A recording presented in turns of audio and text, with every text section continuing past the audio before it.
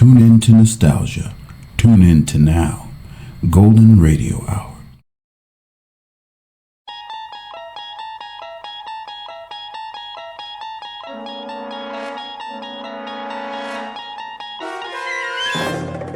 You unlock this door with the key of imagination. Beyond it is another dimension, a dimension of sound, a dimension of sight, a dimension of mind. You're moving into a land of both shadow and substance, of things and ideas. You've just crossed over into the Twilight Zone.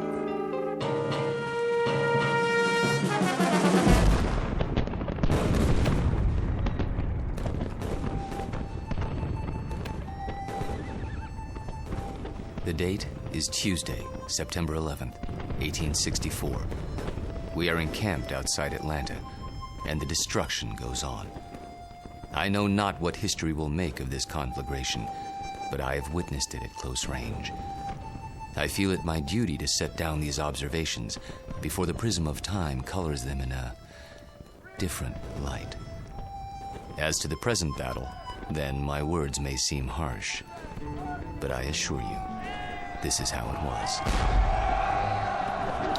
We charged the enemy's works and carried them with the bayonet. The earth ran red. The air was filled with the screams of the wounded and dying. But we were many, and they were few. And so we triumphed. Nonetheless, and despite urgings to the contrary, the battle raged on. The city was ours. There was no need to destroy save that which could be of use in the fight against us, but Sherman was drunk with victory. He himself started fires, the flames which annihilated that great citadel of grace and beauty. One of us should have sent a ball into Sherman's brain.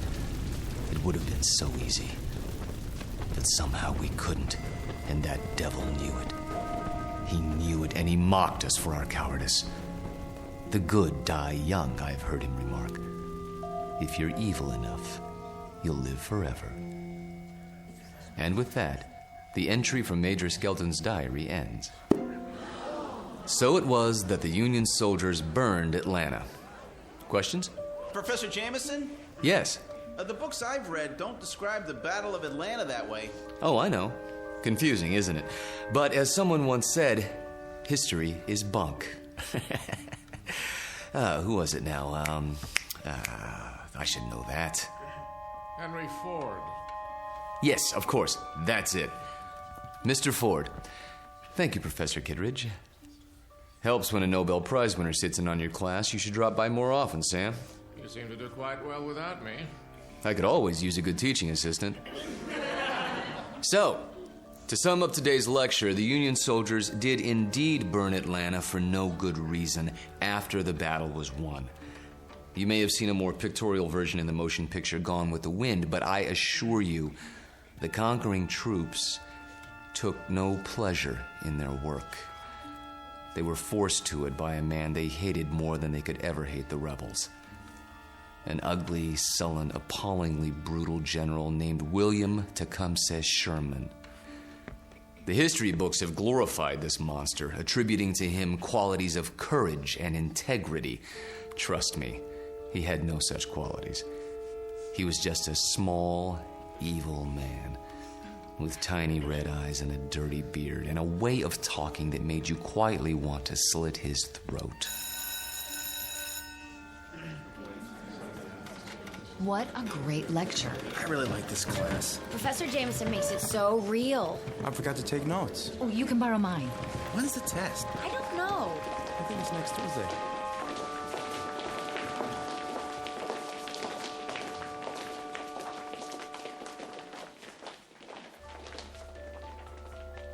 It has been said that universities are worlds unto themselves, inhabited by the young. These are the inhabitants of Collins University, a very small world indeed, young people hungering for knowledge, which can be imparted only by age. You have just met Walter Jameson, for 12 years the college's most popular and respected history professor. Students crowd his lecture hall and listen in fascination, as he brings the dead past to life for them. It doesn't seem to matter what period of history he's discussing. He makes that period as real as this morning's headlines. Some explain this ability simply as the mark of a consummate actor. However, there are those who don't agree, like Professor Samuel Kittredge, Nobel Prize winner in chemistry, who has another, more disturbing theory about Walter Jameson, and that theory is about to be put to the test. Very soon, we will find out whether our star professor received his degree from a major university or from the Twilight Zone. And now, The Twilight Zone and our story, Long Live Walter Jameson, starring Lou Diamond Phillips, with Stacy Keach as your narrator.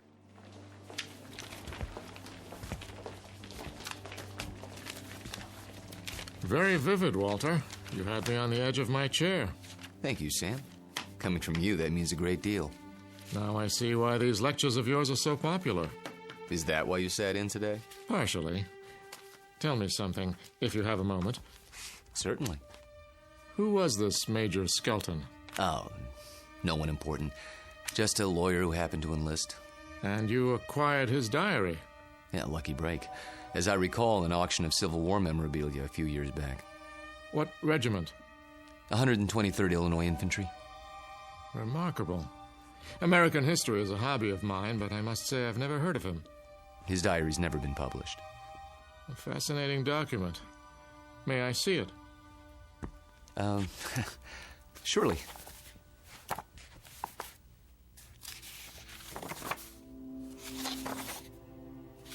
Well preserved. It was stored in someone's attic for 100 years. I don't think it had ever been read. You come across objects like this once in a while, put away in boxes. They didn't know what they had. You could resell it for a nice price, I imagine. Original source materials are hard to come by. Don't suppose I could borrow it? I never lend books to absent-minded professors. Remember the last time? Yes. I guess you're right. Time for some coffee? What? I'm going past the student union on the way to my office. Not today. I have a paper to work on for the conference. Oh, I almost forgot. Can you come by for dinner? Whose invitation? Yours or Susanna's? Mine, this time. Something on your mind? Nothing special, just your company. We have a chess game to finish, if I'm not mistaken. Say 7 o'clock? All right, 7 it is. Good. See you then.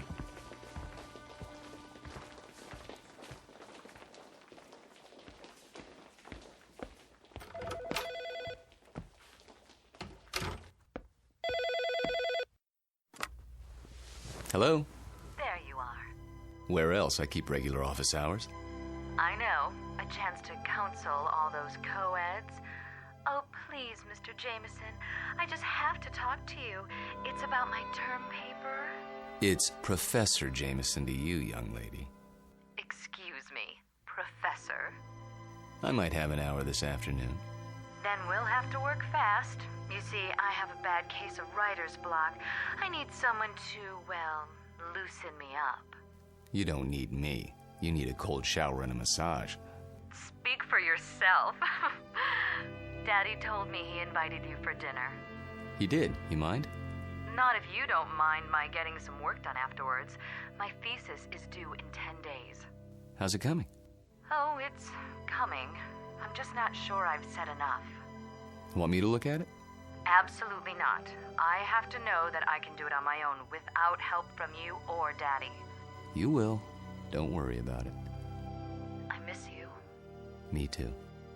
Only a few more days. Then we can spend more time together. We'll paint the town red.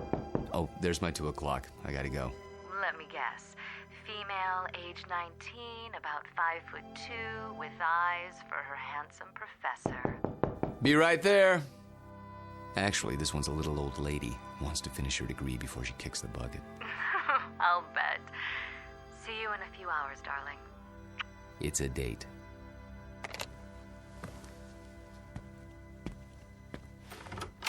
Oh, there you are.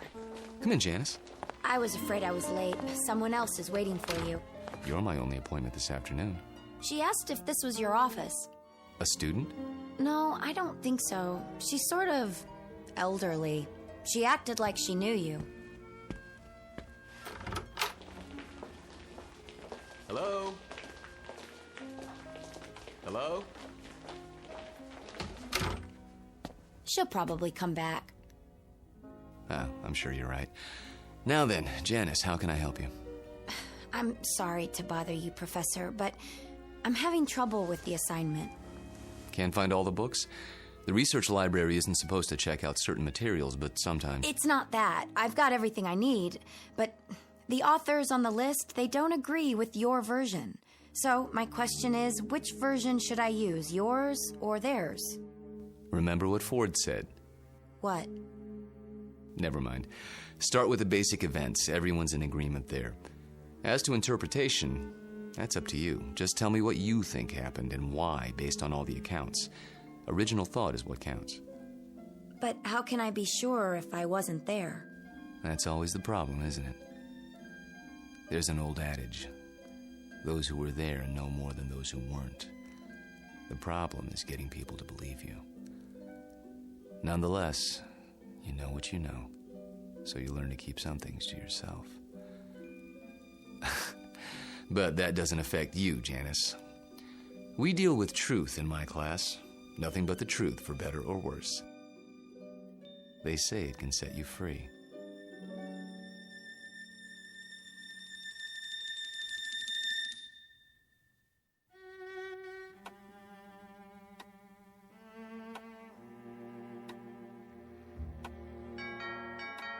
I'll get it, Father.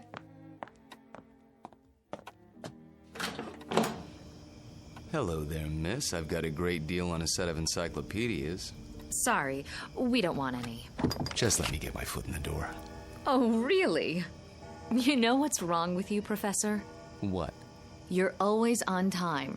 Sort of takes the mystery out of things. Oh, so I'm not mysterious enough for you. That's just it. You're too mysterious. Except when it comes to keeping dates. Get in here. Mwah. What's that for? Because, like my new dress? Awful. Get rid of it right away. You mean here and now? Watch it. You're a PhD, not some sorority girl. And not yet, I'm not. There's a little matter of a thesis, remember? A mere technicality. Anyway, it doesn't matter. You're about to give it all up and become a housewife. The devil she is. Hello, Sam. I didn't see you there. I'm giving you my daughter's hand, not her brain. Which I inherited from you. She'll get that PhD if I have to... Spank her. I know. Well, I like that. Spare the rod and spoil the child. Pour yourself a drink, Walter. Dinner's almost ready. Don't tell me you're the cook again tonight. Indeed. And why not? Don't you think it's about time Susanna learned for herself? He won't let me. Force of habit, after her mother died. Let's go into the dining room, shall we? I'll serve. You sure there's not something on your mind, Sam? Nothing that a good meal won't cure.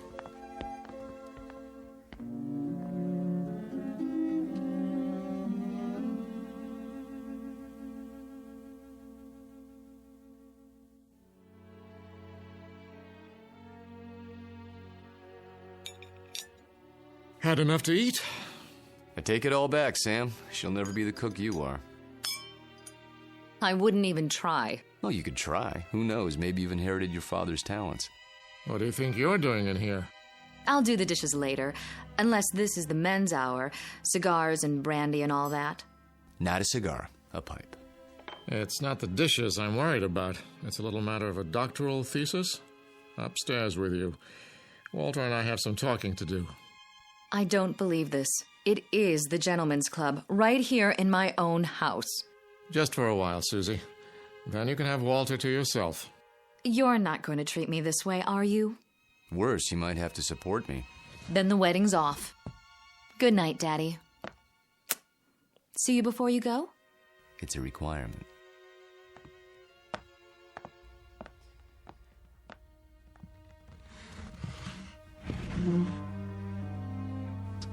Brandy? By all means. You know, you don't have to worry about her. She'll accomplish anything she sets her mind to, with or without us. Oh, I know that.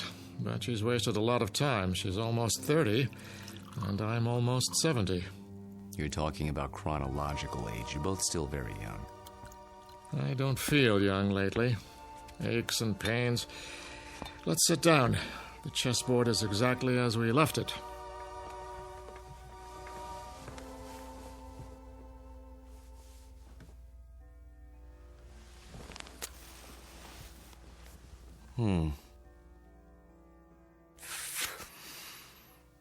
My move, isn't it?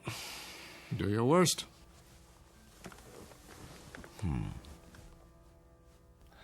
How about pawn to king's bishop 4? Look at that. You don't like it? Not the move. Your hands. What about them? Extraordinary, isn't it? They looked very much the same when we met, those two hands. Firm, smooth, not the slightest discoloration. Time marches on. For some of us. Walter, tell me something. Of course. How old are you? You know the answer. 44. My move. I seem to recall that when you applied for a position at the university, you listed your age as 39. That was, 12 years ago, which would make you 51 now. Come on, Sam. So I'm 51. Too old for Susanna, is that it? In a sense. What are you getting at?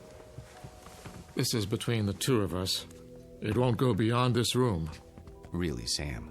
Walter, when I met you, I was 58. I had most of my hair, all of my teeth, and hardly a wrinkle. Look at me now. In 12 short years, I've turned into an old man. But you haven't. It happens that way sometimes. I know. But why? Clean living? Don't ask me, Sam. You're the chemist. I'm just a history teacher. Yes, and you teach it very well. Do you know what your students say? They say it's almost as if you witnessed history firsthand. I try to make it interesting.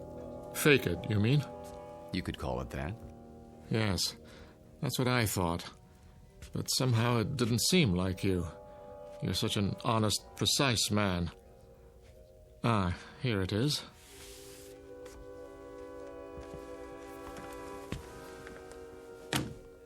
What have you got there? A book, a first edition. Photographs, mostly. Taken by a fellow named Matthew Brady during the time of the Civil War. Well, what is it? You look as if you'd seen a ghost. Perhaps I have. Hand me that magnifying glass, will you? I don't see... Was your grandfather in the war by any chance? No. In that case, I'd say we have something of a mystery on our hands. How so? You got me interested in your Major Skelton today. Oh, that. I was curious to see what he looked like. So I went through the Brady pictures, not really expecting to find anything. Here, this is a shot of Sherman and 3 staff officers. Yes, typical of Brady's work. Moody, grim, not a smile between them. Look closely. The one with a pistol in his belt is identified as Major Hugh Skelton. This photograph was taken in the 19th century, and yet it looks exactly like you. I'd know those eyes anywhere. In fact, Walter, I'd have to say, it is you.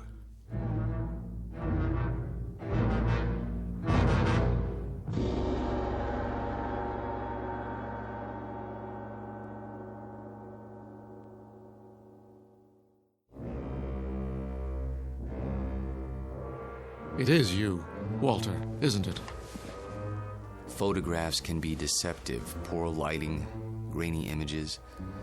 You shouldn't have kept the ring, you know. It's a dead giveaway. Ring? It is a bit like mine. Not like it. The same. Sam, really, you can't be saying what I think you're saying. That wouldn't make sense. It wouldn't be rational. It wouldn't... Come now, Walter. We're not children. You know exactly what I'm saying. I've been accused of many things in my time, but never of being inarticulate. Oh, you're joking. Just because a man in a picture happens to look like me... And happens to wear the same ring, and happens to have the same small mole on the left side of his face. Did you keep the pistol? Or is it in a Civil War museum somewhere? Oh, Sam. Tell me the truth.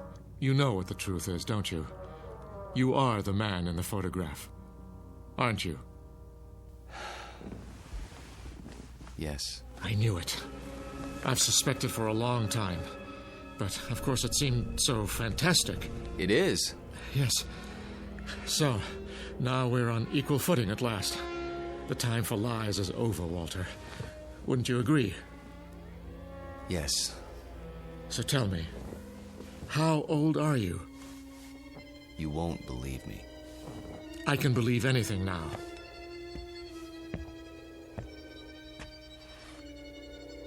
This bust on your mantelpiece? What about it? It's after a Greek statue, as I recall. The head of Cato the Elder. That's right. Let's just say, I'm old enough to have known this gentleman personally. But he lived more than 2,000 years ago. I said you wouldn't believe it. No, it isn't that, but 2,000 years? How, Walter, how? You don't know what you're asking. In heaven's name, this is what mankind has been dreaming of. Sam. To live forever. To go on learning and understanding eternally, without end, without death. Sam. Tell me the secret. I can't. You must. You owe it to the world. I owe the world nothing but contempt and pity. Then tell me any part of it. I'm almost 70 years old. I have a heart condition. I'm going to die. But I don't want to until I finish my life's work. Walter, listen to me. Do you understand? I'm not ready to die. I can't tell you the secret because I don't know what it is myself. What? I was like you, Sam. Afraid of death. Too afraid to face the concept head on. When I thought of all the things there were to know and the pitifully few years man had to know them, I went cold with fear. And with anger, too, at the impossibility of it all. The combination was paralyzing. Every night I dreamed, as you dream, of more time, of immortality. Only if man lived forever, I thought, could there be any point to living at all.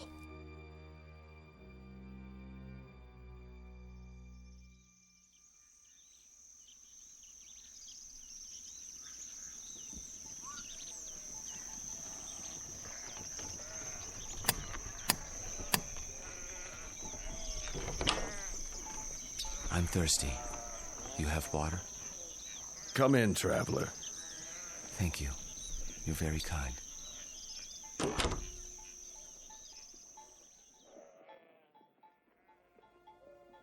One day, on the road, I met a man, an alchemist.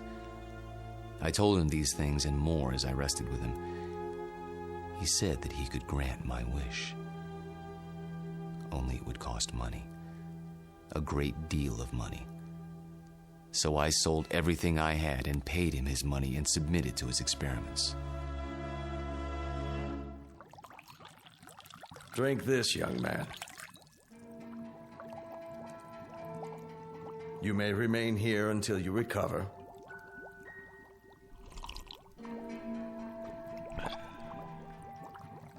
I feel strange. That will pass.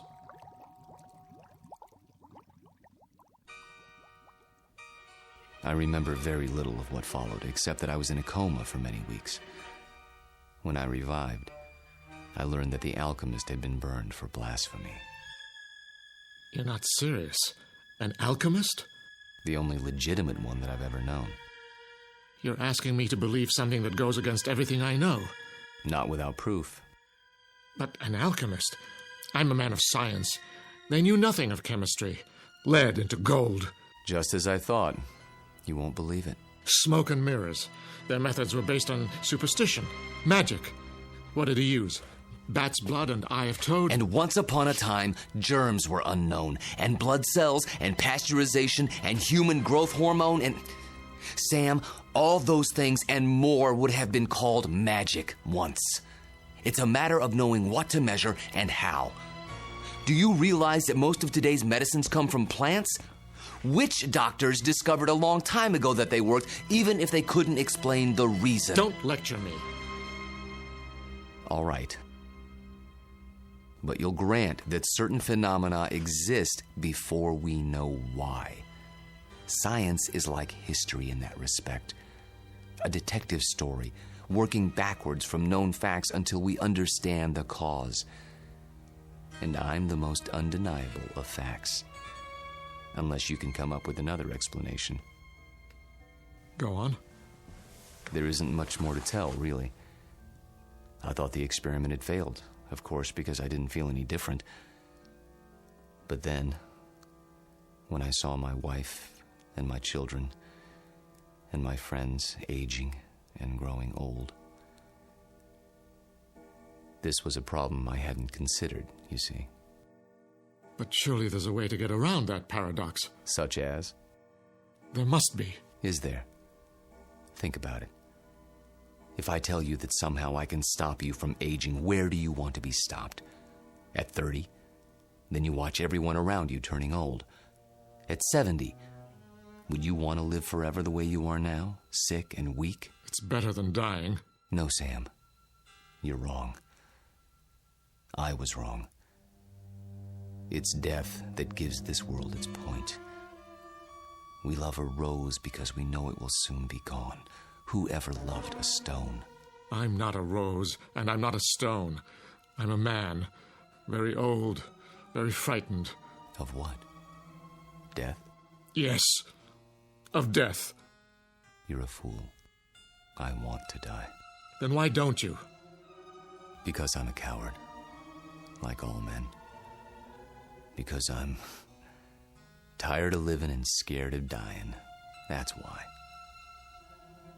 There's a revolver in my desk at home, Sam. The same one you saw in the Civil War photograph. Every night, I hold it in my hand and pray for the courage to pull the trigger. But I can't. You mean to say you've survived all these years without an accident, without being injured or wounded? Some people are lucky that way. They go through life without ever breaking a bone or seeing the inside of a hospital. Oh, I've come close to death plenty of times. But never close enough. Thank you. For what? For reassuring me. I thought that if a man lived forever, he would grow wiser. But that isn't true, is it? You grow tired. That's all. It must be lonely. That's a word that comes to mind. You say it as if you think it's a word I don't know anything about. I suppose you married more than once? Yes. How long with each woman, Walter? 10 years? 15? I take your point. Now you know why I attended your lecture. Why I asked you here tonight. It wasn't idle curiosity. I suspected as much. Sam, this isn't a situation of my choosing, not any longer. I tried to resign 6 months ago, but you talked me out of it. Do you remember? Yes. Do you know why? I knew that Susanna was falling in love with me. And I knew what would happen, because it had happened before. A few years of happiness, and then... I warned her. I did everything I could to discourage her. Except tell her the truth. How could I do that? She'd have thought I was mad. Then why didn't you leave? Because it was too late. I was in love with her. Everything was against it, all my reason and experience. But that didn't matter. And God help me, it doesn't matter now. It does to me. Walter, I can't let you marry my daughter. And why not? Susie, Well, go ahead. I asked a question, Father. We were just having a conversation. So I gather. How long were you standing at the top of the stairs? Long enough to hear that there's some sort of disagreement over me. Don't you think it would have been considerate to include me in the negotiation? It's not a negotiation. please don't misunderstand. Your father seems to think I'm too old for you, darling. Susanna, let me explain. That's the silliest thing I've ever heard. Good. In that case, you will marry me? I thought that's already been decided. You asked, and I accepted. Unless you're having second thoughts. Nonsense. If I had my way, we'd do it tonight. Are you serious? I've never been more serious in my life. I think you mean it.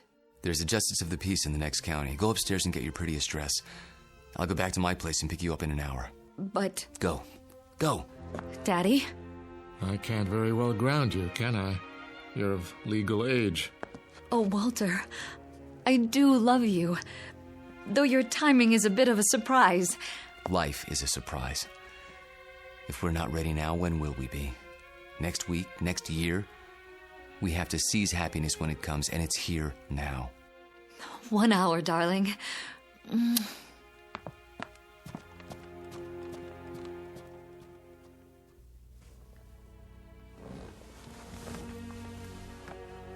I'll tell her. She won't believe you, Sam. No one would. In fact, by tomorrow, you won't believe it yourself. We'll see. Yes, we will.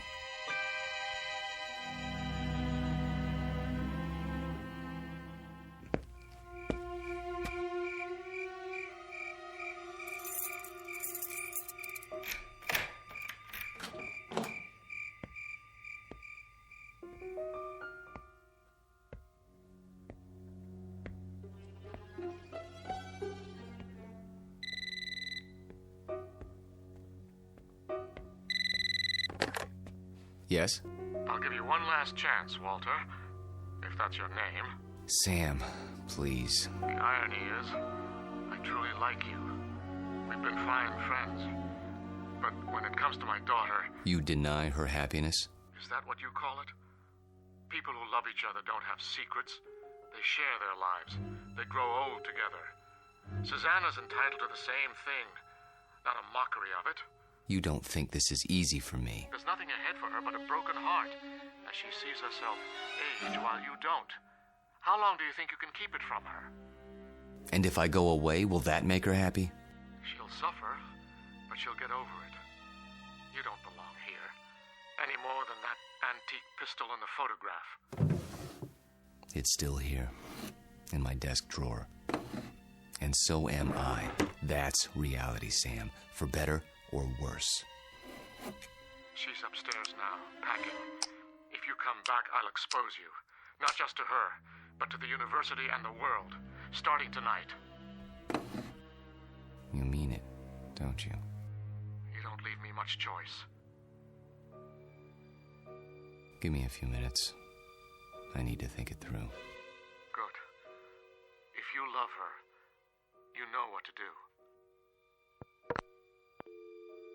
Yes, I know what to do. Only,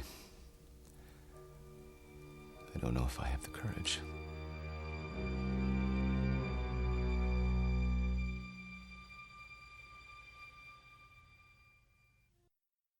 Hello, Tommy.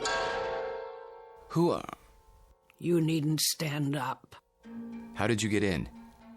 You left the front door open. Who are you? Don't you recognize me, Tommy?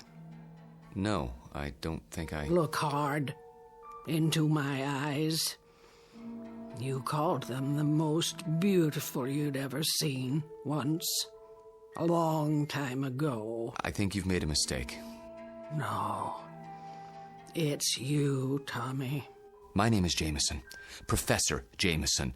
And if you don't leave my house at once, I'll be forced to call campus security. Don't pretend with me. I know who you are. And who is that? Tom Bowen. Tom? My husband. That's impossible. I've never been married. You mean you don't remember? How convenient for you. We married right after the Great Depression. We lost our farm to the drought. Crops died and blew away like dust. And you, still a strong, vital man. So we packed up the car and moved west. The living would be better now, you said. And it was. For a while. We had a little girl. Did you know she passed away last year, Tommy?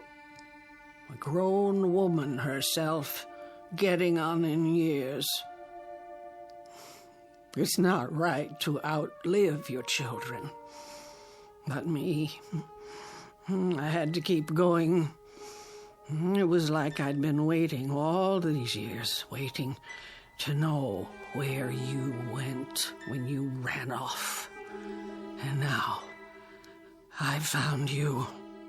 My dear lady, perhaps if you told me who you're looking for, I could... Oh, stop. Please, stop. I saw your picture in the paper.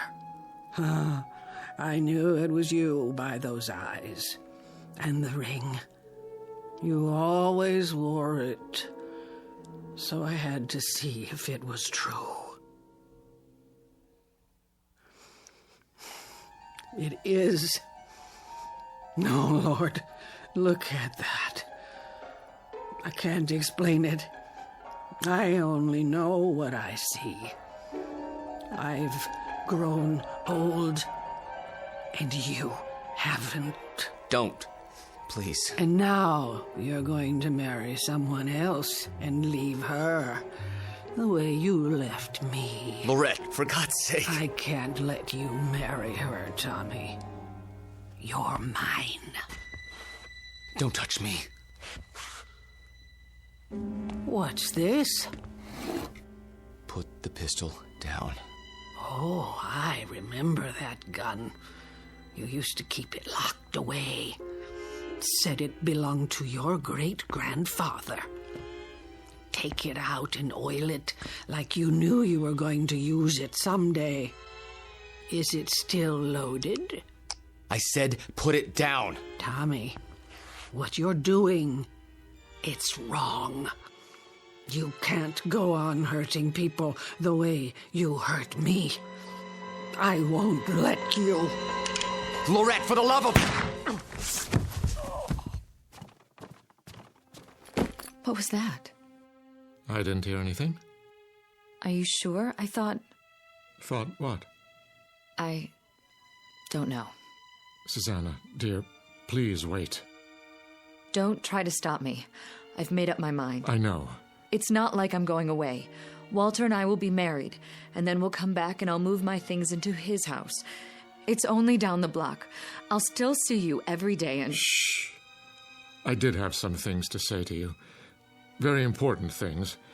But now, I don't know where to start. Please don't. I'm nervous enough as it is. Can't you be happy for me? I know it's a change, a big change, but surely you're not surprised. You must have seen it coming. I know we haven't talked much about it, but... Do one thing for me, sweetheart. What? Bring me my reading glasses. I shan't be able to sleep while you're off eloping. At least I can get some reading done. Oh, Daddy, thank you. Where did you leave them? Upstairs in my bedroom, as I recall. Would you mind getting them for me? Of course I will. If Walter comes to the door, tell him... I know what to tell him. Don't expect him just yet. There's still time. Wait right here. I'll find them.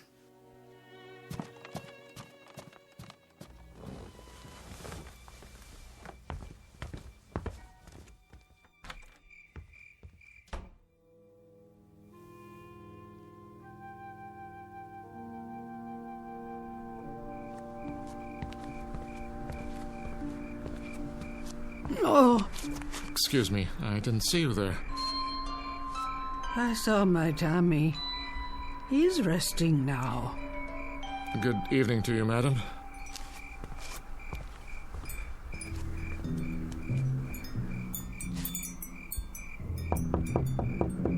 Walter.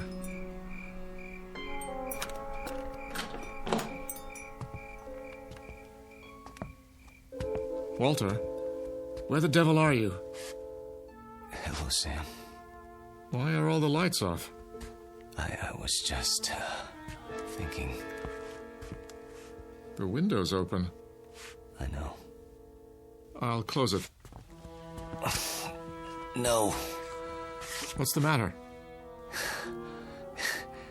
It's a strange feeling after all this time. What do you mean? I mean, I've come to my senses. Tell Susanna. Tell her if you would. You're hurt. Turn on the light. Stay away. I'll call a doctor. No. But your hand, there's blood on it. Hard to avoid that when you've been shot. It's dripping all over everything. I'm leaking, Sam. Everything that's been held inside for so long, it's running out. I feel light as a feather. Take my arm. Sit down. Quickly. A little late for that. I'm sinking, Sam. Right into the rug. It'll be quite a mess to clean up. What's happening to you? It's happening. At last. Your hair. Your skin. Sorry to fall apart on you. Oh. But nothing lasts forever. Thank God, Sam. Thank God in his wisdom. Oh, Walter. Walter. Tell her. I'll try to think of something. Don't let her see me cry.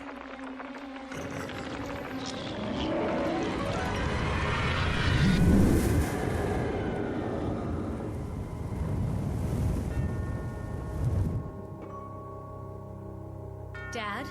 Walter? No, Susanna. Stay back. Daddy! Go home. Where's Walter? Susanna, please, go home, now. Walter? He's gone. Gone where? I wish I could tell you. But there are his clothes, his shoes. Daddy! Daddy, what else is on the floor? Dust, my dear. Only dust.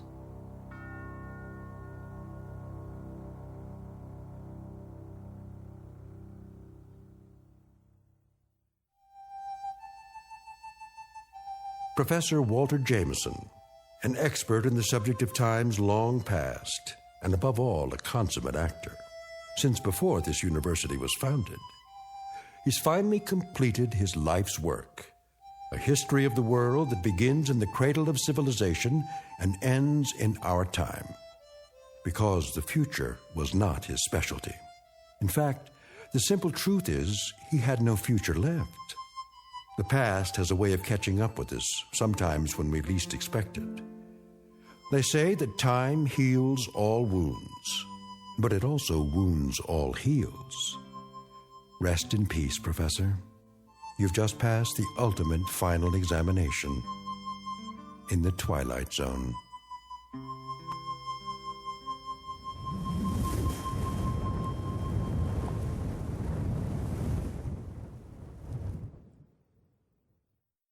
More from the Twilight Zone after this. You are about to enter another dimension, a dimension not only of sight and sound, but of mind, a journey into a wondrous land of imagination. Next stop, the Twilight Zone. Hi, this is Stacy Keach. I'd like to take a moment to tell you about our Twilight Zone website at twilightzoneradio.com. At twilightzoneradio.com, you'll find the latest information on these Twilight Zone radio dramas, including behind-the-scenes photographs, plus the newest product releases, trivia contests, ways to contact us, other Twilight Zone-related info and merchandise, plus links to other fascinating websites. So make your next stop twilightzoneradio.com. Visit twilightzoneradio.com to purchase these Twilight Zone radio dramas on cassette and CD, or call toll-free 1-866-989-ZONE. That's 1-866-989-9663.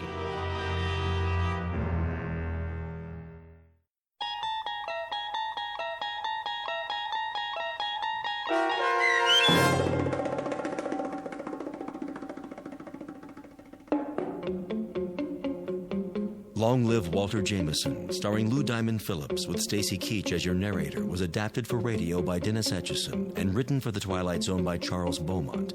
Heard in the cast were David Darlow, Alyssa Fraden, Elizabeth Lido, Ann Whitney, Jeff Lupetin, and Christian Stolte. To learn more about the Twilight Zone radio dramas and to obtain audio cassettes and CDs of these programs, visit our website at twilightzoneradio.com. The producers of The Twilight Zone wish to thank CBS Enterprises, Carol Serling, Dennis Etchison, Dick Brescia Associates, Claire Simon Casting, Terry Jennings, XM Satellite Radio, Sirius Satellite Radio, our sponsors and our radio affiliates for helping make this series possible. This copyrighted radio series is produced and directed by Carl Amari for Falcon Picture Group. Audio editing, sound design, Foley effects, and mix for the Twilight Zone radio dramas are by Cerny American creatives Craig Lee, Michael Slaybach, Bob Benson, and Jason Rizzo. To learn more about the Twilight Zone radio dramas and to contact us, visit our official website at twilightzoneradio.com. Doug James speaking.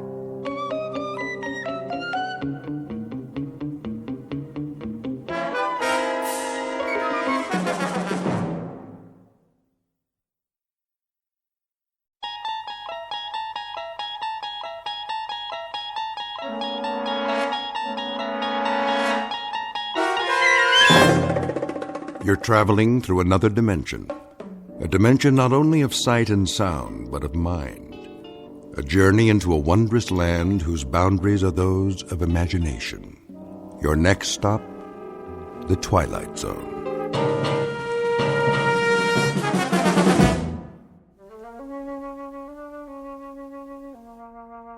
There. Nice and creamy. Anthony? Hi, Aunt Amy. I just knew that was you. What's that in your hand? My Jack-in-the-Box. Oh, yes. That's such a funny toy. Where's my mother? In the bedroom, lying down. She'll cook the rest of the dinner soon as I'm finished. But I wanted to get this done first. What you making? Well, what do you think? A cake, of course. For my favorite little boy. Is it a good one? Oh, yes. A very good one. Very, very good. I just took it out of the oven a while ago. Chocolate on the inside with little yellow swirls? What else? I know what my Anthony wants. See? Doesn't that smell good? Where's the frosting? Right here in the bowl. It's chocolate, too. I blended in a lot of butter to make sure it's smooth. 100 times. By hand. Milk chocolate? You bet. We don't like that dark chocolate, do we? Ugh. No. Hurry up, Aunt Amy. Don't you worry. It'll be ready in a jiffy. Put the frosting on. Plenty of time for that. Besides, we have to let the cake cool first. Put it on. Now. Oh, I know what you want. You want to lick the bowl.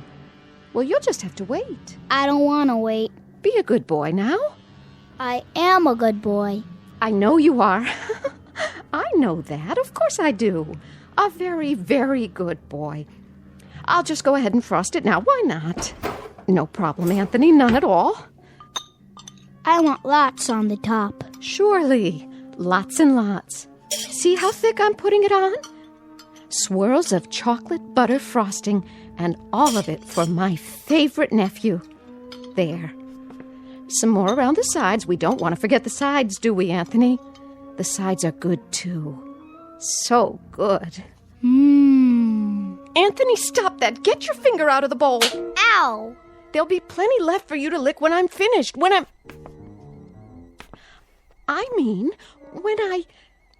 You hit me. Oh, I didn't hit you. I barely touched your hand. You're a big boy, aren't you? That hurt. Why, it didn't. I only meant for you to wait till I've finished frosting the cake. Then I'll give you the entire bowl. All of it. Everything's for you. It always is. You know that, don't you, Anthony? I don't think I like you anymore. Well, I like you. I love you. You're my favorite boy in the whole wide world. I mean it. I really, truly mean it. Come and give your Auntie Amy a kiss. No. Then I'll give you one. I'm going outside now. Yes. Yes, you do that. Go outside and play. Playing is good. Here, take the bowl with you. Anthony? Anthony, come back! Don't you want your frosting? You can have the whole bowl. Everything all right? Oh, Anthony.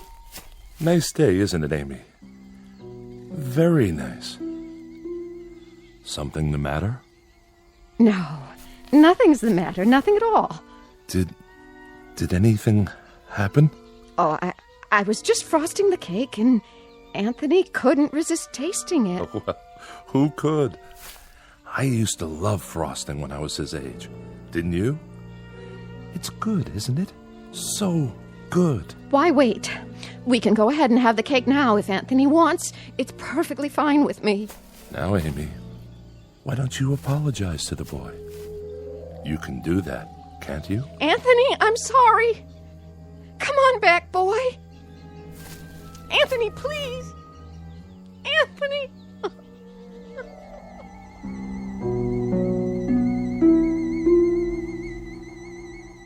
Welcome to Peaksville, Ohio on a hot July afternoon.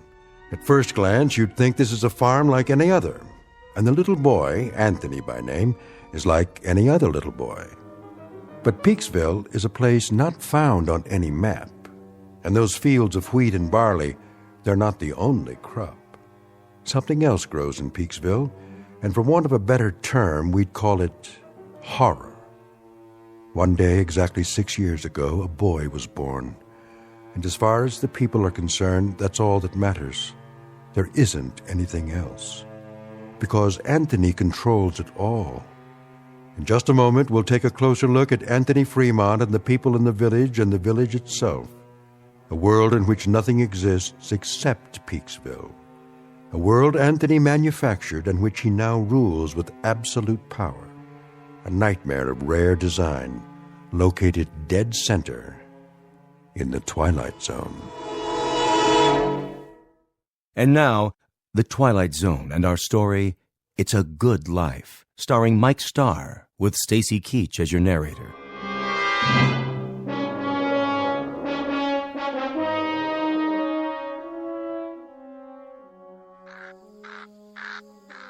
I'll see he gets it, Amy. Would you? Don't you worry none. Look, boy. Look what Aunt Amy's got for you. Your own bowl of chocolate frosting. You like chocolate, don't you, Anthony? I know I do. Chocolate's good. I don't like her. Of course you do. She's your Aunt Amy, and she loves you. You know that. I hate her. Oh, that's a good joke. A very good joke. It's all for you, Anthony, all of it. And after you've finished, I'll make some more if you like. As much as you want. Get away. Oh, now, darling. Don't look at me. What? I don't like you to look at me. Hear that, Amy? Anthony's got a point. Why don't you go back in the house for now, so you can help Agnes cook dinner? Yes. Yes, I'll do that. It's going to be a good dinner, isn't it? I believe it will be, yes. You know, just the way he likes it. Don't you? It'll be delicious, Anthony. You'll see. I told you, don't look at me. She's not... I'll make it so she can't look at me. So she can't look at anything ever again. Watch your step there, Amy. I can't see. What do you mean? Sure you can. That would be some joke. Just go on inside. The light. That's all I can see. The sun. It's so bright. The sun blazing in the sky. Like white fire all around. Amy? Help me. Please. I can't see. I can't see. Help me. It's nothing, Amy. I'll help you up. Sit here in your chair. There you go. That's right. Sit and rock. You'll feel better real soon, I'm sure. It's good to rock, isn't it? Yes, it's good to sit on the porch and rock. There now.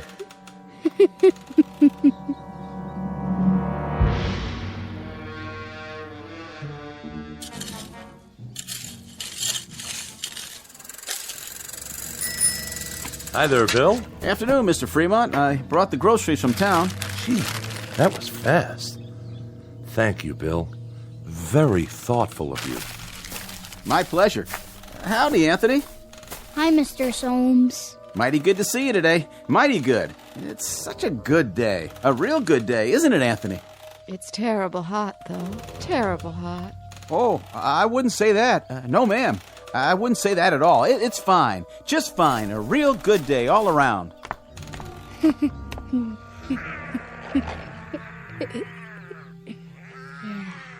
What are you doing, Anthony? Playing.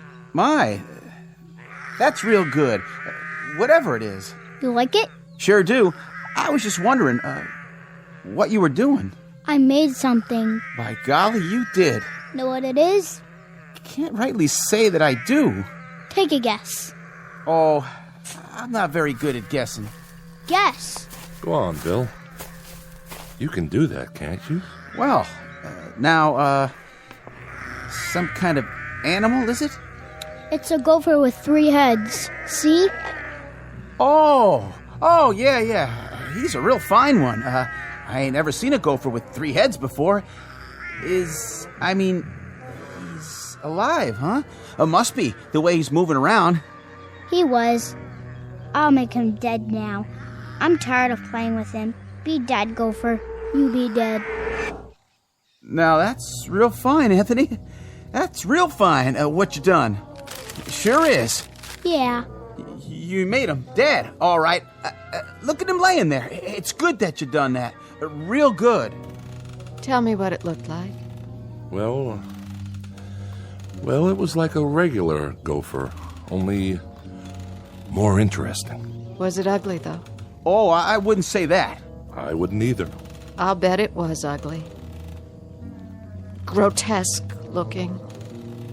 That's the way Anthony likes things. What a good joke. You'd better bury him now. Okay. Want some help? No, I'll wish him into the cornfield. You do that. Gopher, go into the cornfield. Go be in the cornfield. Well, what do you know? Ain't that something? What are you doing here anyway? Me? What do you mean, Anthony? I'm delivering the groceries. What do you think? Go ahead and do it then. Why, sure. I'm the delivery man. That's me. You better. You don't want me to wish you did, do you? Why, no, Anthony. No, I don't. But what? But I just wanted to say, you do some real fine things. Real fine. You're a good boy. We all love you. Don't we, Miss Amy? Don't we just love Anthony? Oh, yes. We love him. Everybody loves Anthony. Yes, sir. We sure do love him. We love that boy. Well, hi, Bill. Mrs. Fremont, how are you? I was just checking the roast in the oven. Got everything we asked for? Pretty much. I have your list here. Let me see. Didn't have any laundry soap. General store's all out of the laundry soap. Well, that's to be expected. Not even bar soap, though, huh? All out of that, too? Oh, we've been out for a year. You know that, Mrs. Fremont. We ain't had no bar soap for over a year, so I guess nobody has to wash their hands or behind their ears anymore. That's right, Bill. That's exactly right. I got a couple of cans of soup in there. That's nice, huh? Didn't even know we had them on the shelf. And I remembered Anthony loves tomato soup, doesn't he? So I brought that. How thoughtful. You'll tell him, won't you, Mrs. Fremont? Tell him I brought the tomato soup because I heard he liked it. Tell him I brought it, won't you? Why, of course I will, Bill. I'll tell him. Matter of fact, I'll tell him right now. Oh, no, Mrs. Fremont. You don't have to go to the trouble. I gotta get going anyway. I gotta get back to the store. You don't have to be frightened of him, Bill. He likes you. He told me that several times, how much he liked you. Oh, that's real nice to hear. He's a clever boy, Mrs. Fremont. That he is. About the cleverest boy I've ever seen. Know what he was doing out there? Making something, I imagine. You got it. Yesterday he made some kind of furry animal. I have never seen the likes of it, but he invented it all by himself. Had real sharp teeth, too. Long and sharp. Could have done some real damage. It tried to bite him. I was kind of hoping that it would. Mrs. Fremont. But Anthony wished it into the cornfield before it could do him any harm. I gotta be going, Mrs. Fremont. I'm real glad. I mean, it's real fine that Anthony keeps making these things. Real fine indeed. Yes, ma'am. It's great. See you tonight, won't we, Bill? Tonight? Why, sure. It's TV night tonight. Oh, yeah. Anthony's going to put pictures on the television, and we're going to have a surprise party for Dan Hollis. A real nice surprise party. I'll be there, Mrs. Fremont. You can count on me. Where? What? Nothing. Bye now, Miss Amy. Be sure to say goodbye to your nephew for me. I will.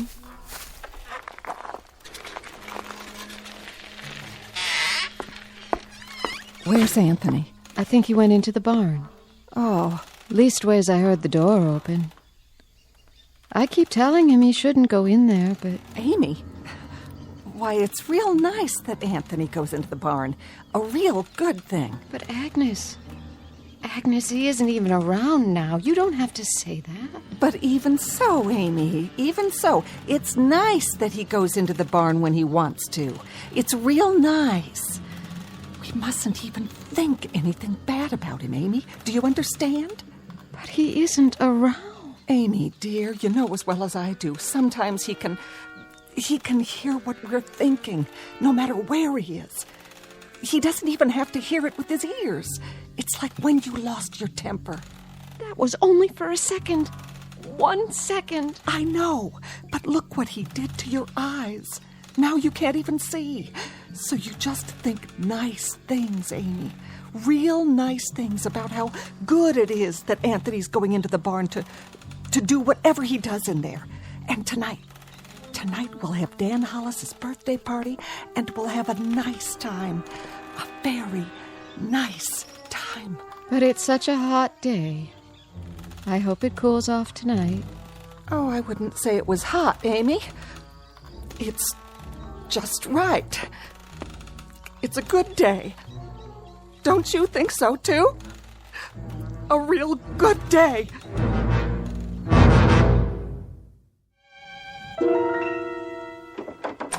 Who's... Oh. It's you, Agnes. What are you doing?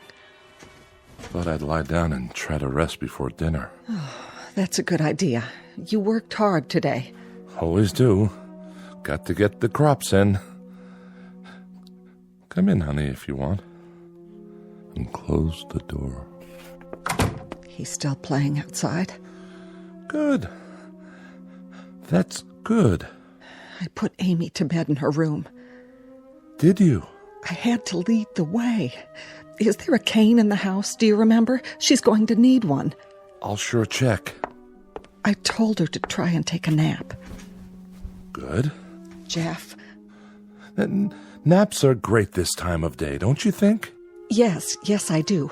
I wanted to talk to you about... Sure, honey. We can talk all you want. Later. I was just going to change my clothes. Why don't you check on the roast while I wash up? How's that sound?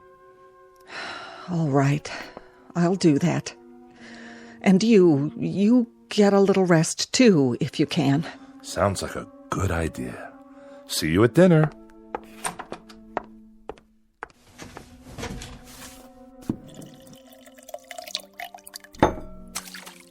Oh. Well, howdy, son. You crept up on me. You look funny. Do I? You need a towel. Well, by gosh, I sure do. I was just about to dry my face. I was looking for you a while ago. What for? Your mama said you was out in the barn. Yep. Did you have fun? I was looking at the cow. Oh, that's good. That's real good, Anthony, that you were looking at the cow. Now, you wouldn't be playing any tricks on your dad, would you? Tricks? I mean, well, you remember a year ago when we had the pigs? Oh, yeah. And what happened to the pigs? You remember that, too? I turned them into monsters. Oh, doggone if you didn't. Real odd-looking things. They were funny. That's it. Real funny looking. But good things, Anthony.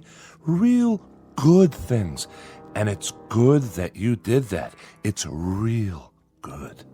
Like tonight. Yeah? It's television night. I'm gonna make television for everybody. It'll be real funny. It sure will be. Everybody's looking forward to it, too, just like they do every week. And then we're going to have the surprise party for Dan Hollis. It'll be so much fun. Yeah. I can hardly wait. So, are you looking for something? Can I get anything for you now, son? No. Don't you want to play some more? I don't like playing alone all the time. Well, I can understand that. No kids came over to play with me today. Is that right? Not a single one. I wanted someone to play with. Well now, Anthony, you remember the last time some children came over? Mm-hmm. The little Fredericks boy and his sister? I had a real good time. Oh, sure you did. Sure you had a good time. And that's great. Great. It's just that... It's just that what? It's just that you wished them into the cornfield when you didn't like the way they played. That's okay. But I hear their mom and dad were real upset. About what? If you wish people away like that, pretty soon there won't be no one left. So maybe next week we'll talk to some of the folks about having their children come over. We'll do that, won't we? Talk about it first. Yeah, and when they come over, I can make some of those funny animals. That's fun, isn't it? That's a lot of fun. That's Bill Soames's collie. Is it? Yep, that's the dog that always comes around. Yeah, that does sound like Bill Soames's dog. Not many dogs left now, Anthony. You wish them all away. I didn't like them. They didn't like me. I hate anybody who doesn't like me. But everybody loves you. They love you, son. You're everybody's favorite. I heard somebody think one time. Somebody thought I shouldn't have wished away all the automobiles and things. And the electricity. They said it wasn't good that I did that. Somebody thought it one time. Who? Who thought that? Was it Teddy Reynolds who thought that? He owned the farm up the road. Oh yeah, I remember. He shouldn't have thought those bad thoughts. That's why I made him go on fire. Sure, that was why... That dog, that collie, he doesn't like me. Oh, I don't know about that. He's a bad dog. Well, now, Anthony, did you do something to Bill Soames's dog? Guess you must have. He isn't outside anymore. I put him in the cornfield. I'm gonna go out in the yard now. Bye.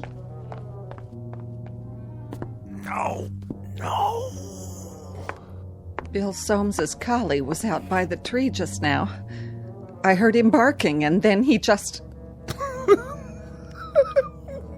Well, why Anthony done that?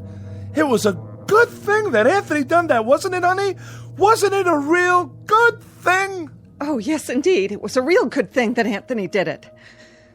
Well, I've got to get back and get supper ready. Stay a minute. Ethel's bringing over the candles for Dan's cake. Amy already made it. She got the last box of cane sugar there was to be found. Agnes? The very last box. And Dan hasn't got one single inkling that there's a surprise party for him. Not one. Glad to hear it. And you know how much Dan likes music? Well, last week, Thelma Dunn found a record in her attic. That a fact? Yes, and she's going to give it to him tonight. Isn't that a wonderful surprise? It sure is. A record. Imagine. That's a real nice thing to find. What record is it? Perry Como singing You Are My Sunshine. Well, what do you know? I always liked that tune. How did Thelma happen to find it? Oh, you know, just looking around for new things. Or old things. The ones that are still left. Say, who has that picture we found a while back? I kind of liked it. That old clipper ship sailing along. The Smiths. Next week, the Sipaches get it, and they give the Smiths the old McIntyre music box, and we give the Sipaches... I know. That's the way of things now. There's so little left. But that's okay, isn't it? Everybody keeps a few things for a while, and then they trade off. There's about 3 books left, and each family... Oh, now, honey. And each family can keep it for a week, and then trade it for something else. Like with the stereoscope the Van Usens found in their cellar, or the can of beer that Bill Soames found wedged into an old icebox in the junkyard. I'd better go check on the kitchen. You see, the thing of it is, Anthony fixed it so that we're alone in the world. Nothing new ever gets built anymore. Nothing new at all. That's enough. No, it's not nearly enough. Remember 6 years ago, old Doc Baker, rest his soul, he took one look at Anthony when he was born, and he screamed and dropped him. Tried to kill him right then and there. He knew. Somehow he knew what Anthony was, and he thought it would have been better if he had been born dead. But Anthony, my son, he whined and let out a cry, and then he done this thing. He took his revenge. Oh, didn't he? Please, I beg of you, don't. No. And he either destroyed the world and only left this village, or he took the village someplace away from everything. We don't know exactly which, do we? All we know is that we're alone, and there aren't any towns or villages or anything else left except this place. And Anthony, he controls it with his mind. He controls everything. That's right. That little boy in the yard outside. He can make it rain or snow. He can wish people into a grave, or he can turn them into anything he wants. That's why you got to keep smiling or laughing, or you got to mumble something to keep your mind clear, because Anthony can tell what you're thinking, and if it's a bad thought, his mind will snap at you, and he'd do most anything at all. Please, for the love of God. Mom? Dad? All right. But it's good. It's good that it turned out this way, isn't it? It's real good. That's what it is. Really, really, really good.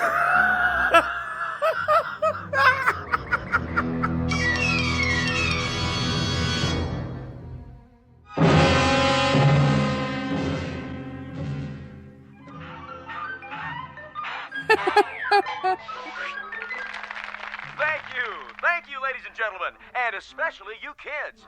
And now for our next act. It's time for Stupid Animal Tricks. And here's some film we thought you'd like to see. First up is Rocco the Squirrel in Crossing the Road.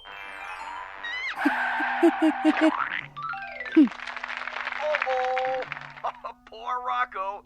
And now, the bird and the BB gun. Oh, my. Will you look at that? What, Ethel? It's just like cartoons, only better.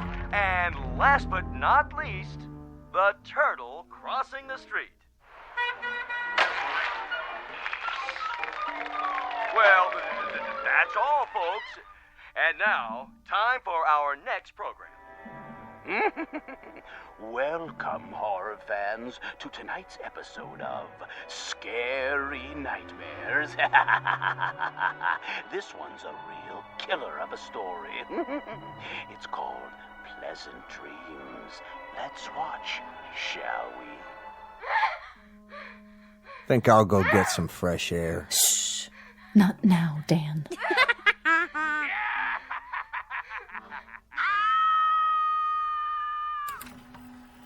That's all the TV there is. Oh, that was wonderful, Anthony. Wasn't it, everyone? Wasn't Anthony's television wonderful? Yeah. Just wonderful. Even better than last week. Yeah, great. It was much better than the old television. Oh, the best yet. You can say that again. You'll have to come around next week. Oh, I will. I will. And now, everyone, is it time? I guess so, honey. The surprise for Dan's birthday. Oh, you shouldn't have done anything. Go ahead, Ethel. Give your hubby the big surprise. All right.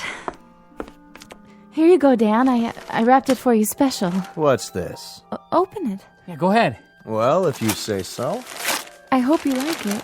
What's this, a record? It's Perry Como. A real collector's item, you might say. No kidding.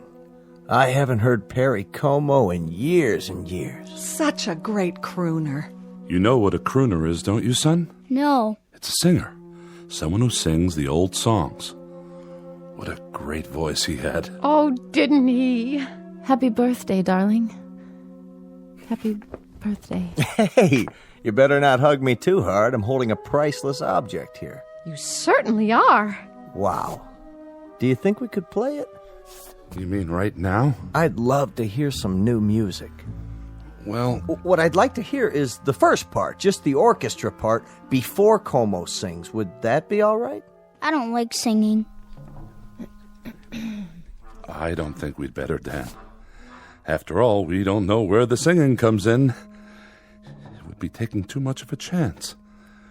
Better wait till you get home. Put it on the table for now. But we don't have a Victrola at home. That's all right. Better to keep it safe. These old records break so easily. I guess you're right. Of course I am. There. It's good that I can't play it here. And now, I think it's time for Pat Riley to play some piano for us. How about it, Pat? Would you? That's a great idea. Well, then, it'd be my pleasure. Move right in, Anthony, so you can watch him. It's great what he can do with those fingers of his. I'm a little nervous. Oh, don't be. You play beautifully.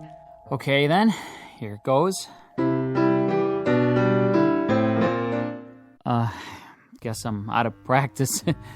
It'd be good if you told me what to play, Anthony. It'd be real good if you tell me what music you like. Just play. Play anything. All right. I'll play Night and Day. That's a nice old tune. It sure is. That's always lovely. Yeah, go ahead.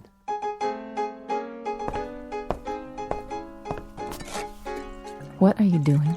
What does it look like? Having another brandy? You've had enough. Not hardly.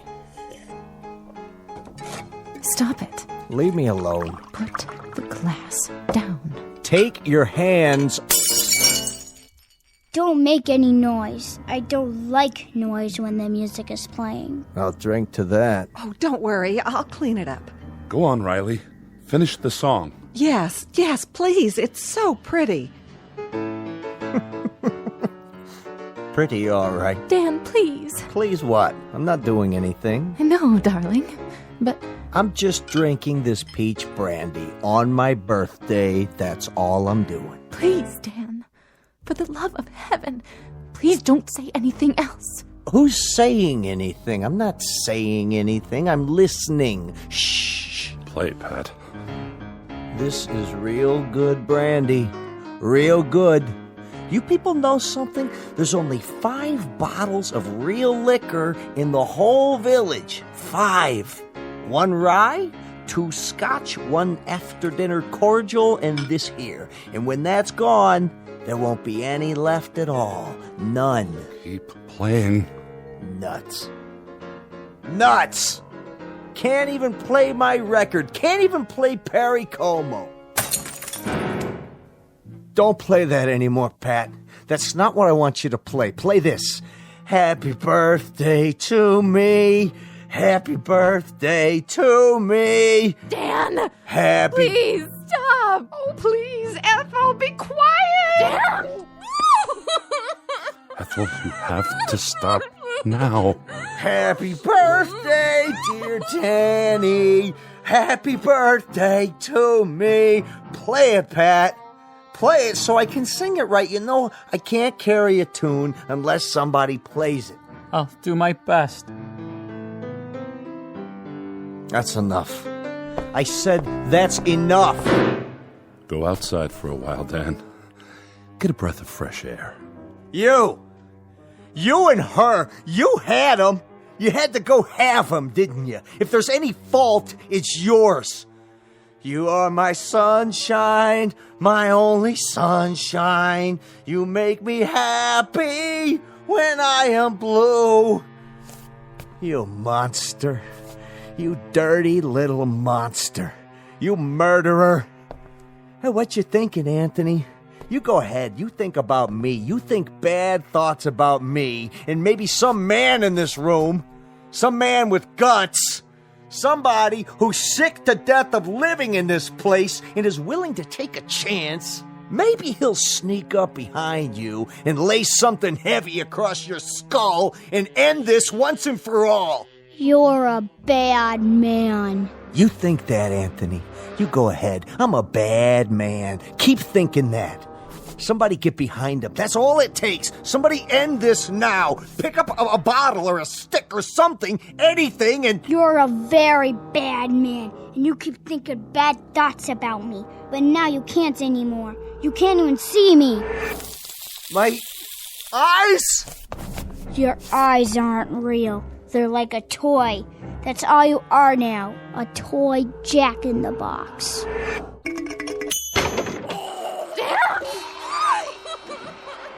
Anthony, push it away. Wish it into the cornfield. We've all looked at it enough. Please, son. Wish it into the cornfield. All right. That's better.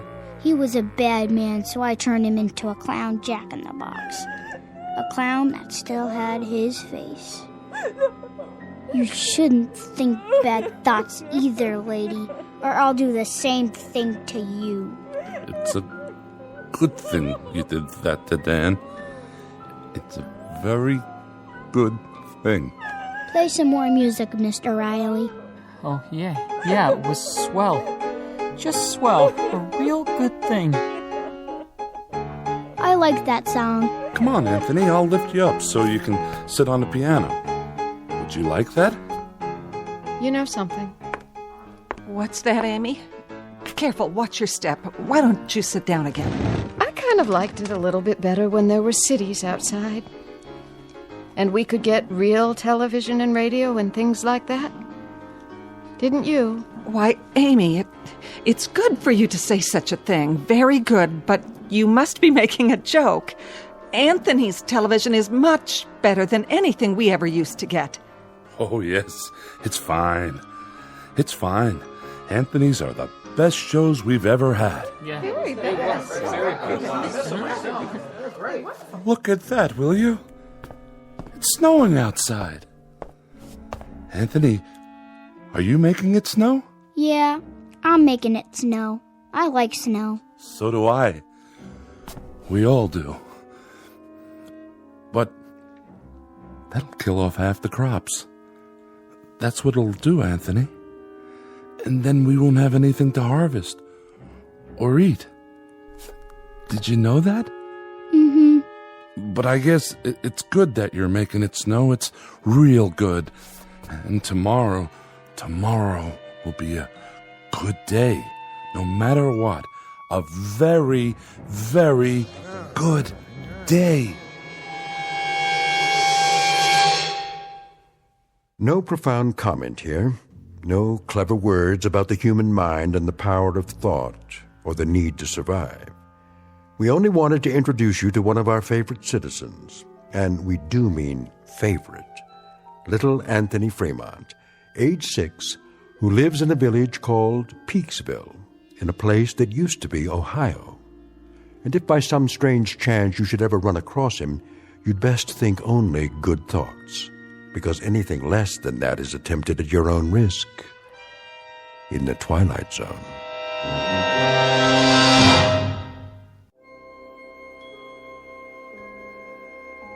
Hi, this is Carl Amari, producer of the Twilight Zone radio dramas. I'd like to take a moment to tell you about our official website at twilightzoneradio.com, where you'll get the latest news and information on these Twilight Zone radio dramas. Plus, at twilightzoneradio.com, you can digitally download 3 free episodes or any of our episodes for only $1.95 each. In this age of ever-changing technology, we've decided to make these episodes instantly available to you by making the Twilight Zone radio dramas a digital download-only series. This means that this series will no longer be offered on CD. The CD collections at our website are now being offered while supplies last at buy one, get one free. So be sure to get your favorites before they're sold out. Be sure to visit us often, and I'll see you in the zone.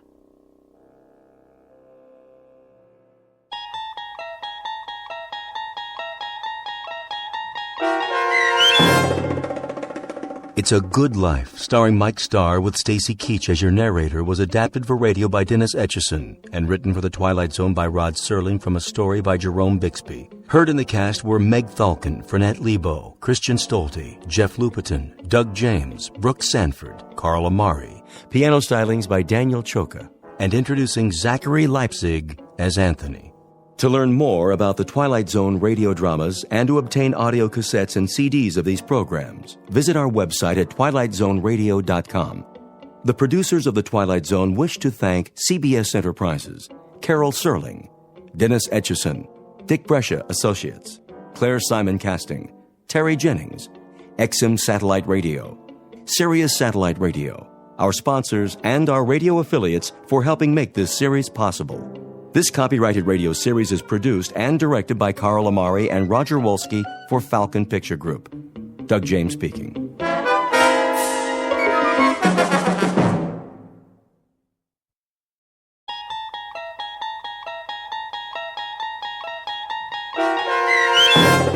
The Jeopardy Room with Stacy Keach as your narrator was adapted for radio by Dennis Etchison and written for The Twilight Zone by Rod Serling. Heard in the cast were Yasin Piyankov, Jamie Vann, Terry Berner, Katrina Lenk, Ned Noyes, Anna Sverutza, and Lisa Dotson. To learn more about the Twilight Zone radio dramas and to obtain audio cassettes and CDs of these programs, visit our website at twilightzoneradio.com. The producers of The Twilight Zone wish to thank CBS Enterprises, Carol Serling, Dennis Etchison, Dick Brescia Associates, Claire Simon Casting, Terry Jennings, XM Satellite Radio, Sirius Satellite Radio, our sponsors, and our radio affiliates for helping make this series possible. This copyrighted radio series is produced and directed by Carl Amari and Roger Wolski for Falcon Picture Group. Doug James speaking.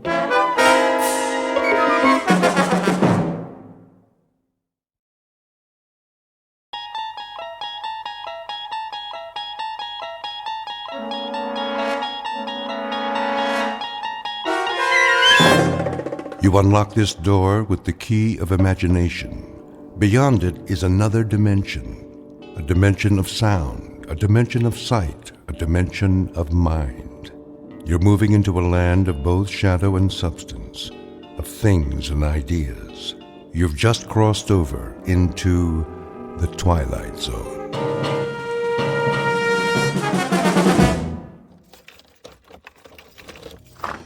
Here is your room, gentlemen. Thank you. I'll turn on the lamp. Leave it off for now. As you wish. I am sorry it's so small, sir. It suits our purposes. Where is the bath? Down the hall. The hall? I can give you one with a private bath if you prefer. No. I said this will do. I'm afraid the dining room is closed at this hour, but you may take a meal at the cafe down the street. We're not hungry, my friend and I. Then I bid you good evening. Good night. Check the window, Boris. You chose the right room. Of course. There is Kuchenko, in his room, across the alley. Binoculars? Right here, Commissar. Yes. See? The Major lies on his bed, but he does not sleep. He will sleep very soon. Give me one shot with this rifle. Not yet, Boris. That would be too easy. Easy? A clean kill. I have something more challenging in mind. Something along the lines of a game, perhaps. I don't like games. Not even a game of cat and mouse? What for? To make him squirm a bit before the hammer falls? We waste time, Commissar. Patience, my friend. Hand me the phone. Who are you calling? Hickory Dickory Dock. Front desk. Yes. Excuse me, but do you have a Mr. Kuchenko in your hotel? One moment. Sorry, no one by that name. Ah, but I happen to know that my friend is staying there. Perhaps he's registered under another name? Andreev? I'll check. Yes, Mr. Andreev, room 963. Very good. Will you connect me, please? Yes, sir. Look, he hears it. Of course he does. He rises from the bed to answer.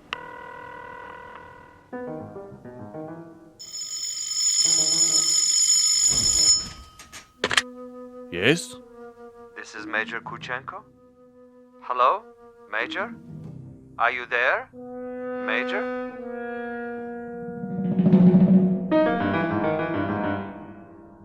The cast of characters in our drama: a cat, a cat's assistant, and a mouse. This is the latter, the intended victim, who does not know but may have already guessed that he is to die. His name is Major Ivan Kuchenko, and he was lately an officer in the former Soviet Union. At this point, he has, if events go according to certain predetermined plans, perhaps 3 or 4 more hours of living. But an ignorance shared by both Major Kuchenko and his executioner is the fact that both have taken rooms at adjacent hotels in a section of the city located beyond the checkpoints of the Twilight Zone.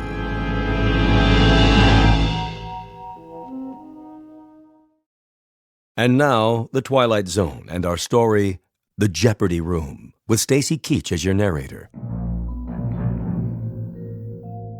This is Major Kuchenko? Who is calling? Major Kuchenko, you don't know me. Who is this? But I have heard of your recent arrival here. You have the wrong number. And I wanted you to know that you have friends in this city. Friends, you say? And they would be... Good friends, Major. Staunch friends.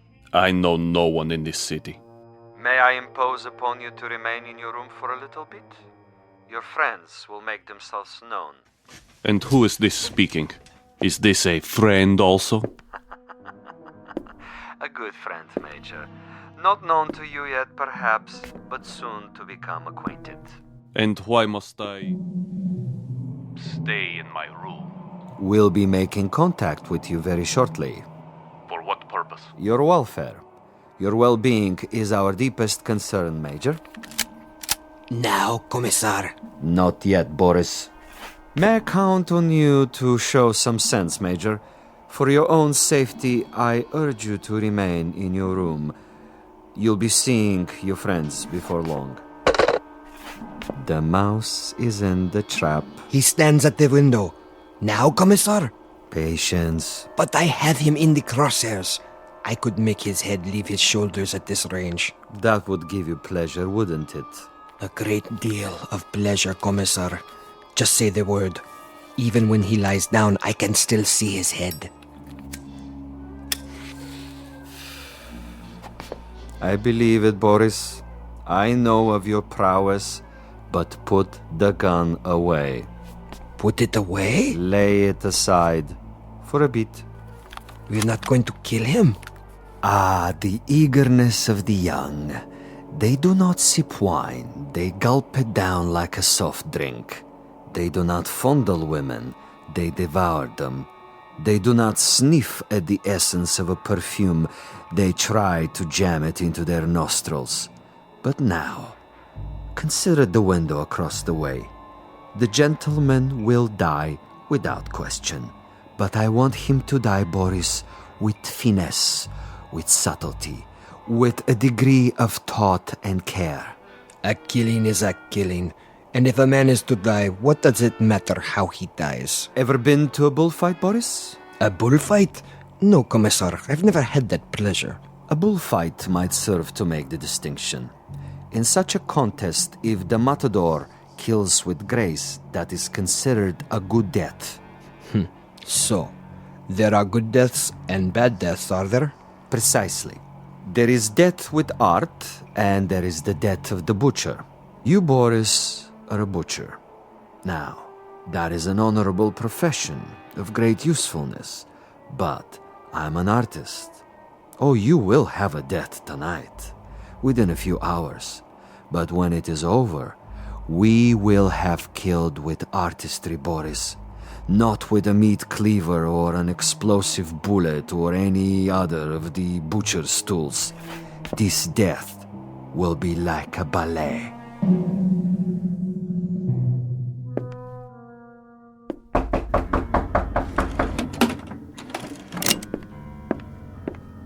Yes? Major Kuchenko? Who is it? A friend, Major. If you prefer, you can turn off the lights and find a hiding place.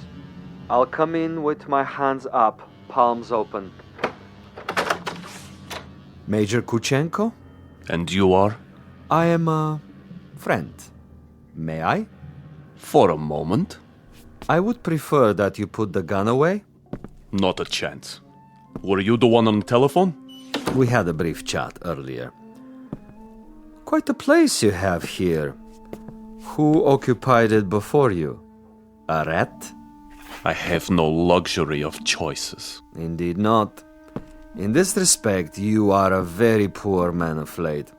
However, you have a bed, you have some pictures on the wall, and the floor without so much as a throw rug. An adequate accommodation, and a view of a brick building alongside. I suppose there are worse places to spend an evening, Major? I know. I've been to many of them. Indeed you have. Siberia is cold this time of year, is it not, Major? I'm told it's a most uncomfortable climate. You've been told quite correctly. It's a freezing jungle. A freezing jungle. Marvelous. Lovely imagery. Siberia is a freezing jungle. It was. When it was part of the Union. You make reference, of course, to the people who inhabited it. I make reference to some people. Those who were in charge of that private resort. It must have been unpleasant for you? At least sufficiently unpleasant to motivate you to renounce your native land and try to seek asylum elsewhere? For a time. Asylum is no longer necessary under the new regime. But of course the old ways die hard. Some of the same people remain in charge, and they might be concerned about their public perception in this new world.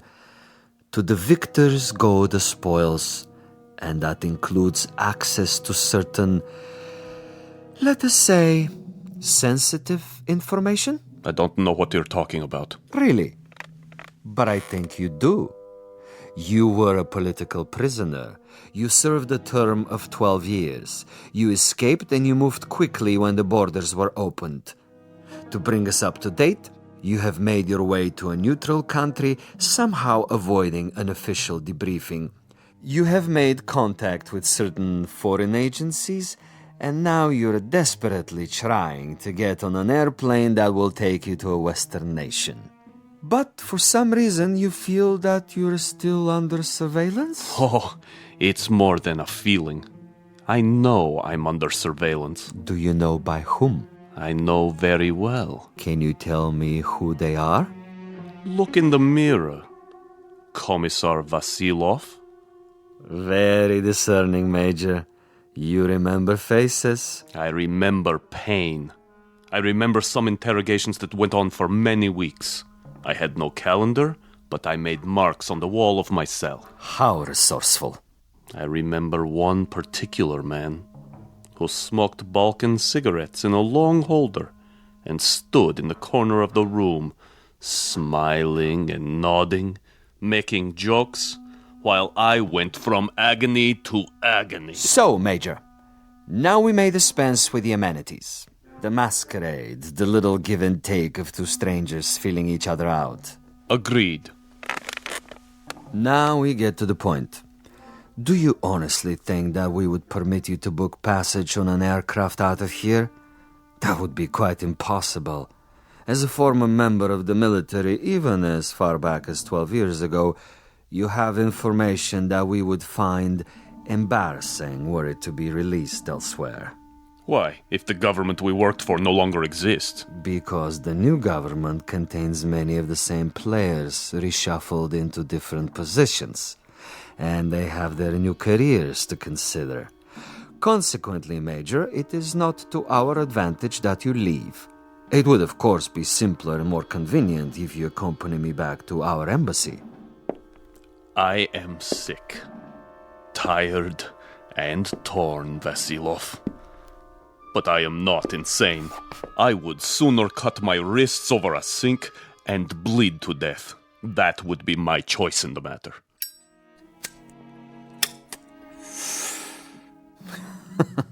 You surely can't be serious, Major. I'm rather a connoisseur of the several hundred ways for a man to depart the earth. And you can believe me when I tell you the cutting of the wrist is not a particularly felicitous modus operandi. Quite apart from the pain, which of course must be attendant, is the fact that one dies slowly, and because of this, he has to be an eyewitness to his own demise. No, my dear friend, I'm afraid we are of two minds about that kind of death. But enough. I have brought you a small gift. Consider it a peace offering. Careful. Gently, Major. Gently. This happens to be a bottle of Amontillado. Quite rare and most pleasing to the palate. I have to repeat what I told you before, Commissar. I'm not insane. I'm quite aware of what would happen to me if I drank any of that. Why, Major? I'm disappointed in you. With your kind indulgence, allow me to use your own water glasses. If you assume this is to be cyanide or some other poison, you're quite wrong. Am I? Undoubtedly. You see, I don't share your death wish. I'm a healthy man with excellent expectations as to my longevity. No, indeed, Major. I was about to propose a social drink. The two of us. I'll drink first, and then you. Satisfactory? Such ritual, Commissar. Such tribal rites. Yet you have only one purpose with me. Why don't you get it over with? If you're trying to disarm me and make me get rid of this pistol, it'll take more than a social wine. Indeed, Major. Now, as to my business with you, we both know what that is. Go ahead and say it. Very well. I'm to see that you're dead by tomorrow morning. Is that plain enough? Quite plain. And you shall be, Major. With a degree of immodesty, I can say that I've killed 800 times you. But I've done it, Major, with subtlety, with originality, with ingenuity. I'm the last of the imaginative assassins, An artist of the profession, as it were. Excellent. Flavor. Bouquet, just the proper dryness. Really quite an exceptional wine. Join me, Major? And now? And now I will tell you something else. I will tell you something about you and me. Please. You, Major, are a malcontent, a genuine curiosity, a rebel with no cause to speak of. You have to go to prison camps, to interrogation centers, or hide in filthy little rooms. You can never accept that which is ordained. And you? I, on the other hand, am a survivor. I adapt to my situation. I haven't a large salary, and my job, at least the way it's laid out, is a rather dull one. Finding defectors and traitors and subversives and doing away with them. Now, I could do that with a high-powered rifle. I could do it with a homemade bomb. But I choose to exercise imagination and taste. In your case... In my case? In your case, I choose to prolong the game. And in the process of this prolongation, I've come up with what I think is a most bizarre and novel method of execution. One designed especially to challenge your talents. For we are worthy adversaries, you and I. I feel weak.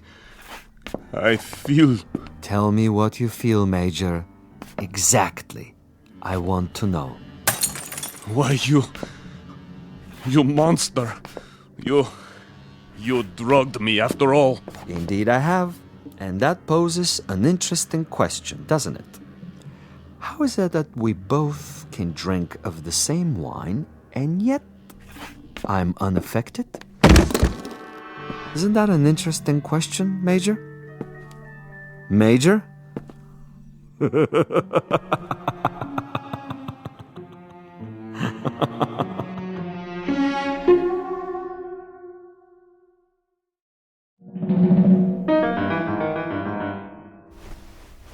My head. He's gone. But I'm still alive. So he wants to play a game. And he has left something behind. What is this? Greetings, Major Kuchenko. I'm an exceptionally good judge of men. Are you? And in my judgment of you, I made an assumption that you are sufficiently observant to see this tape recorder on top of your dresser and curious enough to play it. How could you resist? This will also suggest to what complicated ends I'm willing to go to make a simple execution different and imaginative. First of all, to clear up one point. You may remember our discussion. Before I left you, I proposed a question. Isn't it odd that we both drank of the same wine, and how different the effect? Isn't it odd? Really quite incredible and bizarre. How can it be? In all honesty, Major, how do you explain it? Go ahead. I'm listening. You... Perhaps you have figured it out already. The truth is, I have been imbibing this particular drug for many years, a sort of experiment with myself as the subject. I have now reached the point where my physical tolerance has risen so that I can drink it by the gallon and remain quite unaffected. This in itself is a rather common and uninspired trick, a phenomenon well known to the scientific community. But you will also note, and I hope with a degree of pleasure, that you have not been poisoned. You're very much alive. Where are you?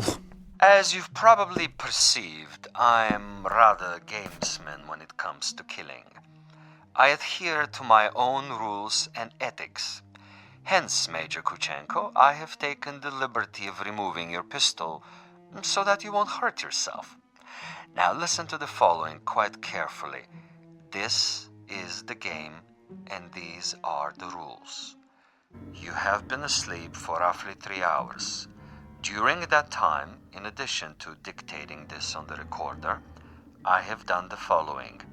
I have placed a booby trap in your room. It is not visible, but it is attached to a very common object that is in the room.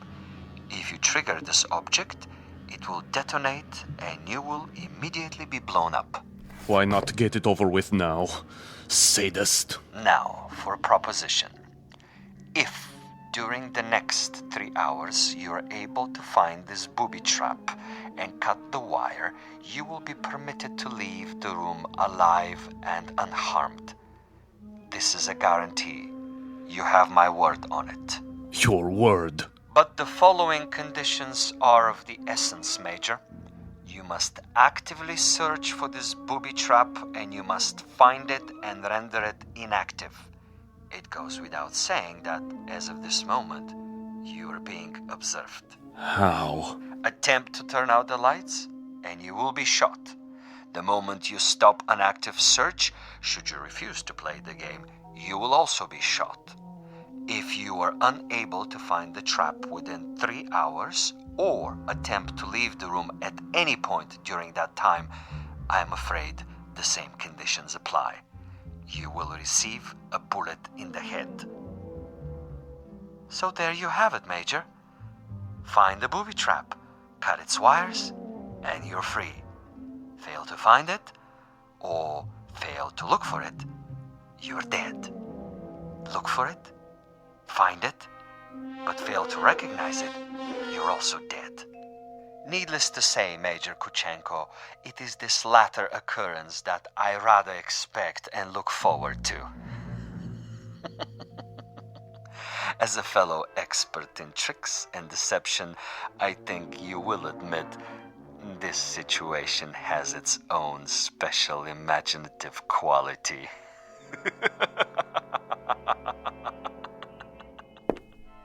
Where are you? Where are you?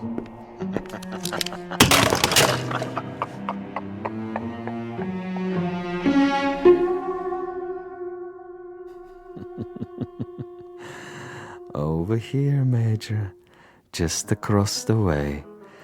So near and yet so far. Can't you see me? Doesn't the light reflect in my binoculars? Look, Major. Please look. Try, I implore you. Where have you been, Boris? I brought food from the cafe. Food is of no consequence. Quickly, he's awake. Don't worry, Commissar. I have a clear shot anywhere in the room. Hold your fire until I tell you. But why? Such an easy target. Too easy. That is the difference between us, Boris. You are a marksman, but I am a gamesman. And the game is afoot. The picture frame? No. Too obvious. The ceiling. The light fixture. Possibility. Nothing. Oh, you think you are so clever, Commissar. So clever. The bed, then. Under the mattress. The bed springs? It might be. Not the chair, though. Still possible. Where? That would be telling. Go ahead and eat, Boris, before it gets cold. He's busy with the hunt for now.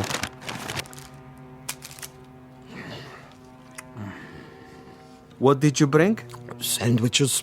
Have one, Commissar. I never eat while I'm working. I'm like an athlete, Boris. Food is a distraction. Food is good. It makes one sluggish, affects the concentration. The morning will come soon enough. Over here, Kuchenko, just across the alley. Don't you see? He sees nothing. But surely a fragment of light, a stray reflection. Perhaps he has seen us. Yes, he must know, but he refuses to acknowledge. He is too proud. He knows he must do this on his own and will not give me the satisfaction. The bookshelf. Or the books themselves. Which one? An atlas? A novel? The Bible, of course. It's already been moved an inch, 2 inches. But the wire? Where? One way to find out. The bookcase itself, then. Behind the books. In the wood, the nails. Or under the floorboards. Wait, think. Where would I put it? You want a real battle of wits, Vasilov? You've got it. Think. 4 walls. Ceiling. Light fixture. Floor. A picture. Bed with frame. Box springs. Mattress. Headboard. A night table. Bookshelf. Dresser. Window. Desk. First the drawers. The top one. Slowly. Slowly.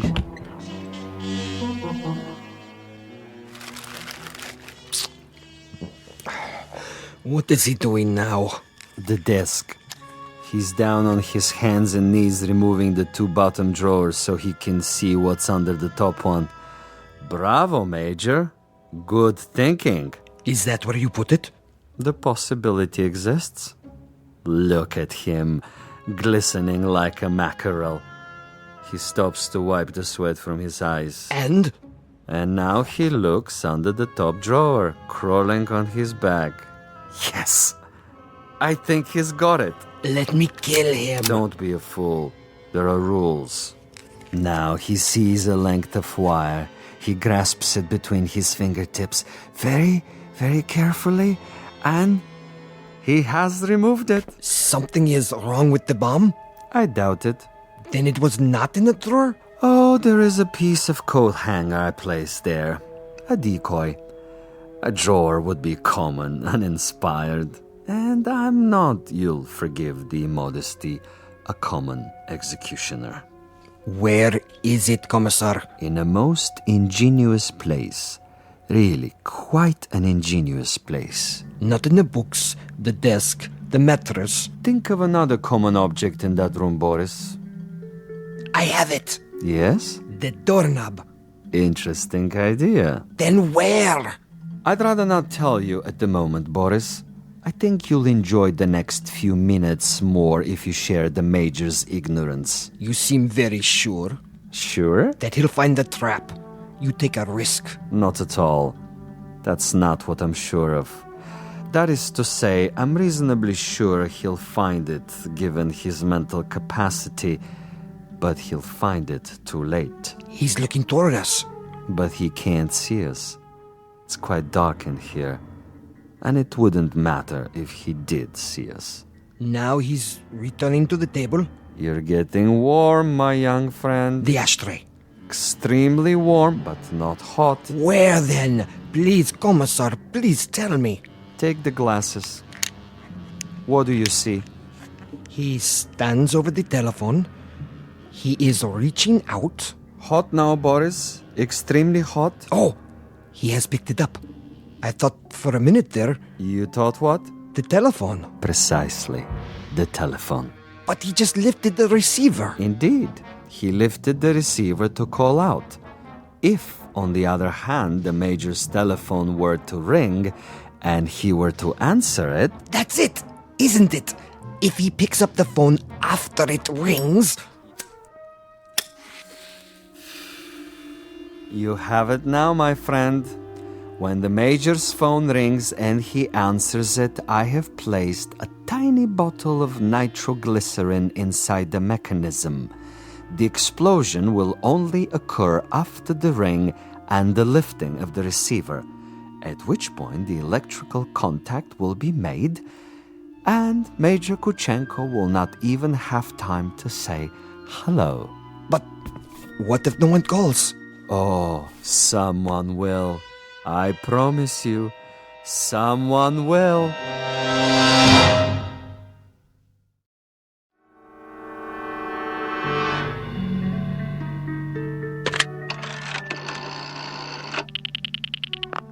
Front desk. This is the party in 963. I was wondering... Yes, sir? I was wondering if you might have the number of another hotel. Another hotel? The one next door, across the alley. That would be the Grand. You can find it in the directory, in the table by your bed. Dial 9 first, then the number. I see. Thank you. Vasilov? I know you're there, Vasilov. The game is not over yet. Do you have the time, Boris? What? The time. 10 minutes to 5. Almost done, Commissar. He's tried almost everything. He has 10 more minutes. Hadn't I best go over there now and finish it? No, my young friend. That would be impetuous. It would also be a bit embarrassing if someone were to see you. At this hour, the streets are empty. Quite apart from the fact that I wanted this to be imaginative, I also wanted subtlety. I should like our quarry to die in his room without our being there. Opportunity is running out. Then I do believe that it's time to, shall we say, accelerate the process?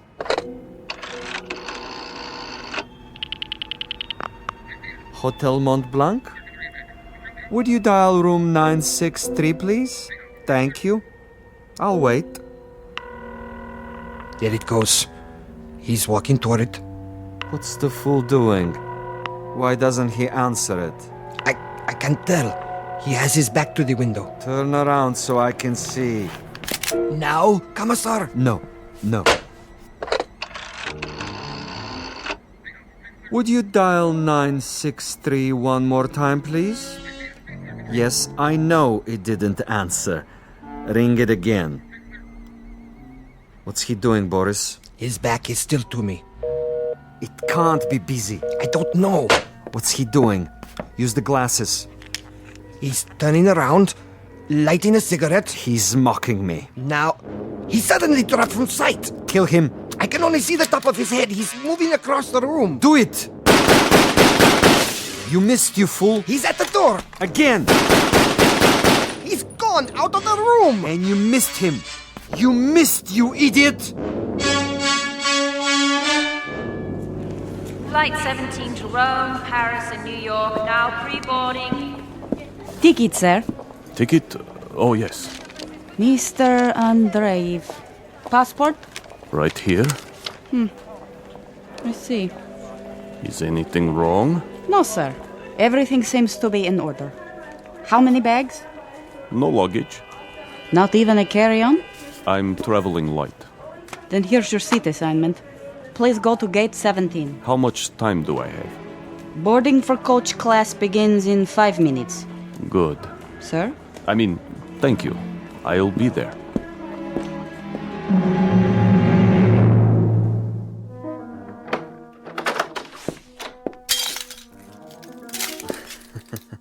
What a mess he left behind. Like a pigsty. He tore the bed apart.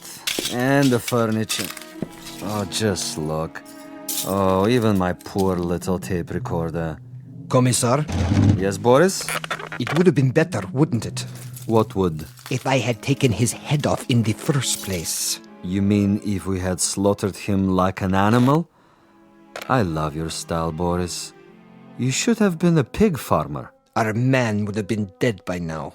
He would have been dead if we had beaten him to death with mallets too. But anyone can die that way. And any stupid, insensitive fool can kill that way. No, this is a man of quality, with a resourceful mind, similar, you might say, to his executioner. He deserves a better ending, as do I. But that's all right. I have time. I'll get him in the next city, now that I know my adversary. We will be able to track him? Most certainly. The old network still functions, though in a much different way. I have the same contacts, no matter what they now call themselves. Importers, exporters, businessmen of various stripes, here and abroad. It's marvelous, you know. Really marvelous. Think of the possibilities. Other, even more ingenious methods of doing away with Kuchenko and his kind. I still think we should have chased him. Not at all. He would have gotten away. And even if he hadn't, it would mean that a thick-headed clod like you is more efficient than I. And this I reject, Boris. This I reject in toto. Look at this. A bottle of wine. I can only find one glass. Throw it away. One drink, Commissar. I said no. But there is more than half left. This is not for you. But why? Do you know much about Amontillado? I know about vodka. Of course, you and all the other potato growers. Give me the glass. Here. Believe me, it wouldn't agree with you. It's an acquired taste. Yes, Commissar. If you say so. I say so. There are some secrets that you're not ready to learn. But in time, Boris. In time. For now, I need you awake and alert. That's right. I do what you say, as always. But so far, your methods are not very effective. The men who pay us, they will not be impressed. And you will make a report? Only I can do that. I am the one they listen to. I can request another assignment. You're free to do so. Until then, I take no further orders from you.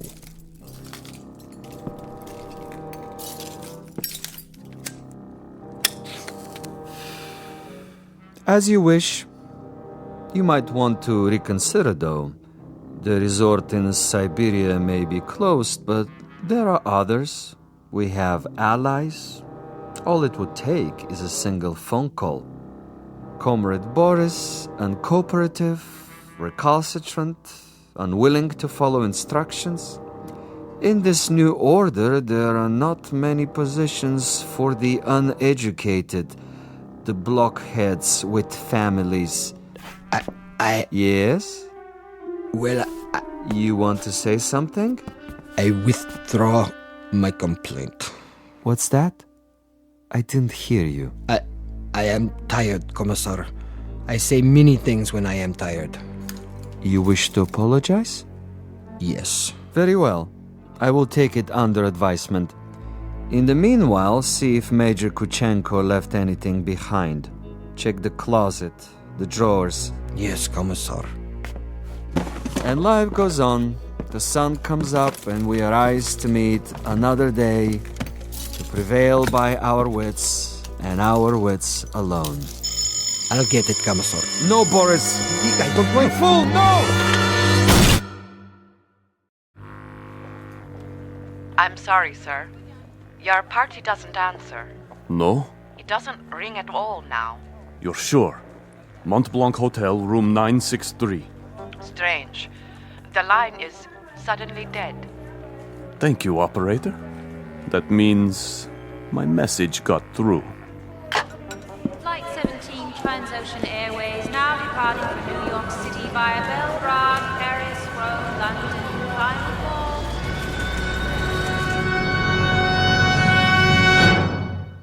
Major Ivan Kuchenko on his way west, on his way to freedom. A freedom bought and paid for by a most stunning ingenuity. Exit a gunman named Boris and one Commissar Vasilov, who forgot that there are two sides to an argument and two parties on every line. This has been a collect call, placed direct to you from a phone booth located somewhere in the Twilight Zone. More from the Twilight Zone after this. You are about to enter another dimension, a dimension not only of sight and sound, but of mind, a journey into a wondrous land of imagination. Next stop, the Twilight Zone. Hi, this is Stacy Keach. I'd like to take a moment to tell you about our Twilight Zone website at twilightzoneradio.com. At twilightzoneradio.com, you'll find the latest information on these Twilight Zone radio dramas, including behind-the-scenes photographs, plus the newest product releases, trivia contests, ways to contact us, other Twilight Zone-related info and merchandise, plus links to other fascinating websites. So make your next stop twilightzoneradio.com. Visit TwilightZoneRadio.com to purchase these Twilight Zone radio dramas on cassette and CD, or call toll-free 1-866-989-ZONE. That's 1-866-989-9663.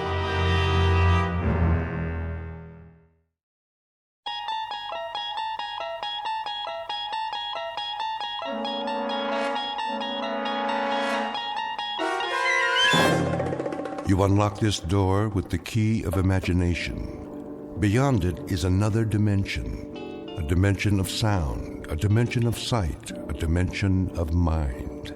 You're moving into a land of both shadow and substance, of things and ideas. You've just crossed over into the Twilight Zone.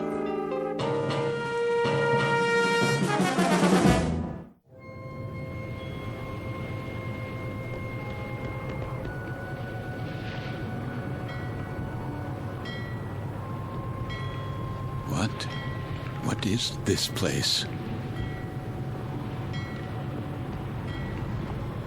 The time. It must be late. Very late. Light in the salon! Let's black out down there! Who?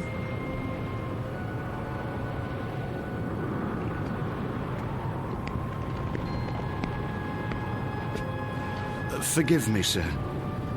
Yes? Are you addressing me? Begging your pardon, but they'll be finished serving dinner soon. They? The galley crew, sir. Why do you tell me this? Well, I only meant... What? What did you mean? Well, all I mean to say is, you'd best go in now, sir, if you want your evening meal. My meal? The salon will be closing in a few more minutes. Oh, yes, of course. In the salon. Is that what you call it? Yes, sir. It's very dark out here. Would you like to follow me? Follow? The lights, you see. From now on, I'll have to switch them off when we open the door to the deck, and then on again. You understand, sir? Because of the blackout. The blackout? Yes. This way, sir. Are you all right? Why wouldn't I be? Is something wrong with my appearance? Why, no, sir. It's only that... Is this your first time? My what? Your first passage. It can take a bit of getting used to. Sea legs and all that. I'm quite used to being at sea. Thank you. I was just... Yes, sir? Listening. To the engines? Don't worry, sir. The diesels were checked thoroughly before we left port, and Captain Willoughby's top drawer. He'll get us there safe and sound, you can be sure of that. No, not the engines. What then? I was listening to the water. The cold ocean water out there. And the night.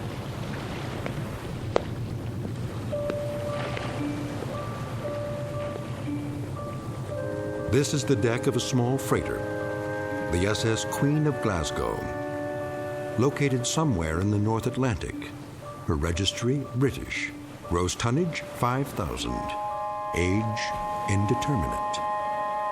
At this moment, she is one day out of Liverpool. Her destination, New York.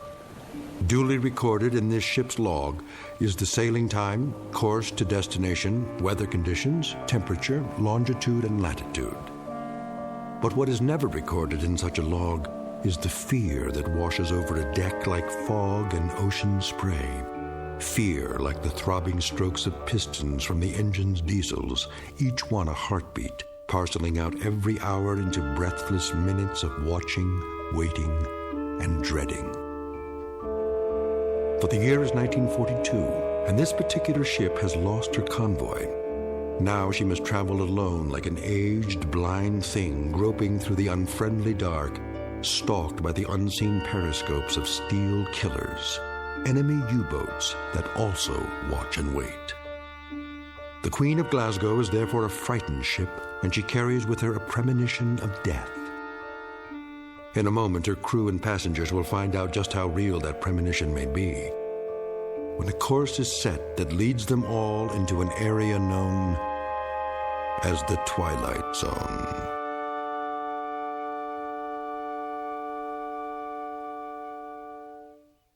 And now, The Twilight Zone and our story, Judgement Night, starring Chelsea Ross, with Stacy Keach as your narrator.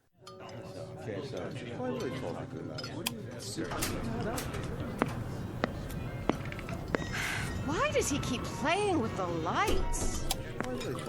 Thought I'd gone blind for a second. My apologies for the momentary darkness.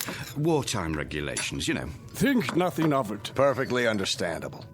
Wasn't it a lovely meal? Yes, indeed. Glad you enjoyed it, ladies and gentlemen. Something more, perhaps? Not for us, thank you, steward. We were just leaving. Come along, dear. Wait, Mommy, where's my doll? Why, here you are, little girl. You dropped it by your chair. Can you thank the nice man? Thank you. You wouldn't want to leave your dolly behind now, would you? Come along, Joanna. It's well past your bedtime. Yes, Daddy.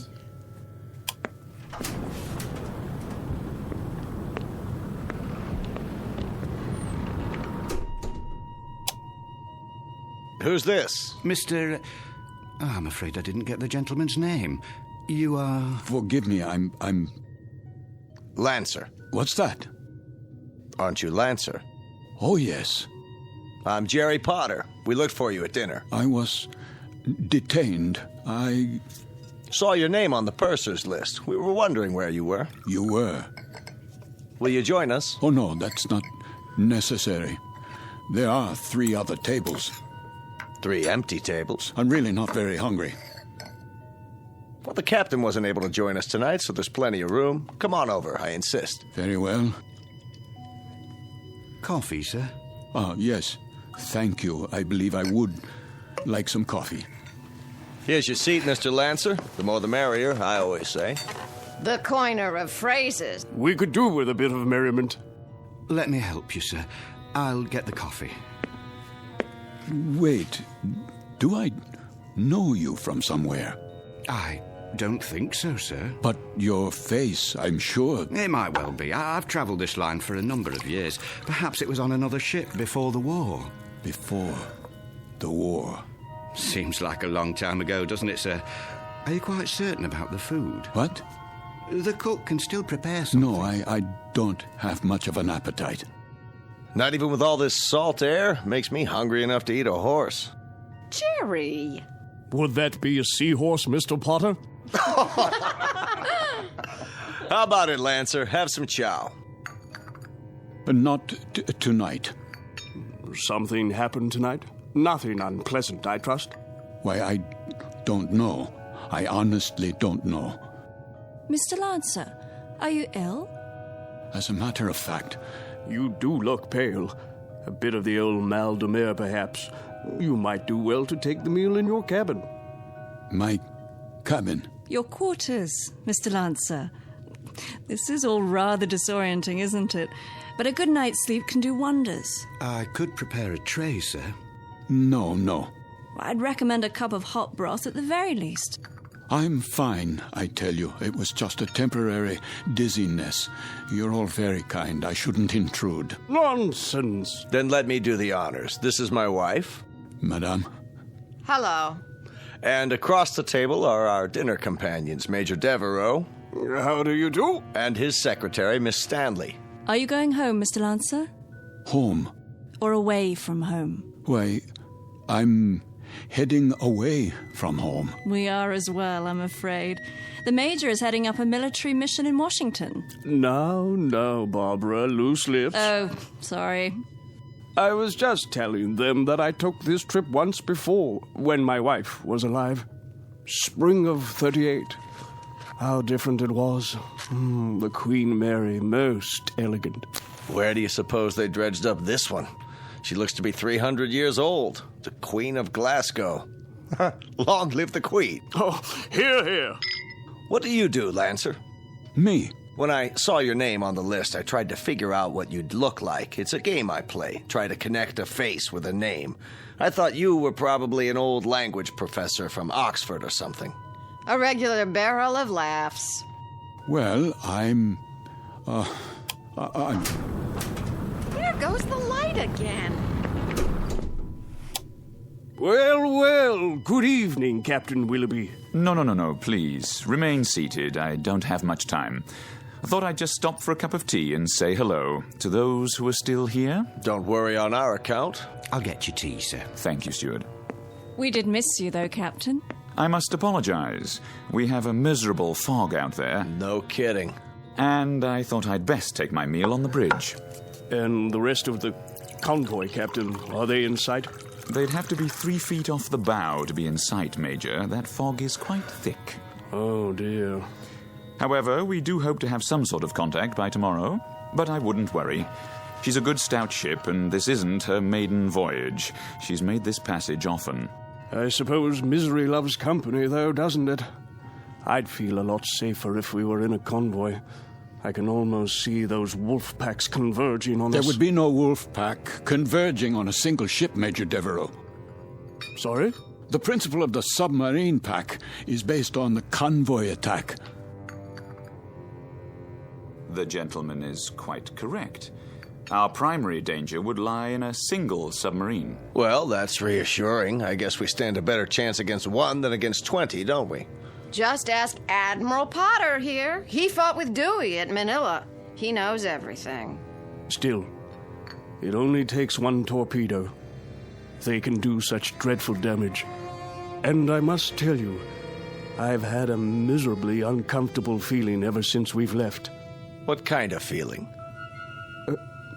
Of being followed. Isn't that something? I've had the same feeling. I'll tell you, I'd rather they go after us with a pocket battleship. That you can see, not a skulking, crummy tin fish a couple of miles underwater. If we're being followed, you will see the sub, Mr. Potter. It will surface. They won't waste all their torpedoes on us. Not when they can sit back 1,000 yards and shell us with impunity and sink us at will.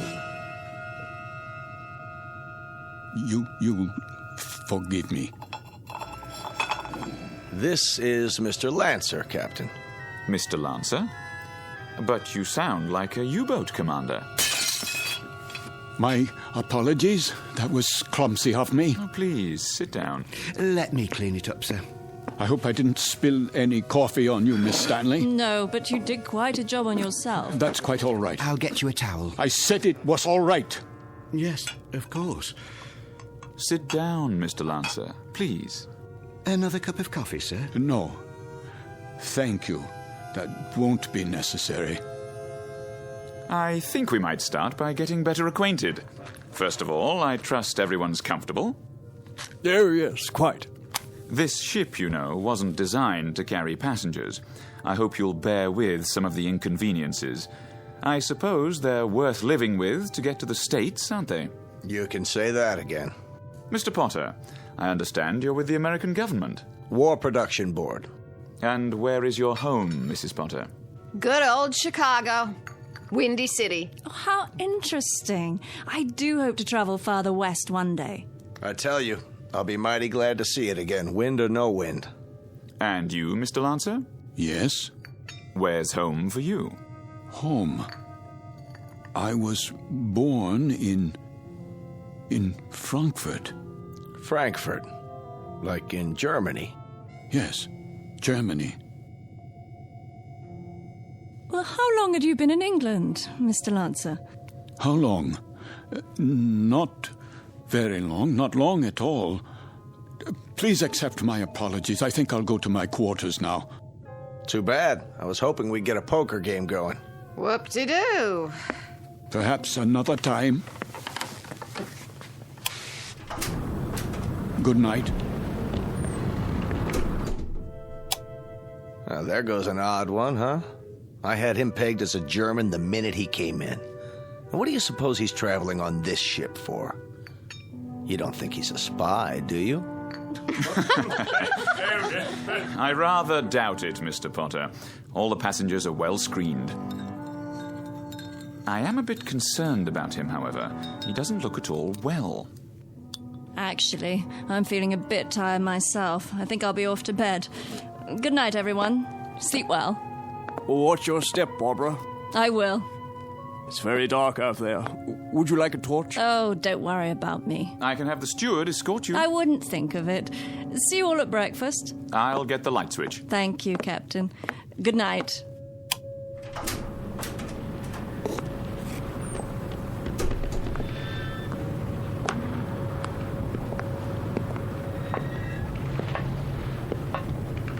Hello?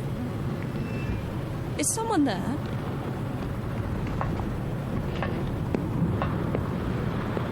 I say, is anyone...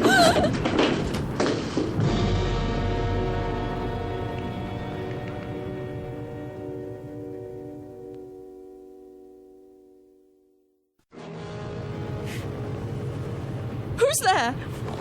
Watch your step, Miss Stanley. Oh, Mr. Lancer.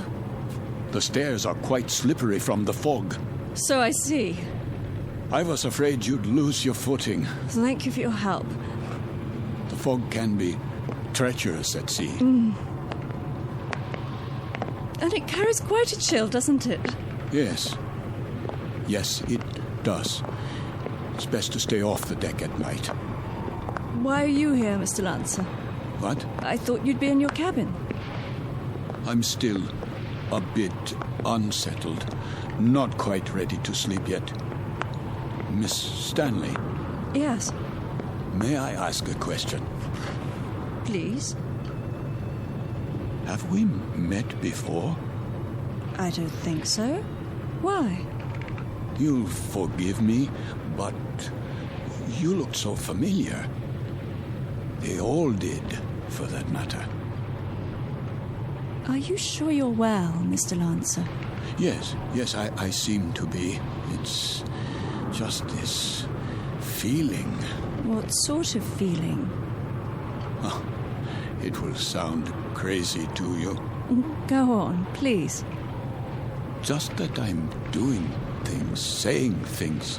That you've done before. How do you know that? I know the feeling. I've had it occasionally. Have you? Walking into a room and being able to swear that you've been there before.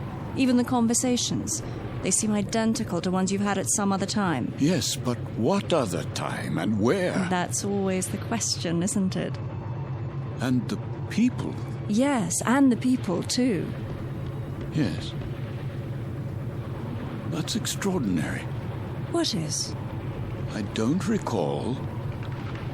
I don't seem to recall boarding this ship. Don't you? Or anything else for that matter. How I got here, or why I'm here. There was a film about that. Pardon? In the cinema, a few years ago. With Leslie Howard. Or was it that American? What's his name? Garfield. John Garfield. I believe the title was Outward Bound, something like that. I don't have time to see many films. I don't either. But in this one, the people all found themselves on an ocean liner. Of course, it was a cruise ship, not a freighter. But none of them could remember anything. There was a man and a woman, and they met and began talking, much as we are right now, I suppose. And it turned out they were... Go on. Well, they were all dead, you see, and on their way to the other side. Isn't that absolute rubbish? It is indeed. You don't suppose we're dead, do you? And about to cross the River Styx or some such? No, that's ridiculous. I, for one, remember everything. A cab to the docks, and carrying my bags, my passport, the security clearance. My passport? Of course. It must be in my cabin. If we were dead, I'm sure the meal would have been followed by a lovely dessert.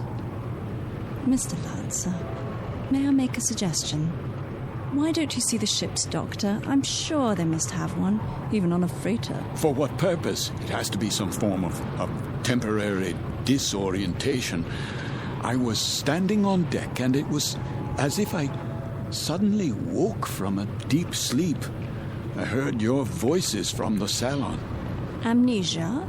Not really. I know who I am. I'm Karl Lancer. I was born in Frankfurt, Germany. I'm in the...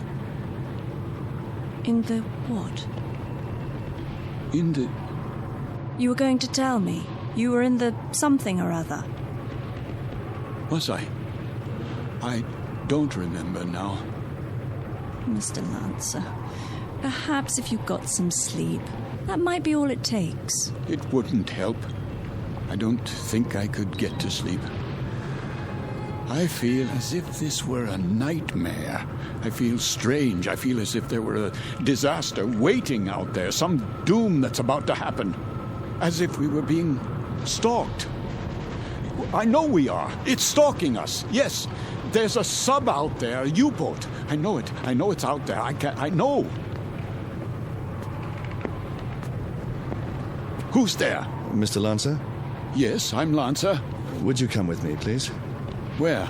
The captain's compliments, sir. He wonders if you could join him in his quarters. For what purpose? He'd like a few words with you. Go on, Mr. Lancer. I'll see myself to my cabin. Sir, this way.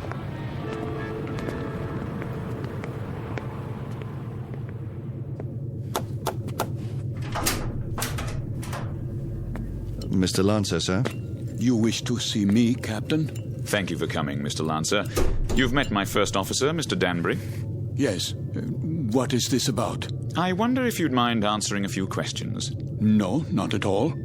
First, would you mind showing us your passport? My passport? If you don't mind. Just routine, Mr. Lancer. On our passenger manifest, it seems that your passport number was somehow not included. Yes, of course.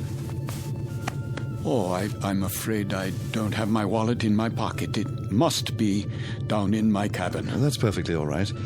Sometime during the next few days, if you think of it, say tomorrow. You can show it to me whenever it's convenient. Are you feeling better, Mr. Lancer? Yes, much better. Is there anything I can get you? No. Then, is there anything you'd care to talk about? How do you mean? Anything on your mind? Something you'd care to tell us, perhaps? There's very little I can tell you. And why is that? Because I don't remember very much. No?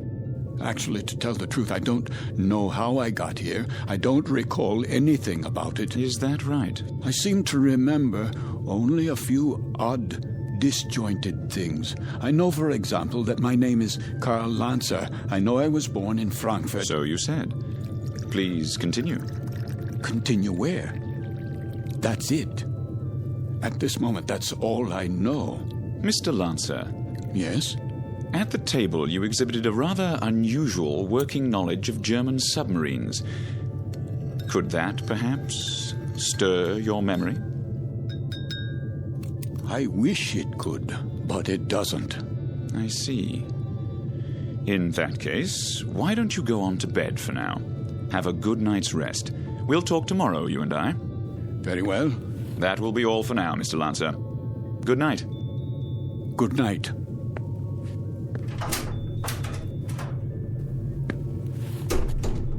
Most peculiar. I'd agree, sir. I'd say he bears watching. Then watching is what he'll get. I told you what he said at the table. What do you make of it? That's hard to say. But as I was going to get him on deck, he was talking to one of the passengers, Miss Stanley. And? He was speaking quite excitedly, in a very loud voice. I couldn't help but overhear. He was saying something about how he knew there was a U-boat out there. It's stalking us. That's what he said. You heard him say that? Those were his exact words. Thank you, Danbury. I thought you'd want to know, sir. Danbury. Sir? Let's keep this between ourselves for the time being, shall we? Yes, sir. And see that a steward is sent down to his room. I want to have a look at that passport as soon as possible. Right away, sir.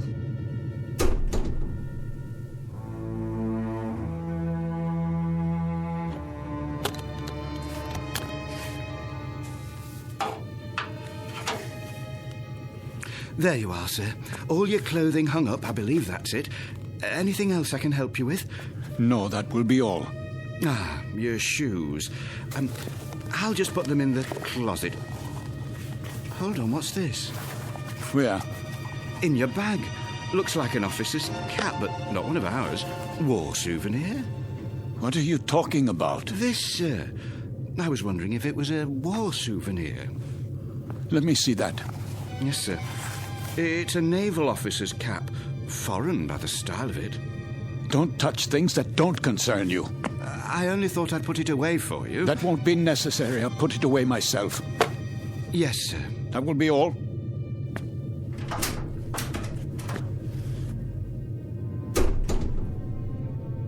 It is a German officer's hat.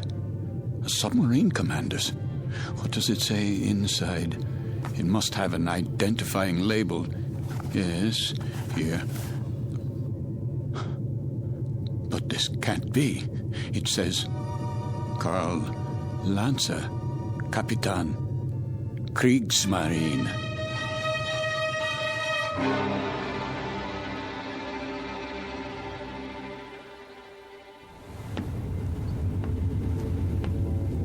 Mr. Danbury? Yes, sir? We've slowed down again. See if you can impress upon that very temperamental engineer the rather dire necessity for speed. Engine room. Engine room. McLeod, can we get any more revs? We're losing speed badly. Begging your pardon, sir, but I've got these blooming engines strained to the limit now. Kindly tell the captain that if I keep them going at this rate, they'll be a breakdown before morning. In that case, we'll be going a precious lot slower in a drift than under power. McLeod, we simply have no more revs. If you can give me maximum speed for another 12 hours... Captain! These engines needed to be overhauled a month ago, and instead of an overhaul, they're getting worked to death. Well, do what you can, man. Aye, aye, sir.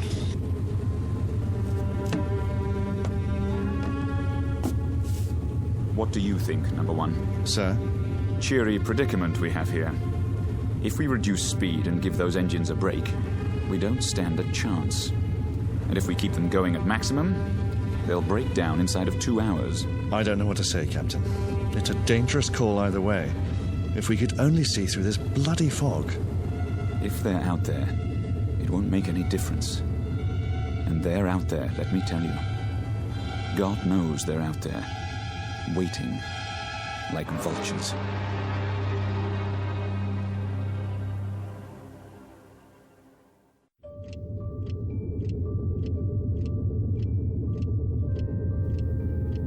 Another drink, please.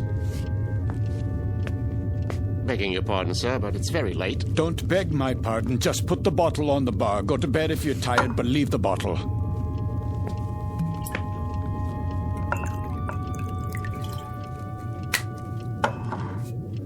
That doesn't sound right. Sir? The bearings. Bearings, sir? Yes, on the engines. They always sound like that, sir. You get used to it. You should hear McLeod on the subject. He's the engineer. Says the engines on this tab were originally designed for Lord Nelson. Is that clock accurate? Why, yes, sir. She's a real antique, that one. Captain Willoughby had her on the old Harcourt Bay. Keeps perfect time, she does. It says 5 minutes past 12 at 1:15. Not for a while yet. No, but at 1:15, something will happen at 1:15. Something, sir? What might that be? I don't know. I really don't know, except the hour and the minute, 1:15. It sticks in my mind. The tray for the bridge, please. Just being made up, sir. The cook will be done in a minute. Have a seat at the end of the bar. Been here long, has he? Sitting like that for 3 hours. One drink after another. Just sitting there, drinking. Wiping the sweat off his face and asking for more. And not getting drunk, mind you. That's 3/4 of a bottle gone. I'd swear it was lemonade. I've never seen the like.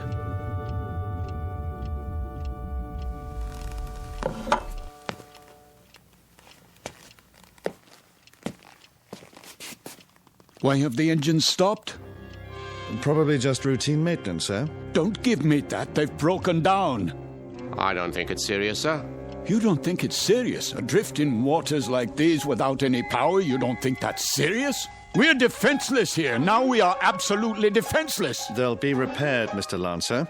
We'll be underway again soon. No, we won't be underway soon. We'll drift until 1:15. That's what he's been saying all night long. You know, of course, how easy it would be for a submarine to... You're a nervous man, Mr. Lancer. I'd suggest you call it a night. I'm a nervous man. I can assure you that I am suffering from something a little more serious than nerves. I'm suffering from knowledge. I'm suffering from knowing what's going to happen. Really? Now? My affliction comes from waiting and knowing that inside of an hour, a U-boat will surface off our bow with searchlights and a deck gun.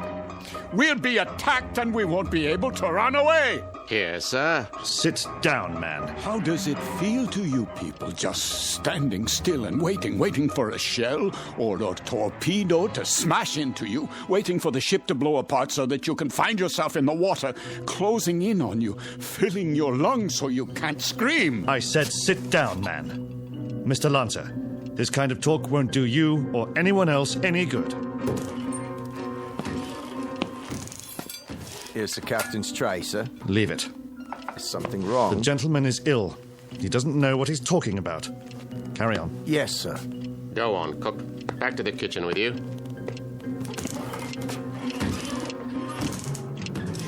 The U-boat's coming. We must get the engine started or abandon ship. That's what we must do. Yes, we must abandon ship. Do you hear me? Why has the clock stopped? Where did you go? Where have you all gone? Why have you left me alone like this? Where is everyone?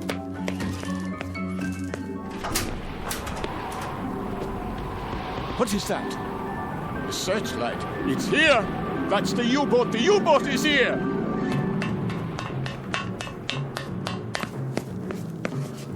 We've got to get out. Off the ship, everybody! There you are. All you passengers, out of your rooms. Listen to me. There's a U-boat. I just saw it. She's going to sink us. Can't you hear me? Why don't you move? Are you all out of your minds? What do I have to do? Do I have to grab you and carry you up on deck? Do I have to throw you bodily into the lifeboats? Do I have to knock you unconscious? They're gone. But where? Is the entire ship empty? Or have I gone mad? A life preserver, yes. SS Queen of Glasgow. Wait. I remember that name. Queen of Glasgow. Queen of Glasgow. Potter? Major Devereaux! Miss Stanley, where are you? Captain, steward, we must abandon ship.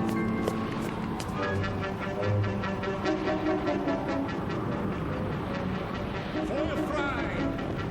Ja, Captain. Fire!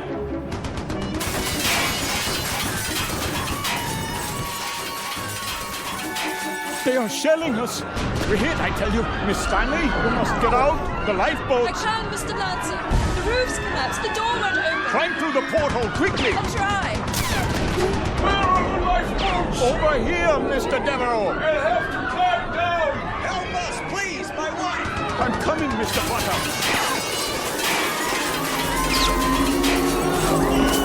Watch out! The rail is collapsing!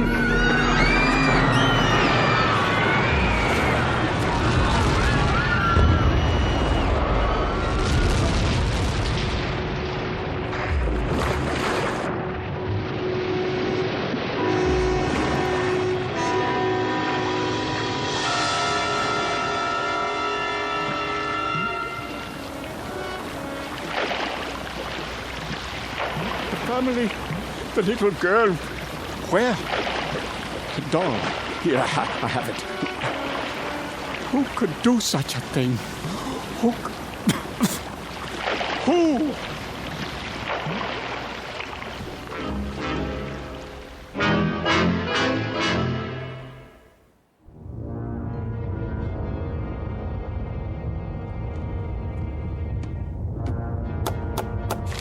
Ja? Not much to show, Capitan Nanzer. That's all. Very little wreckage floated to the surface. Only this life preserver. There were no survivors. Then I'd say that's a good catch tonight, wouldn't you? Very good catch. It says SS Queen of Glasgow. Ah, a 5,000-tonner. Isn't that what the registry reads? Yes, sir. Cheer up, Lieutenant. Hand me the coffee. Well, pour it. If you wish, sir. You have nerves, Mueller. Not really, sir. A little shaky, perhaps. Oh, why? Nothing, sir. I asked you a question. Why? There were women and children on that ship. So? We gave them no warning. You'd have us give them warning, eh? So their radio man can send out their position, which quite incidentally is our position. You have sentiment, but no brains. You're an old woman, Mueller. You know that? I just find it difficult. To do what? To reconcile killing those people. Without warning. It makes me wonder if we're not damned now. In the eyes of the British Admiralty, we most certainly are. I mean in the eyes of God. You're not just a fool, Lieutenant. You're also a religious fool. Perhaps a mystic, too. And if we are damned, what will happen? I've had dreams about it. Maybe people like us have a special kind of hell waiting. Maybe to be damned is to have a fate like the people on that ship. To have to suffer as they suffered and die as they died. You are a mystic, Lieutenant. We'd ride the ghost of that ship every night for eternity. Every night, Herr Capitan. For eternity. What are you talking about? They could die only once. Just once. But we can die 100 million times. Every night. Rides the ghost of that ship. Every night. Every night.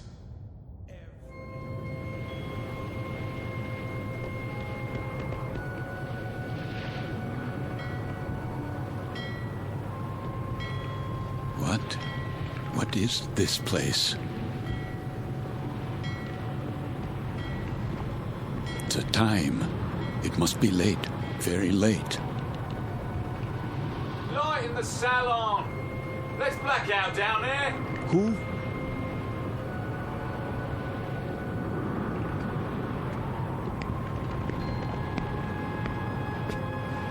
Forgive me, sir. Yes? Are you addressing me? Begging your pardon, but they'll be finished serving dinner soon. They? The galley crew, sir. Why do you tell me this? I only meant... What? What did you mean? All I mean to say is, you'd best go in now, sir, if you want your evening meal. My meal? The salon will be closing in a few more minutes. Oh, yes, of course. In the salon. Is that what you call it? Yes, sir. It's very dark out here. Would you like to follow me? Follow? The lights, you see. From now on, I'll have to switch them off when we open the door to the deck and then on again. You understand, sir? Because of the blackout. The blackout? Yes. This way, sir. Are you all right? Why wouldn't I be? Is something wrong with my appearance? Why, no, sir. It's only that... Is this your first time? My what? Your first passage. It can take a bit of getting used to. Sea legs and all that. I'm quite used to being at sea. Thank you. I was just... A special kind of hell waiting. Maybe to be damned is to have a fate like the people on that ship. To have to suffer as they suffered and die as they died. we'd ride the ghost of that ship every night for eternity. For eternity. For eternity. For eternity. Yes, sir? Just listening. To the engines? No, not the engines. I was listening to the water. The cold ocean water out there. And the night.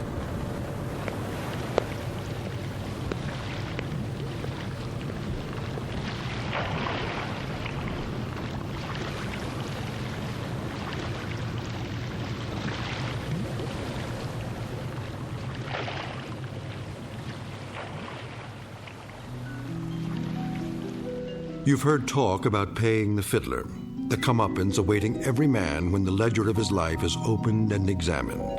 The credits and debits added up, a tally made, and then the reward or the penalty paid. In the case of Karl Lancer, former Capitan and U-boat commander, Navy of the Third Reich, this is the penalty. This is the justice meted out.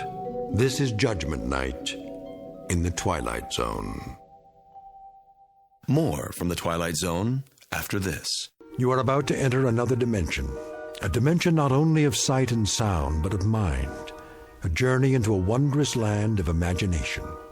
Next stop, the Twilight Zone. Hi, this is Stacy Keach. I'd like to take a moment to tell you about our Twilight Zone website at twilightzoneradio.com. At twilightzoneradio.com, you'll find the latest information on these Twilight Zone radio dramas, including behind-the-scenes photographs, plus the newest product releases, trivia contests, ways to contact us, other Twilight Zone-related info and merchandise, plus links to other fascinating websites. So make your next stop twilightzoneradio.com. Visit twilightzoneradio.com to purchase these Twilight Zone radio dramas on cassette and CD, or call toll-free 1-866-989-ZONE. That's 1-866-989-9663.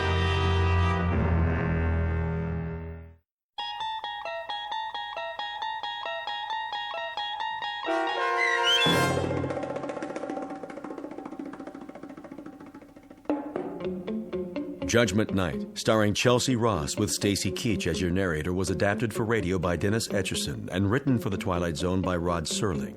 Heard in the cast were Nick Sands, Damian Arnold, Richard Shavzin, James Houghton, Sarah Wellington, Christian Stolte, Fernette Lebo, Doug James, Martin Astrop, Anna Rose Benson, and David Darlow.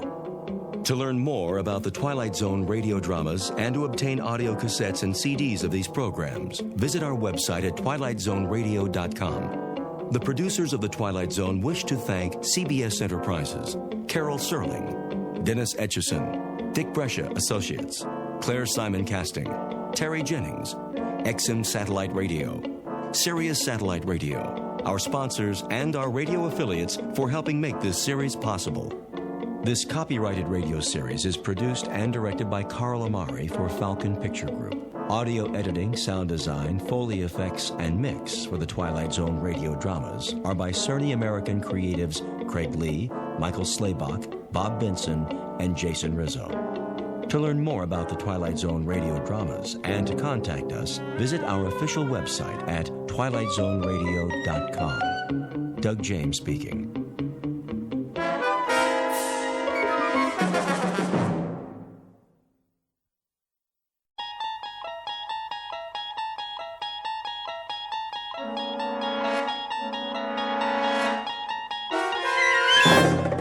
You unlock this door with the key of imagination. Beyond it is another dimension, a dimension of sound, a dimension of sight, a dimension of mind. You're moving into a land of both shadow and substance, of things and ideas. You've just crossed over into the Twilight Zone.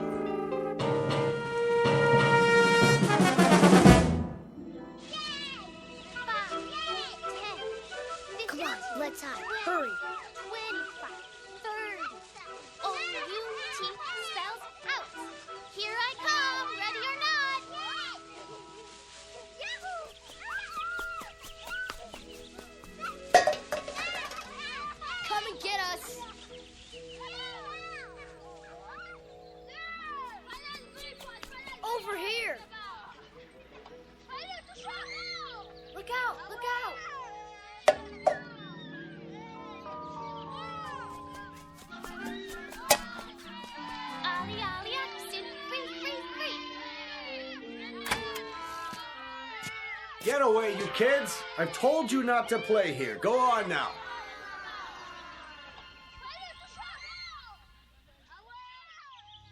It's so noisy. They're gone now. Come along, Mrs. Knaus. This way, everyone. Oh, but Doctor, I have my knitting to do. Another time. Out onto the porch. I didn't finish my crossword puzzle. It will wait, Mr. Agee.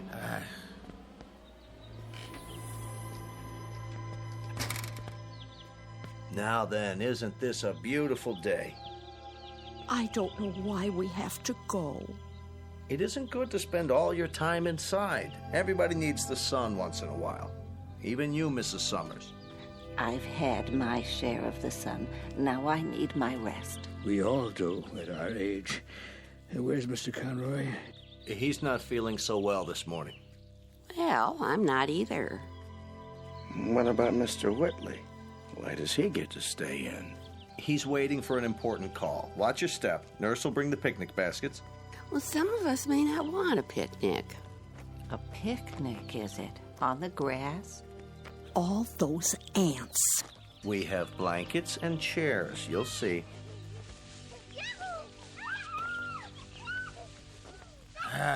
Darn those kids anyway. Hey, quit running! Stop it! Like wild Indians. They won't bother us. This way, there's a nice place under the trees.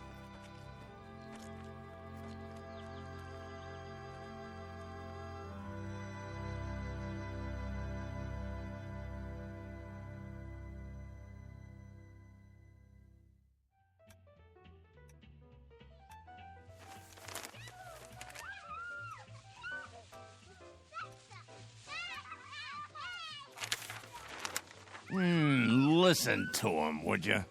Ah, they're only children. They know they aren't supposed to play on the grounds. How can a body think? Now, Ben, just read your paper. They're not hurting anyone. Well, let them play someplace else. They've got homes, don't they? It's the grass. The what? We have such a big lawn at Sunnyvale. Kids can't resist it. Oh, what are you doing downstairs, Charlie? I thought you had to get ready. Not today.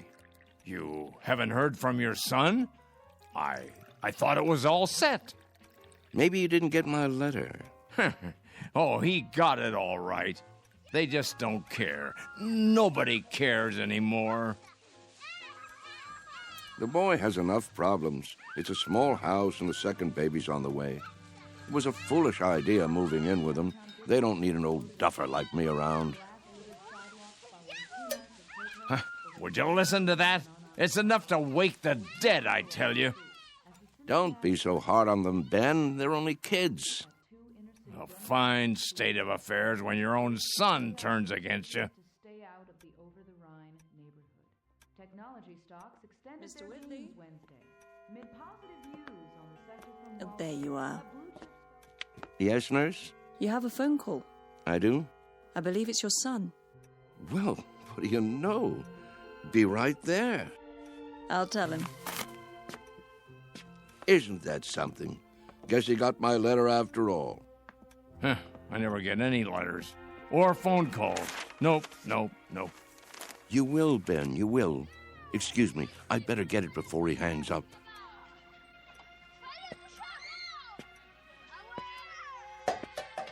What are they doing out there? Don't be a grouch. It's Saturday. Perfect for kick the can. Perfect for what? We used to play it all the time, remember? No, I don't remember anything of that kind.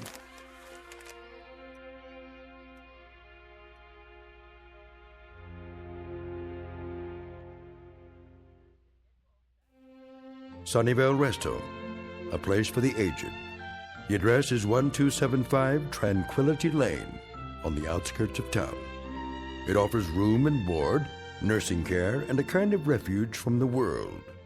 Outside, a common game called Kick the Can. Very shortly, a man will have a choice to make. He can either die in this world or escape to another kind of refuge in the Twilight Zone. And now, The Twilight Zone, and our story, Kick the Can, starring Shelley Berman and Stan Freberg, with Stacy Keach as your narrator. Some picnic. Plastic spoons and forks. Well, the potato salad was good. What do you mean? It was spoiled. No, it wasn't, Emma. They made it in the kitchen just for us. You must admit, it's better when it's fresh. I think I hurt my back sitting down. Oh. The ground was damp. It was. Bad for my arthritis. Will you people please hold it down? I'm trying to read. Oh, you shush, Ben Conroy. No one's bothering you. Easy for you to say. Where is Mr. Whitley? Still in his room, probably, taking a nap.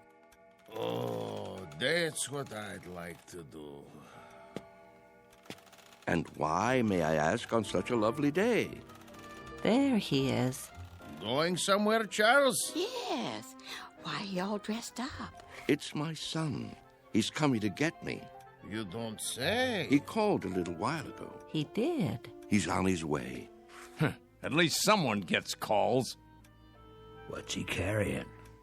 Is that your suitcase, Mr. Whitley? Indeed it is. You're going to stay overnight, then? A bit longer than that, I should say. That is, if they have the room fixed up. Room? At my son's house. You mean you're moving in with them? That's the plan. If they'll have me. Well, what about the rest of your things, Charlie? You can't just leave your things behind. No hurry. It all can be packed up and sent over later. Well, we'll certainly miss you. Will you come back to visit us? Of course I will. Meanwhile, I'll call and see how everyone's doing. May we write you? Please, I'd appreciate it. Mr. Cox has the address. Nobody writes. They say they will, but they never do. There he is now.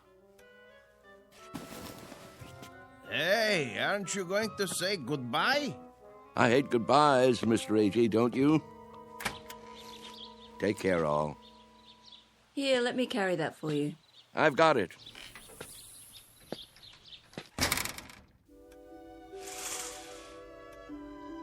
Who's that behind the wheel? His son, David, don't you remember? Such a nice young man. Let me see. Some car, huh? Betty costs pretty penny. Everything does nowadays. Don't crowd now. You wouldn't want him to think you're watching.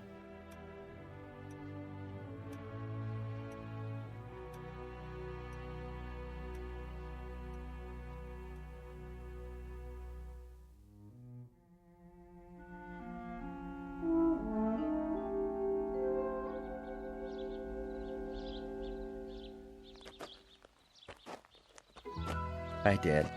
David, you're looking well, son. What's the suitcase for? Oh, just a few things for now. I don't understand. Wouldn't want to push you out of the house and home. What? Of course, I don't have that much anymore, but I suppose it could go into storage. Whoa. I think there's been a misunderstanding. There has?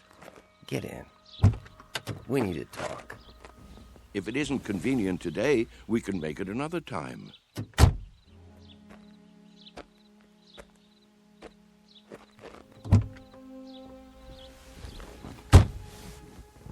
Listen, Dad.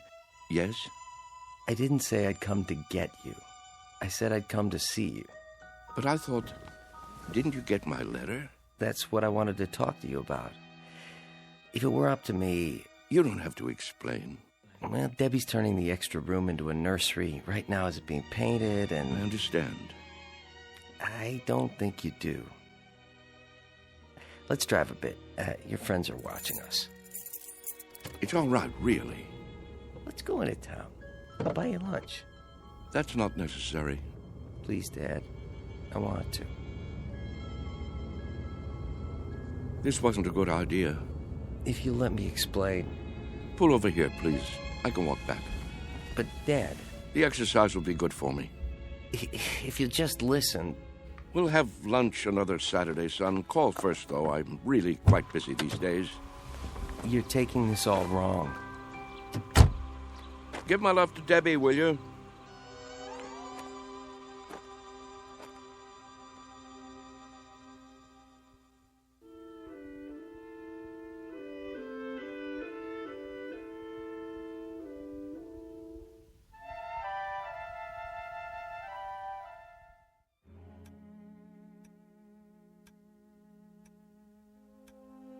What's he doing?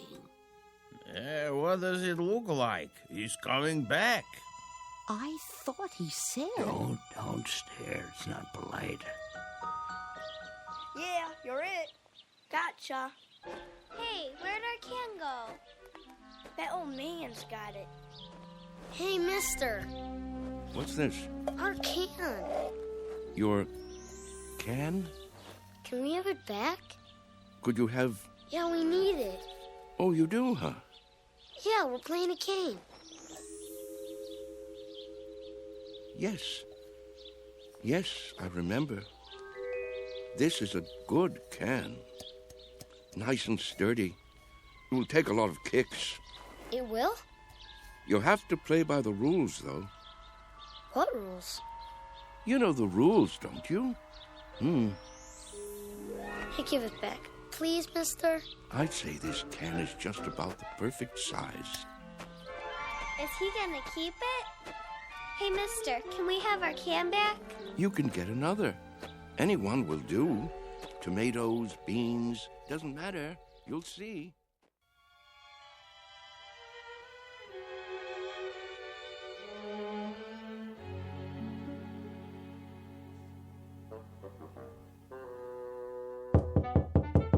Charlie? You in there?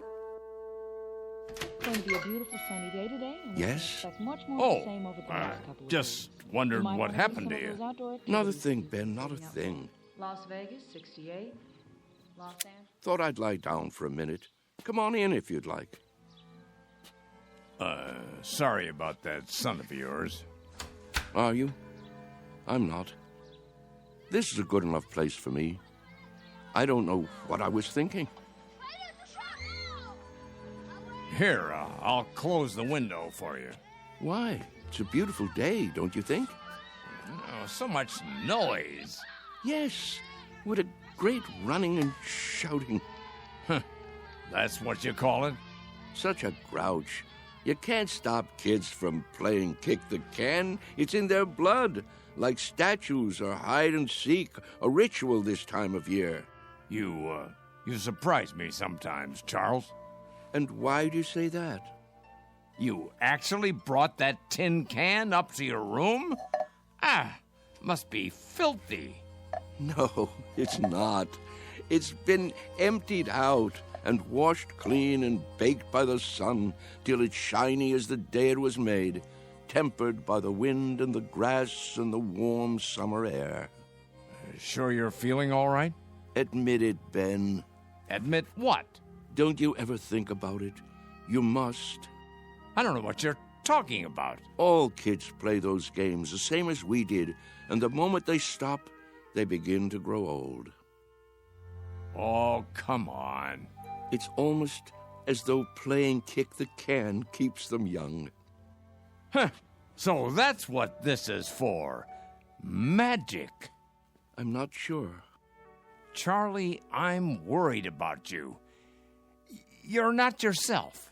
Aren't I? You don't believe in magic anymore, do you, Ben? What are you talking about? But there was a time when you did believe in it. Never. We've known each other since I can't remember. Since we were tow-headed kids. You believed in magic then. Not me. Yes, you did. When we walked on different sides of the street lamp, you'd say bread and butter. When your baby teeth came out, you put them under your pillow for the tooth fairy. And when you went down the sidewalk, you were careful because you knew that if you stepped on a crack, you'd break your mother's back. Oh, you believed in magic all right. What is wrong with you, Charles? Would you like me to get the nurse? What happened, Ben? Where did the robbery take place? Robbery? A thief stole everything away when we weren't looking. Who was it, Ben? Was it time or something else? We grew up, that's all. Everybody gets older. Do they? Think, Ben. How can we be sure? Maybe there are people who stay young, only we don't know it. Maybe they have a secret that they keep from the rest of us. Now, Charles. Is there something kids know that they forget? That they want to forget? They say, when I get big, I'll be a fireman, or a detective, or an explorer. They wish so hard to get older that it finally happens. They get taller and stiffer and forget the magic that made it all possible. There is something wrong with you. I've never heard you talk this way before. Maybe the fountain of youth isn't a fountain at all. Maybe it's a way of looking at things, a way of thinking. Charles? Yes? Stop it. Stop what? You're an old man. Don't you understand? Your youth has been gone for 60 years. Well, what I mean is, you lived a full life, Charles. Don't go sloppy now. Don't spoil it by acting like a nut. But it's all so clear. It makes sense. It isn't too late to play kick the can. That's the secret. Can't you see, Ben? Can't you? I see a plain old tin can with dents in it. That's all. Then look again. This can is special. I'm absolutely sure of it.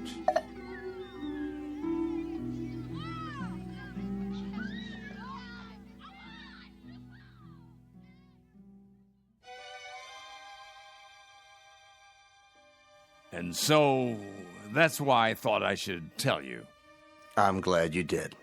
It's just that I can't stand to see him make a fool of himself. Of course not. And if there is something wrong with him, something in the head, then you can get him the right medication. You understand, don't you, Mr. Cox? I do, Mr. Conroy. You were right to come to me. When he acts that way, I feel I don't know him at all. It's foolish talk, I agree. So what are you going to do? Nothing. Beg pardon? At least not for the time being. If I got excited every time someone indulged in foolish talk around here, I'd be upset every minute of the day. Let him go on about kick the can if he wants. He isn't doing any harm. But I'm worried, I tell you. It isn't like him. He's getting on in years. It's common for folks of a certain age to behave like children once in a while. Oh, nonsense. He's no older than I am. In some ways, maybe, but in other ways, when some people get old, truly old in their minds, they may act strangely, out of character. Take Mr. Agee, for instance. He's as sane as they come, but do you remember that ruckus out on the porch the other day? Somehow he got hold of some firecrackers. The nurse found him trying to set one off. It must have been those kids. Well, wherever he got them, he could have hurt himself, and that's something that concerns me. Charles hasn't done anything like that. I just don't want to hear him talking crazy. Oh, it isn't necessarily crazy. Huh? You haven't heard him. Look at it this way. As far as he's concerned, all his best years are behind him. He can't even look forward to spending time with his son and daughter-in-law. A fine thing. So, that being the case, he'd rather return to an earlier time, one he recalls with pleasure. It only makes sense from his point of view, so he uses a time machine to accomplish it. A what? It's called memory. Is that so crazy, Mr. Conroy? Everybody does it, even you. But he actually believes he can be young again by playing kids' games. Not really. He's exploring, that's all.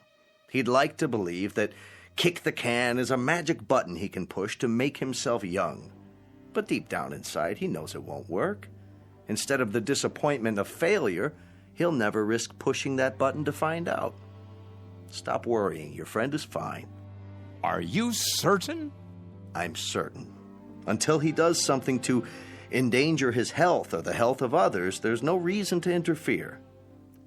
Thanks for stopping by my office, though. Look at the time. You wouldn't want to miss dinner. Well, in that case, I suppose... It still troubles you, doesn't it? What would you have me do? Maybe if you talk to him. It would be a waste of time. But you have a point. Perhaps I'm reluctant to face the facts myself. Every time one of our people goes senile, I get a little cold inside. When I took this assignment, I was 32. Now I'm 43. Everyone grows old, Mr. Conroy. Everyone.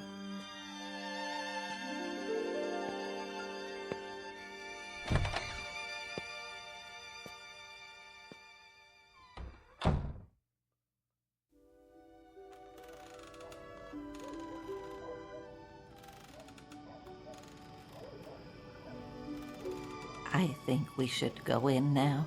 Yes. It turns chilly this time of day. Ah, stay a while. We can watch the sun go down. I've seen enough sunsets, thank you. Hey, just the same. It's pretty sight. Puts me in the mind of back home. If we're going to stay on the porch, I'll need my sweater. Why don't you come inside with me, Mrs. Summers? Give me a moment to get my strength. There you all are. I wondered where you'd gone. Hello there, Whitley. Hello. We were just going in. Why? Before it gets dark. I have my programs to watch. What's wrong with you people? Wrong. Nothing in particular. Then show a little life. Aren't you the same ones who used to skip rope and hunt pollywogs and night crawlers when the sun went down? Why, I don't think so. Don't ring a bell. Well, I was. If you can't remember it, I'll remember it for you. The weather was just like this back in Wheattown of a summer evening. Right after dinner, you'd hear a banging of screen doors all down the block, and there we'd be, Stanley Maple and his kid brother, Wes, and Ben Conroy, and the Arvis girls, and some others whose names I can't think of. The air would be soft like this, children weather, and we'd come out with no coats, and we'd start shouting and play Kick the Can. Yeah, you're right. Everybody played that game. Absolutely everybody. Or catch, or hide and seek. Seems like a million years ago. I was fastest runner on the block. Were you? Sure was. When we played Kick the Can, I was never it. But now, ooh, look at these legs. I remember. Sure you do. But we all grow old. I miss the running most. I think if I could only run again, growing old wouldn't be so bad. I agree with that. That's one way to look at it. Maybe we can't run as far and as fast, but we can move about, and there are lots of trees and bushes. If the hunted are handicapped, so is the hunter. You can't be serious. He isn't serious. But I am. I was the fastest runner on the block. Us? Children's games? It's the secret. Can't you see? The secret of youth. Well, now, I don't know about that. Look at this. What do you see? Ooh. What have you got there? Just what you think it is. The fountain of youth. The source of the Nile. Looks like a tin can to me. It's a good deal more than that, I promise. Take another look. Think, feel. Have you forgotten how? Have you all gone too far to turn back? Back to what? You mean to what we were? Yes. Do you feel it inside you yet? Here, take the can, touch it, pass it around. Does it wake the part of you that's been asleep? Let me see that. Well? Why? It fits perfectly in my hands. Here, Mr. Agee, you try. Okay. Ooh, I thought it would be cold, but it's warm. Is it? Of course it is. Put it like a seashell. Now listen. To what? Can you hear it? Summer, grass, running and jumping, youth. I hear something. It's telling you to wake up. This is the last chance. Somebody tell me I'm not crazy. Or if I am crazy, prove it to me. I can't play kick the can alone. Well, I don't know, Charlie. I'm not quite sure, but I think these legs, they might just work. Oh, there's a sprinkler. Yep, every afternoon at this time. Now we must go in before the spray blows this way. Yes. Sprinklers? I remember sprinklers. We all do, don't we? Hold on. Do you see it? See what? A rainbow. Look at it in the air, above the lawn. Why, I believe I see it. Remember running through the sprinklers on a summer's day? What could be more fun than that? Wait, Charles. What are you going to do? What does it look like? I'm going to do what feels better than anything. Run through the sprinklers and cool off. Somebody hold my shoes.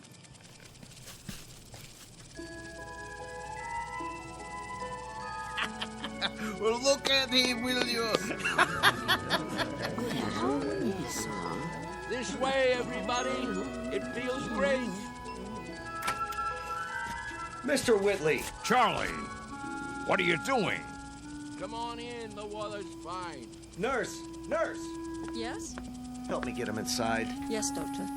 Don't worry about me. I'm having a great time. That's enough. He's soaked. Get him some dry clothing and put him to bed before he comes down with pneumonia. Right away. Ah, you're spoiled sports. That's what you are. I don't need any help. Don't be difficult, Mr. Whitley. Just come along. I'll get you a towel. What are you doing, Ben? Did you call them? It's for your own good, Charlie. You'll only hurt yourself. I thought we were friends. We are. That's why. This way. I'll bring your shoes later. All right, everybody. The party's over. But he wasn't hurting anyone, was he? You see, he's been talking to them. Pretty soon he'll have them believing it. I was afraid of something like this. Yeah, it's like he's gone crazy after all. I'll have him moved to the observation room in the morning. But, Doctor, to be all alone, that'll kill him. If I don't, he'll end up killing himself.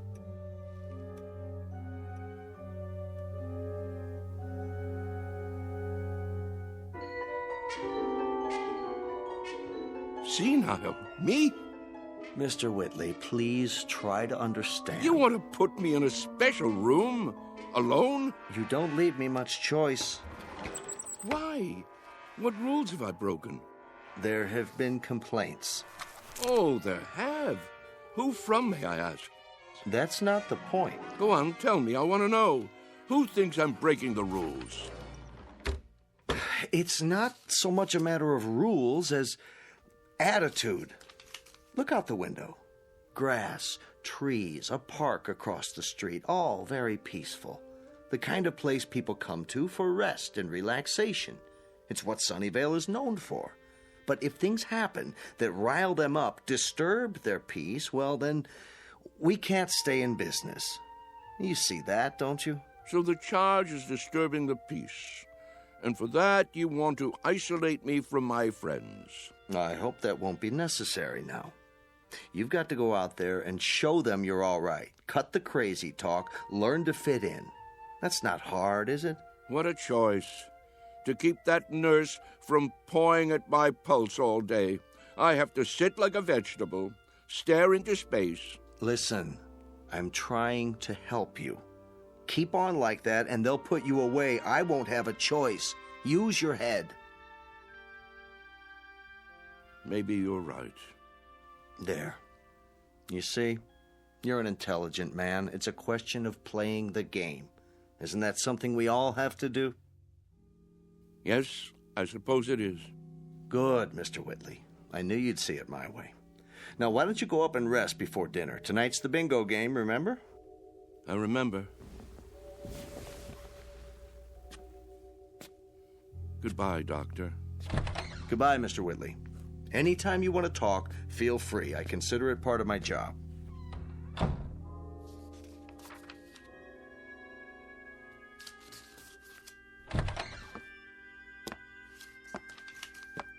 I made him change into fresh clothes. So I see. Thank you.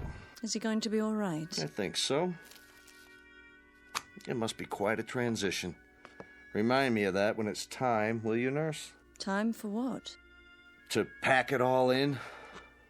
Personally, I think I'd rather go back to the town where I grew up instead of rooming with a house full of strangers.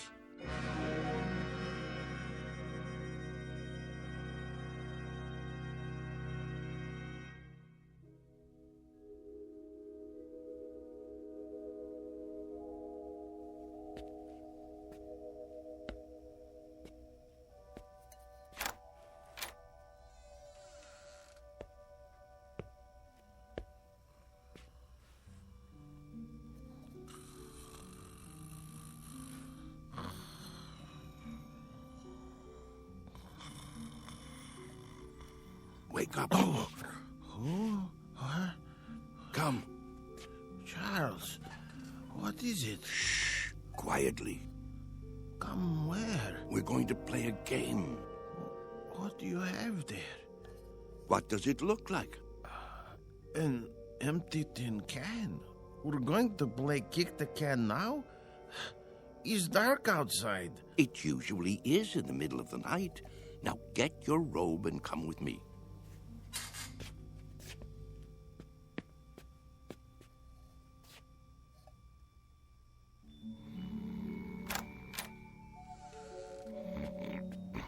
Mr. Freitag. It's us. What? What? It's time. We're all gathering downstairs. Why? Something important. It's a secret. What would Mr. Cox say? He'd say it was dangerous and foolish. He'd say it was crazy, and maybe it is. Maybe it's necessary to be a little crazy for magic to work. He'd say we'd be acting like children. But isn't that the idea? Only children can play kick the can. Now get the others. Freitag, wake Mrs. Summers. A.G., you get Mrs. Wister and Mrs. Knaus. Let me see, who else? There's Mr. Carlson. Everyone? Everyone. Well, what if they won't come? They've got to. Don't take no for an answer. Hurry. I heard people walking around. Whoa, what's going on here? Mr. Whitley has an idea. Would you like to come too? Hello, Ben. Charles? What are you doing? Go on. Do as I said. Yeah. Right away. I'll see you downstairs.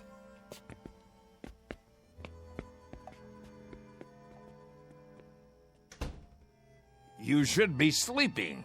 Everyone should be. What's that in your hand? No, Charles, you can't. Who says so? It's against the rules. The devil with the rules. It's our last chance, don't you see? Ben, come with us out to the lawn. Me? Yes, you. Ben, we always did everything together. Let's not stop now. Even if you think it's crazy, come out and play. Come to your senses, Charles. You think I'm obsessed? You think I've got hold of one crazy idea and won't let it go? Well, haven't you? Maybe so, but where I have one idea that's strangling me, you have dozens. You're the one obsessed. Oh, nonsense. Is it? You're afraid of death, but you're also afraid of life. You think age gives you the right to stop growing. You've sealed yourself inside your shell, and you're afraid to poke your head out and look around. That's enough. You're afraid of a new idea. You're afraid to look silly, afraid to make mistakes. You've decided you're an old man, and that's what's made you old. I am old, Charles, and so are you. It's a fact. Facts be damned. Your bones are old. They'll break if you try to run with them. Your heart is old. Your lungs are old. Don't you get it? You're used up, worn out by a lifetime. Sit down, Charles, before you fall down. Go back to your bed. I can't do that, Ben. Charles? I've got to find out. Won't you help me, Ben? There is magic in the world. I know there is. When I fell in love with Mary and kissed her for the first time, that was magic. When my boy was born, that was magic. The moon is magic, and the stars. Friendship is a magic thing, too. Life is magic. Maybe I'm right, Ben. Can't you consider that? Maybe kick the can is the greatest magic of all. Well, what do you say? There's nothing to say. I just don't know how to get through to you anymore. Then I'll do it alone.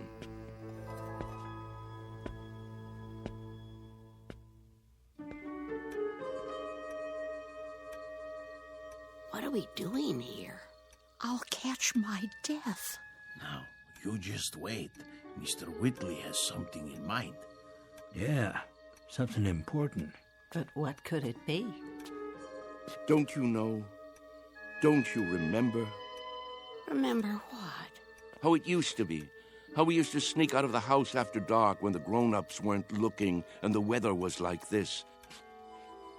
Don't you remember how we used to play kick the can? Everybody played in my neighborhood. A long time ago. A long, long time. Funny. It doesn't seem that long ago to me. I remember. Yes, I think I do too. But we've all grown so old. Are you sure? If these legs would carry me. How do you know they won't until you try? You can't be serious. He isn't serious. But I am. You mean us? Children's games? What about the nurse? She's asleep. If we keep our voices down and open the door carefully, she won't hear us. Go outside? Why not? Are you chicken? Show them the can.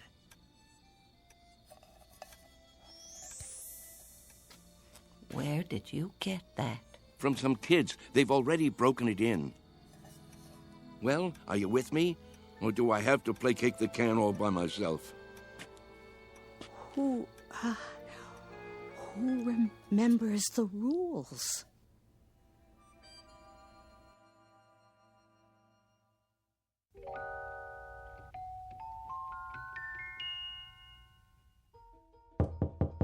Mr. Cox.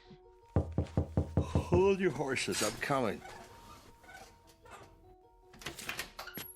What is it?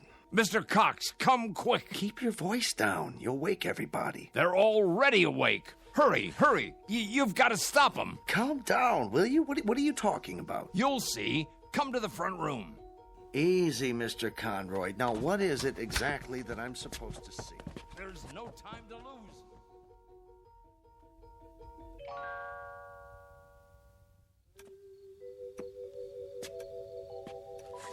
But there's no one here. Why is the door open? Because they've gone outside. Why would they do that? It's like I said, to play kick the can. That was just a crazy idea. Mr. Whitley's forgotten all about it. No, you're wrong. They really mean to play. Calmly, please. You mean now, at this hour? That's right, and it's all because of Charlie. Now I'm really worried about him. What'll happen when it doesn't work? He really believed it, see? That it would make him young. That's not the problem. What worries me is what will happen if he tries to run. He can't take the exertion. None of them can. 5, 10... Where? 15... Look, 20... the front lawn. 25... 30, 35, 40, 45, 50. Come on, I know. Ready or not, here I come. on, everybody. Let's hide. This is gonna be good. Over here, hurry up. 85, 90, 95, 100. Ready or not? Where are they? Here I come. And what are these kids doing here? I told them to stay away. Look out! Run, Amanda, run! Maybe they're around the other side. I'll go check. Hey, kick the can over to me. Hey, Ben! Look at me! I told you it would work. Charles? Come on! You want to play? No, it can't be. Ben, you better hurry up, or it'll be too late for you. Charles! Yeah, hurry up, or it'll be too late.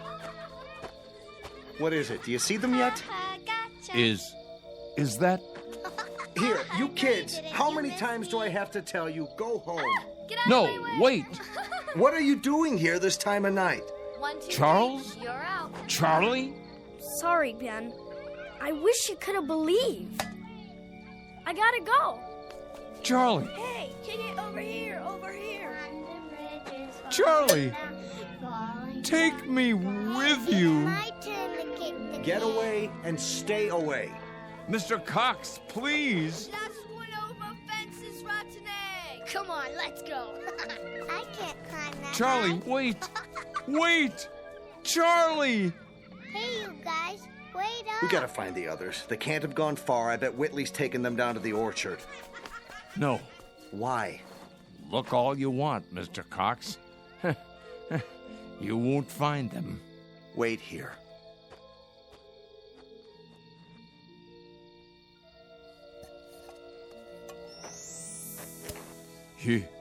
You forgot your can, Charlie. But don't you worry none. I'll keep it for you. Inside.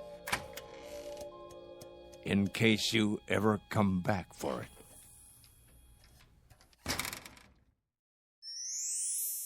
Come on, let's play kick the can. Come on, let's hide.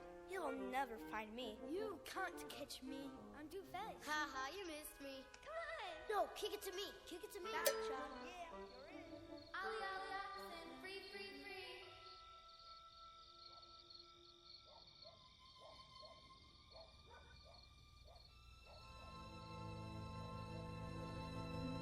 Sunnyvale Rest Home, a place for people too ancient to remember the fragile magic of youth.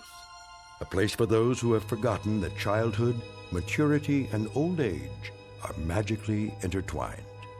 A dying place for those who have grown too stiff in their thinking to revisit the Twilight Zone.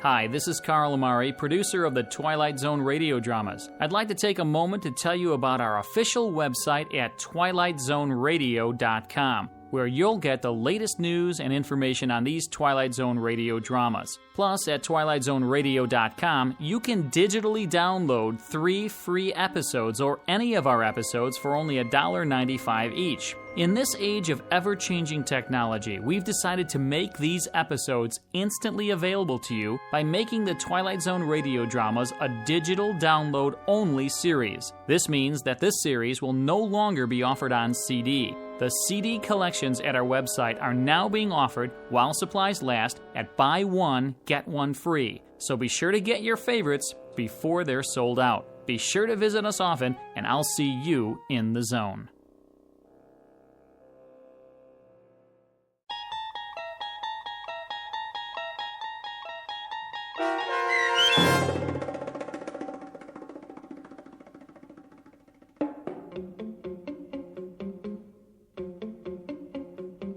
Kick the Can, starring Stan Freberg and Shelley Berman with Stacy Keach as your narrator, was adapted for radio by Dennis Etchison and written for The Twilight Zone by George Clayton Johnson.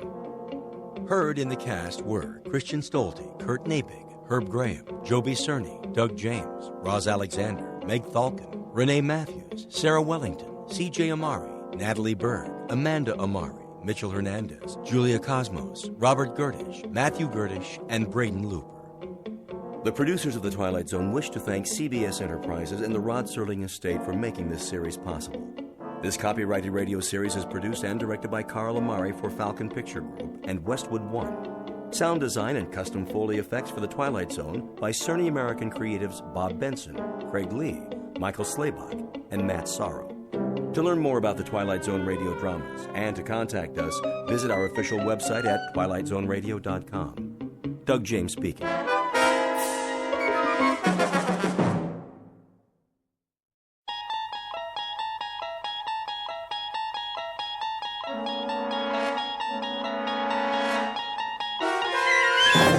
You're traveling through another dimension. A dimension not only of sight and sound, but of mind.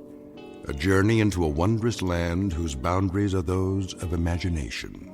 Your next stop, the Twilight Zone.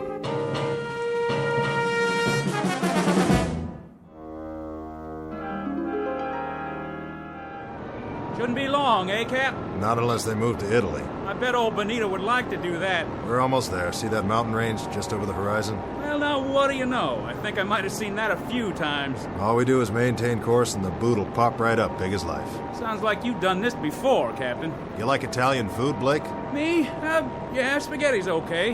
No meatballs, though. They give me heartburn. Okay, no meatballs. Beautiful day like this, I thought we'd just bomb the supply dump, then sit down and have us some lunch before we head back. How's that sound? You picking up the tab? Don't worry about it. This one's on Mussolini, his own personal mess hall. Yeah? Special orders. I hear the Allies can drop in anytime. Oh, I get it. So we'll quit pounding him, huh? Plus, he wants to show off what a good cook he is. Watch out for the garlic, though.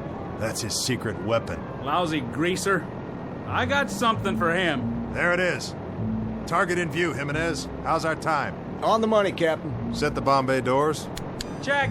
Ready to release on your command. Take her down 400 feet. Hope they don't have no big guns today. They don't. That's why we're gonna win this war. Another 200 feet. Let's drop these babies right down the smokestack. Yes, sir.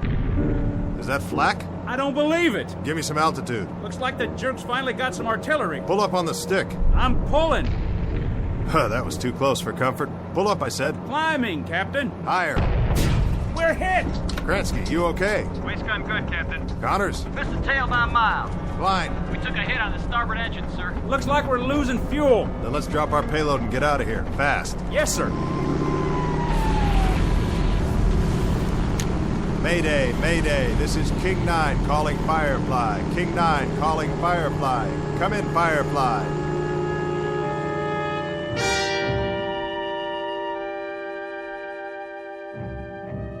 This is the war in Europe, 1943.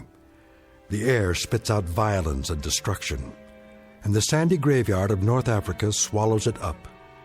Her name is King 9, a B-25 medium-range bomber, 12th Air Force, USAAF. On this hot, still morning, she took off to bomb the southern tip of Italy, manned by a crew who knew the risks when they signed on. Between them, they have several thousand hours of flight time, much of it in combat. They have followed these coordinates before, armed with a deadly payload for the enemy. A fairly routine run, certainly not her first, but unfortunately, it may be her last. Because this time she's taken a hit that's forced her off course and into a region not listed on any map. She won't return to home base on this day or any other. But as Captain Robert Embry is about to find out, like a resilient human being, she dies hard. Especially in the Twilight Zone. And now, the Twilight Zone and our story, King 9 Will Not Return, starring Adam Baldwin with Stacy Keach as your narrator.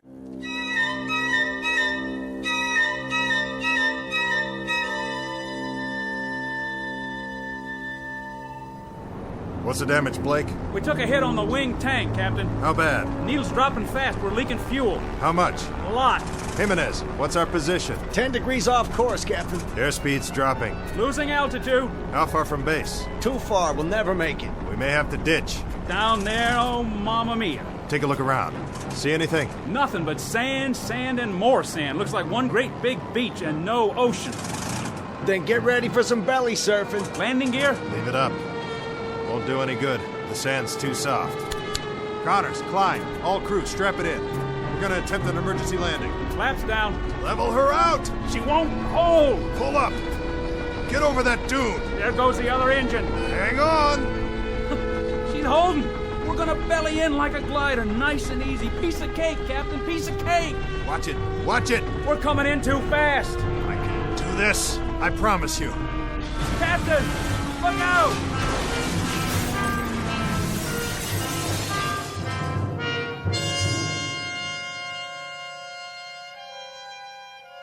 I remember now. More and more, one piece at a time. First the wing tank was hit by flak. Then we lost fuel. Fell behind, veered off course. Not the moment of impact, though. The crash, that's still pretty much a blur. But I remember holding the wheel, trying to hold it. The way she bellied in and then yawed at the last second. That brought the nose down into a dune, and all of a sudden it was over. When I couldn't hold her straight, she yawed and skidded through the sand. That must have been the way it happened. It must have been... I honestly don't know how long I was out.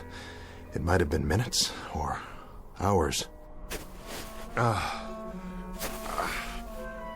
Hey, guys! Guys! We made it! Hey! Where are you? Where is everybody? We're alive, you hear me? We're still alive! The crew. What about the crew? Did they bail out? Did I order them to bail out? No. No, I didn't. I remember that much. We rode it in together. They stayed with me all the way down. Because I'm the captain. Yeah, that's right. Captain Robert Embry. That's who I am. Blake's my co-pilot. Jimenez the navigator. Kransky, radio op and waist gun. Connors, he was tail gunner. And Klein. Sure. Klein, he was the upper turret gun. Let's see. Who else? Think. Gotta think. It was coming back to me, but I wasn't 100%, not by a long shot. My leg was racked up and my head felt like someone caught me with a left jab and a right hook that put me flat on the canvas. Now, I saw the plane about 100 yards away and I knew I had to get back inside to see if the guys were okay.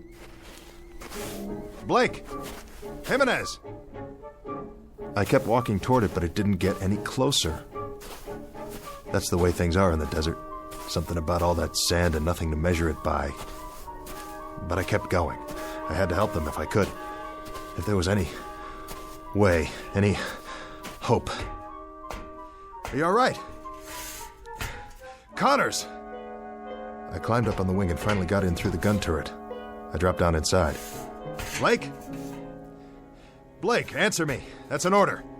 And there was Blake's cap on the co-pilot's seat. I knew it was his, but I turned it over and looked inside anyway. Blake, Gerald S., First Lieutenant, USAAF.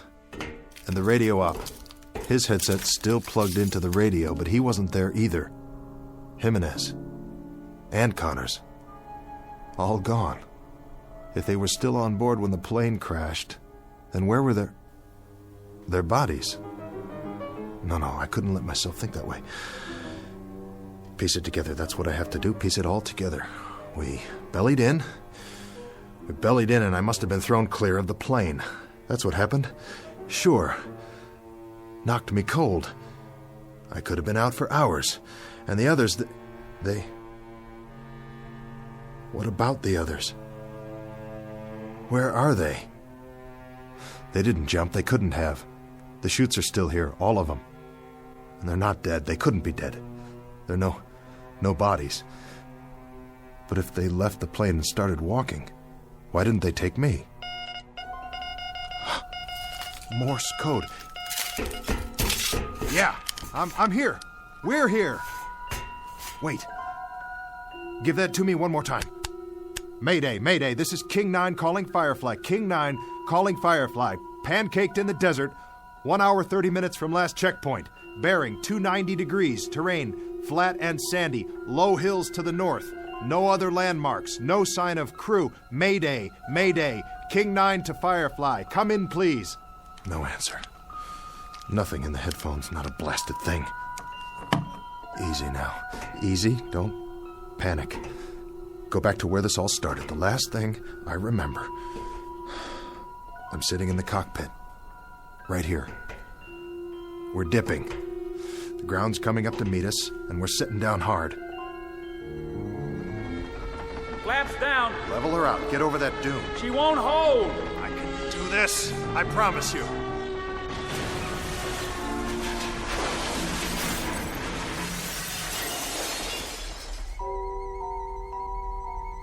The crew. The whole crew was in the plane, and now they're gone, all of them. And I'm here with a king-size headache. So what? I got off easy. Nothing to worry about. But the main thing is not to forget. I'm responsible for this crew. I'm in charge. As far as it's within my power, I've got to keep them alive. I've got to keep them out of this. Every last man. I command this aircraft, and I'm responsible. I'm in charge. Nobody else. I'm responsible for all of them. Klein, Jimenez, Connors, Blake, Kransky, every last man. Who's out there? Blake? Is that you? Blake? Blake!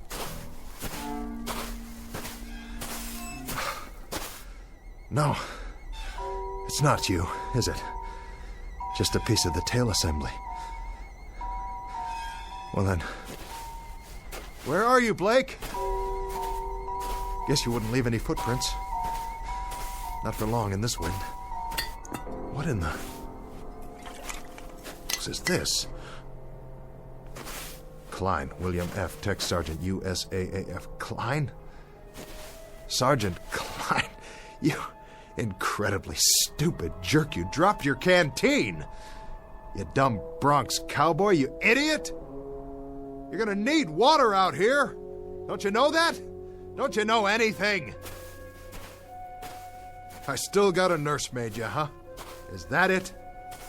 This is some crew I got here. Some crew, all right. Run around dropping canteens full of water. You couldn't find your way off a golf course without a map. And I gotta stick around and wipe your noses and comb your hair and see that you wash behind your ears because you're the worst bunch of survivors I ever...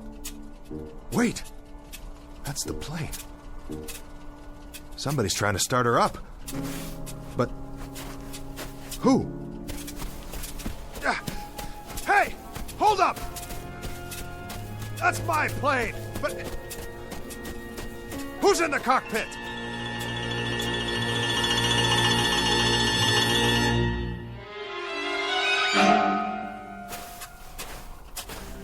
Who's in my plane? Is that you, Blake? Blake! I see you. Right there in the pilot's seat. Don't tell me that's not you. Look at me, over here. I'm over here. Blake! Blake! Blake! Blake, it's Embry. It's me. It's the captain. I'm here. I'm here, Blake. Blake, what's the matter with you? Can't you hear me? Blake! Where are you? Where'd you go? What's the gag, Blake? Hey, come on, fellas. If this is a gag, knock it off. It's not funny anymore. Strictly not funny at all. Why are you guys hiding from me? Don't you get it? I'm only trying to do my job. That was when I knew, really knew, something was very wrong.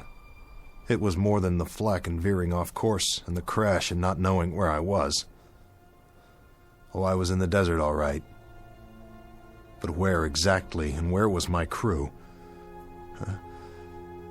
If someone was playing mind games with me, the question is, who and for what reason? Because wherever I was now, I wasn't just in the middle of a desert in North Africa. If I was the only one there after all, then the mind games had to be going on in my own head and not anybody else's. The big question was, why? The first thing I had to do was pull myself together and find out if I really was alone. And if I was, what the devil had happened to the others. I had to find out, don't you see? Whether I survived or not, I had to know.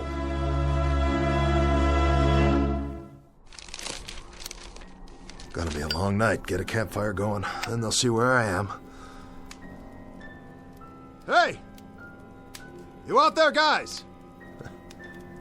Sure you are.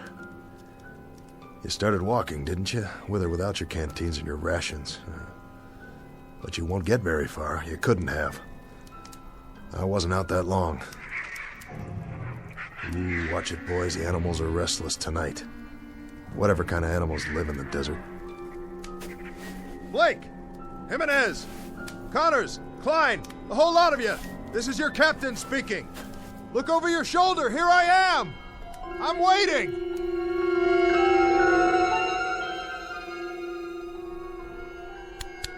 This is King 9. King 9 calling Firefly. Come in, Firefly.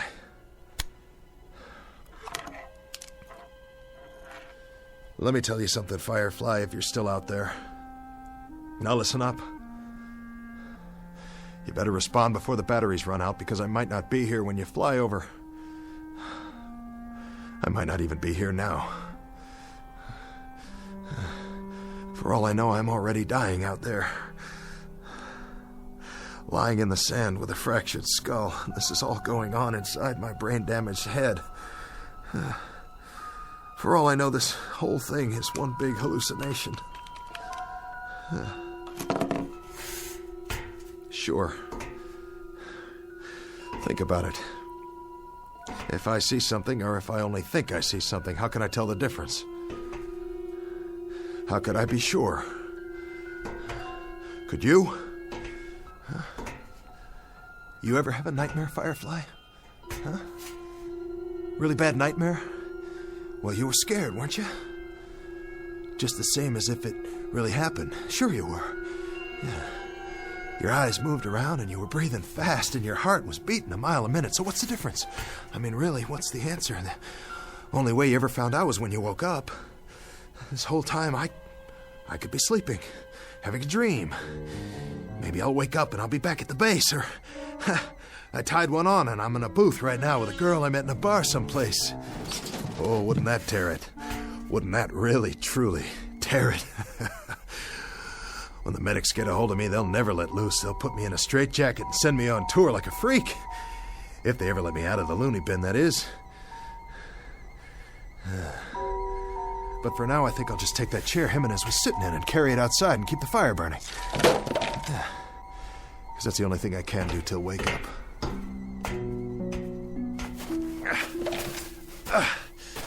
Hallucination, hell. I saw Blake. I saw my co-pilot sitting in that cockpit. That was no hallucination. I saw him. Nobody can tell me any different. Maybe I'm a little woozy, but I'm not that far gone yet. Concentrate. Gotta keep my head clear. Piece it together. I'm Robert Embry, captain. I fly a B-25 bomber. It's called King 9. It crash-landed in the desert. This desert right here. Because I ran out of fuel. Yes, I did. I did that. And now I gotta keep the fire going. So they'll see. And come back. You're responsible for the ship and the men. You, mister. Now you gotta pick up the dice and you gotta throw until you make a pass. That's the hand and you gotta make it. 6 the point. 6 crewmen. They're in your hands.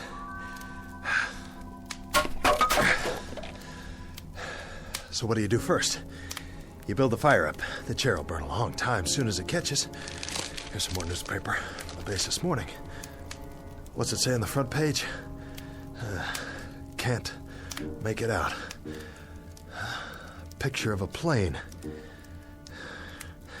B-25 Mitchell aircraft found. Just like this one. Whose plane is that? Another one went down. Well, at least they found it. Maybe they'll find this one too. Sure they will. Just gotta wait a while.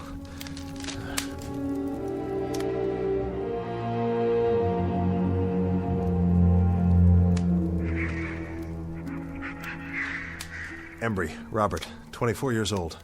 I took pre-flight training at Amarillo, and then I took multiple engine at Randolph, and I went to England. And then to Africa. And now we're based in Tunisia. And we were on a routine mission to southern Italy, and we caught some stray flak where there wasn't supposed to be any. And then we ran out of fuel. And I got the poor devils off. Of course. I did that too. It was my fault. I got that much down, no question about it. It was my fault. But where are they? Where'd they all go? Hey! Hey, fellas! No more hide and seek, okay? Time to come home now. Dinner's ready. Come to Papa. Fellas! Fellas! What's this? A cross? Made out of metal? From the plane. And a flak helmet hanging down. But who? Who put it here?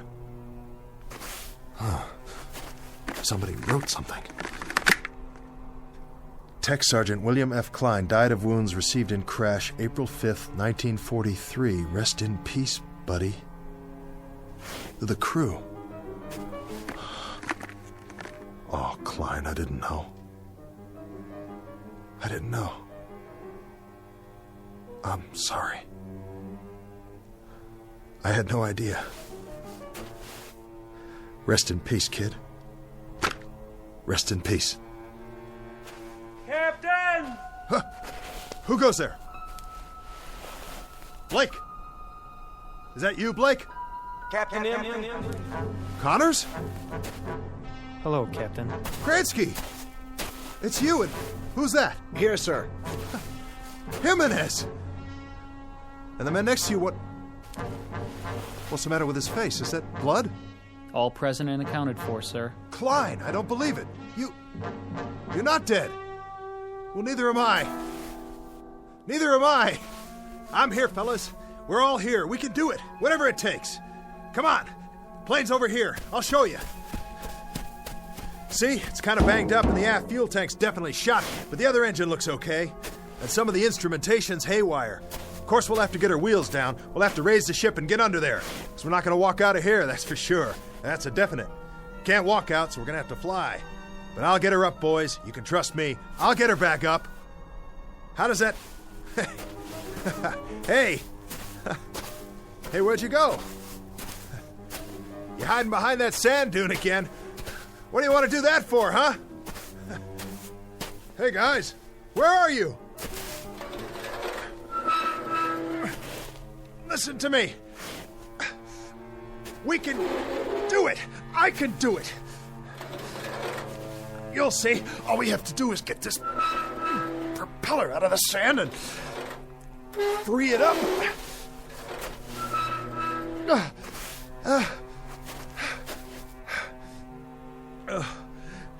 Hey, team.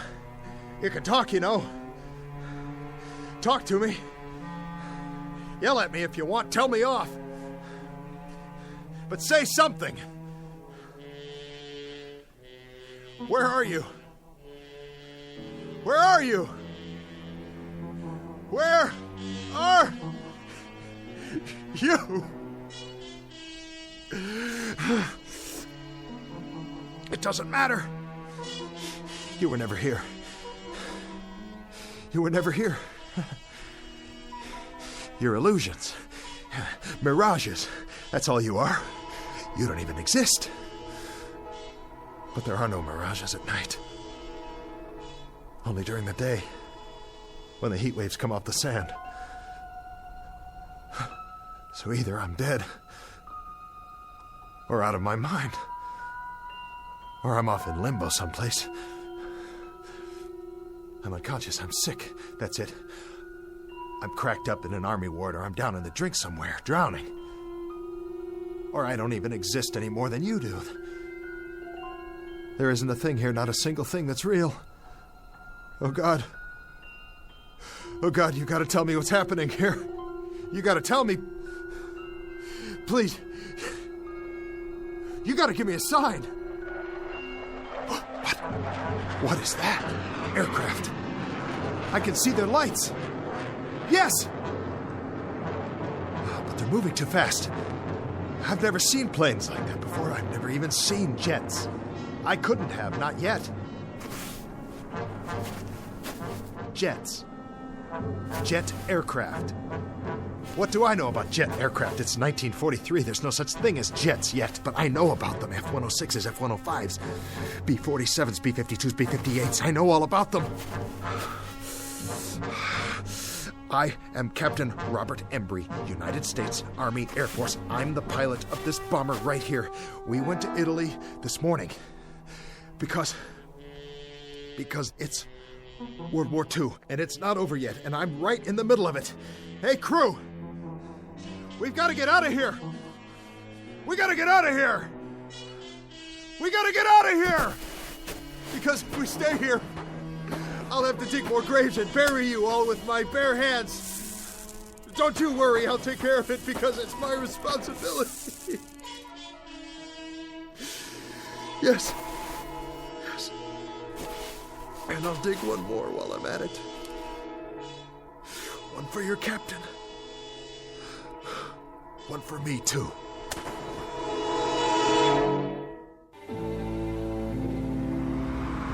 It's your Tribune here. All the news. Latest on the Kennedys. Big changes in Cuba. Mystery plane found in the desert. Read all about it. I'll take one. 10 cents. Get your latest news right here.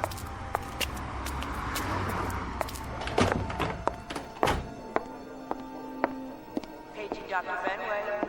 Dr. Benway, please go to ICU. VA Hospital, please hold. Where's Dr. Martin's office? 3rd floor to your right. Thank you. Veterans Administration, how may I direct your call?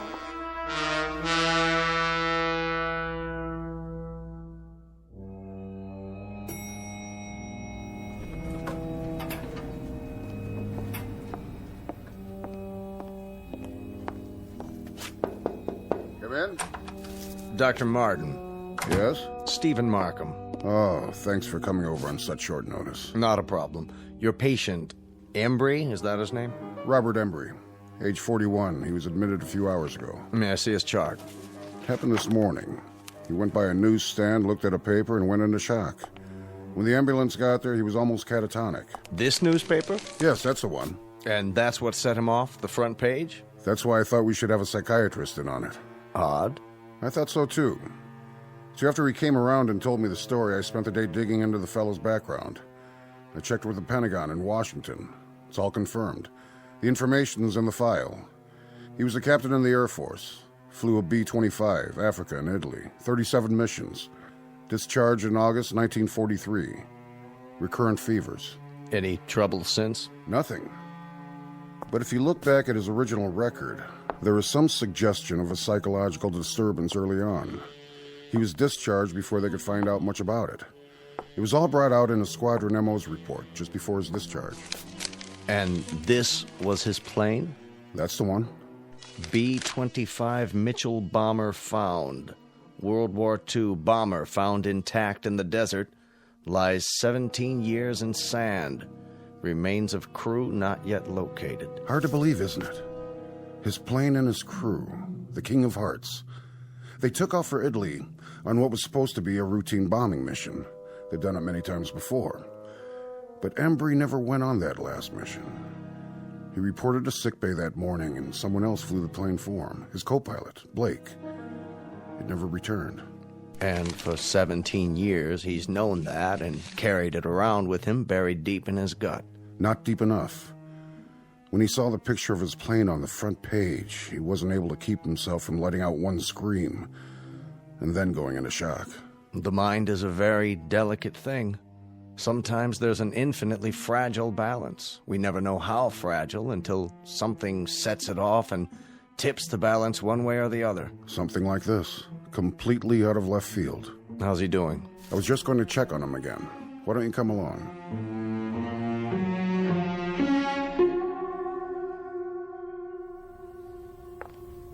Oh, Doctor, I'm glad you're here. Did he get any rest? For an hour or so.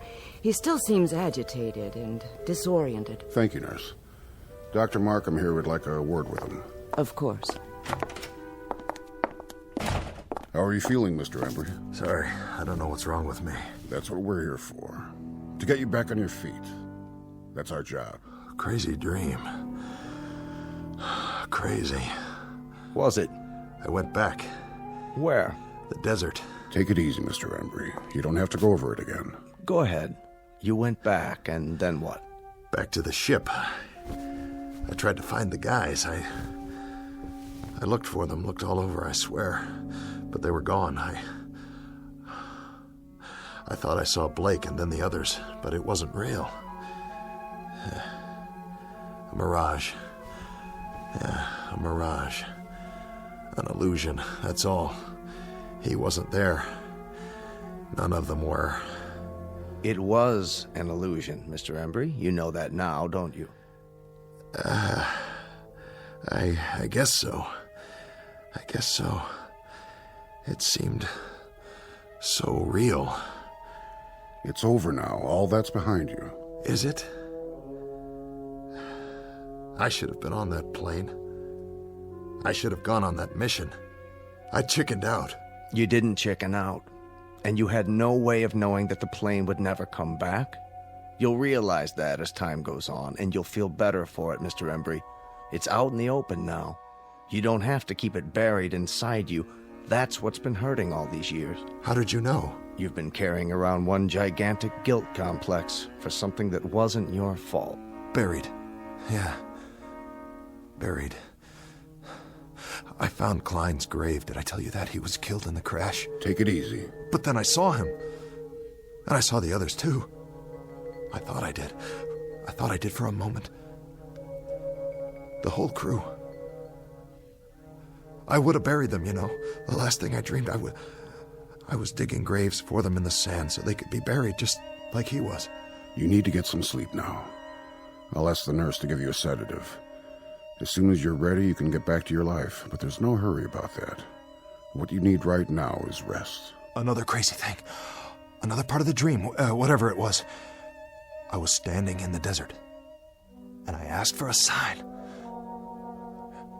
And I looked up, and there were these planes overhead in the night sky. They were moving fast, and they made streaks, and I could tell by the sound. They were jets. Isn't that wild? It was 1943 in the African desert, and up above me were jet planes.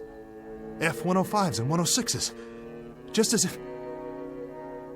if I'd gone back there today. Did I? Did I go back? To the plane?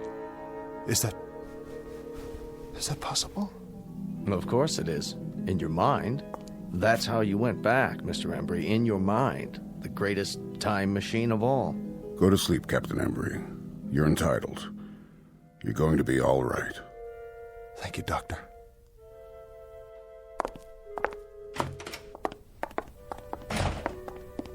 So, what do you think? I'd like to talk to him again in a couple of days, start a treatment plan on a regular basis. I can set that up for you. But I think the worst part of it's already over. The guilt's out in the open, and he knows what it is. And the dream? The delusion? Right now, it's still so fresh, it feels very real to him. In a few days, in a week or two, it'll lose its reality. You sure? Nothing's guaranteed, and that's why I want the follow-up. But in a case like this... Actually, I've never seen a case quite like this one. So much information coming back to him in a rush and generating a new set of memories he'd never had before. It's going to be one for the case books. Absolutely fascinating. He seems like a decent man. Yes, he does. And that's exactly what got him into this state. His fundamental decency. He has a conscience. If he weren't a good man, he wouldn't be vulnerable. And would have one less patient. I'd have a whole lot fewer. Is that Mr. Embry's room, Doctor? That's right. His clothes are in this bag. It was left in the examination room. You can give it to me, nurse. I'm going back in. Thank you, Doctor. What's that? I really don't know. Looks like sand. Yes, it does. Sand? Now, where in the world did that come from? I wish I knew. It was in one of his shoes. Could be from the seashore, Jones Beach. Or... where else could it be from? It could come from a desert. Really, now? I read the article in the paper. It said there were no bodies found in the area, not a single one. Well, the sand would have covered them over. The sand didn't cover the plane. It was sitting there, perfectly preserved. There would have been something left of the crew, too, their bones at least. Unless... Unless what? Unless someone dug graves and buried them.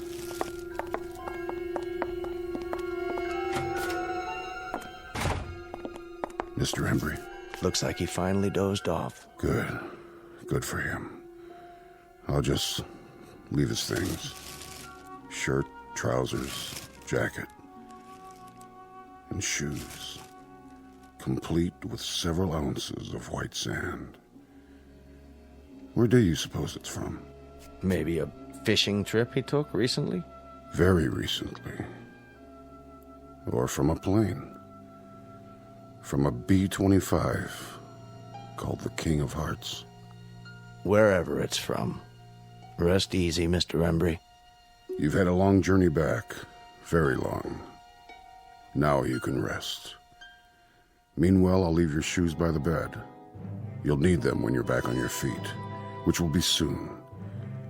Very soon indeed. Captain Embry. Godspeed.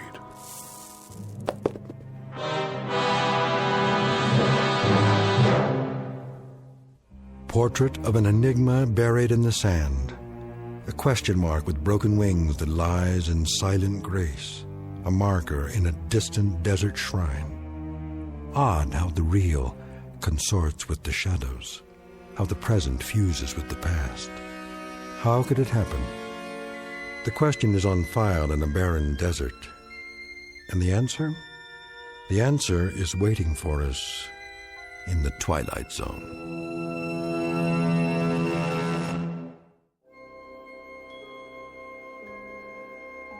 Hi, this is Carl Amari, producer of the Twilight Zone radio dramas. I'd like to take a moment to tell you about our official website at twilightzoneradio.com, where you'll get the latest news and information on these Twilight Zone radio dramas. Plus, at twilightzoneradio.com, you can digitally download 3 free episodes or any of our episodes for only $1.95 each. In this age of ever-changing technology, we've decided to make these episodes instantly available to you by making the Twilight Zone radio dramas a digital download-only series. This means that this series will no longer be offered on CD. The CD collections at our website are now being offered while supplies last at buy one, get one free. So be sure to get your favorites before they're sold out. Be sure to visit us often, and I'll see you in the zone.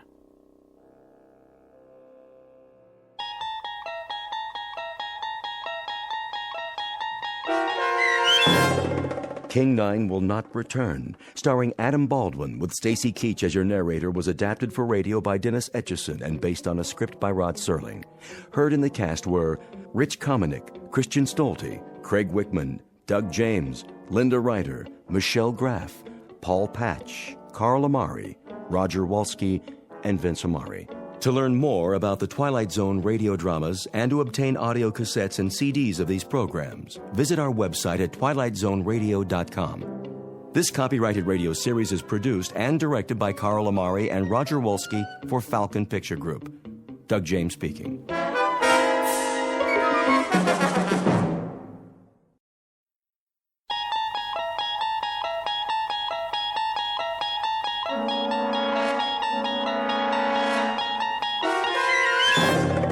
You unlock this door with the key of imagination. Beyond it is another dimension, a dimension of sound, a dimension of sight, a dimension of mind.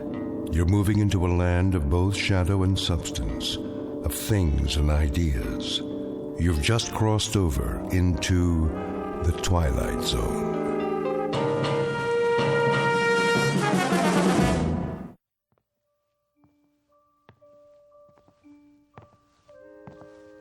Come on, Mac. Let's go.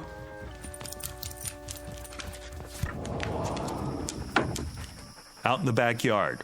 You got plenty of water, big guy. What's the matter? Something out there? Hey, maybe it's a squirrel. Nothing you can't handle. See you in the morning, big guy.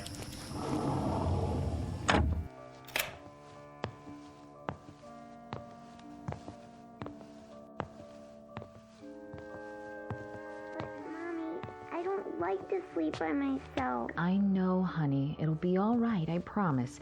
Daddy and I are in the next room. Hey, sweetie, ready for bed? Daddy, I want Mac. He's outside where he belongs. But I need him. No, you don't. This is where you belong, in your room. But You're a big girl, aren't you?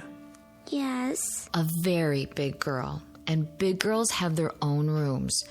In the morning, I'll make your favorite breakfast. Waffles? Waffles. For all three of us. But it's scary in here. Tina, honey, stop it. Will you leave the door open? Sure, sweetie. Plus, you have your nightlight. Come on, Ruth. But, Mommy... If anything frightens you, call for me. I'll come right away. Nothing's going to frighten her. The house is locked up tight as a drum. But what if the bad man comes? Oh, Tina, really?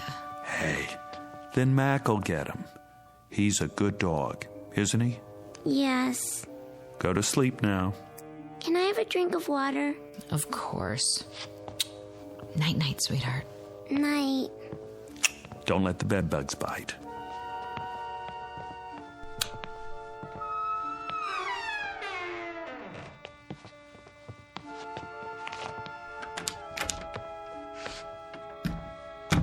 She's been scared of her own shadow lately. Yeah, separation anxiety. New room and all. Did you hear what she said? The bad man. Where did she get that? Maybe she's onto something. What's that supposed to mean? Like Mac. He hears things, doesn't he? He's a dog, Chris. Well, kids hear things. See them, too. I remember when I was little, my sister used to tell me about the Nighthawk. The what? That's a good question. I never did find out. But she'd say, the Nighthawk's gonna get you. Kept me on my toes. What a mean sister. Maybe she was just looking out for me. I thought I saw all sorts of things. Face in the window, something in the yard. You would. Just the same, maybe there are things we can't see. Just kids and animals. That's enough, Chris. Like when Mac hears a squirrel or smells another dog down the street, but we can't because we don't have the senses. Next, you're going to tell me that there is a bad man. I didn't say that. Now I won't sleep a wink. That's not what I mean. Oh, what do you mean? Nothing.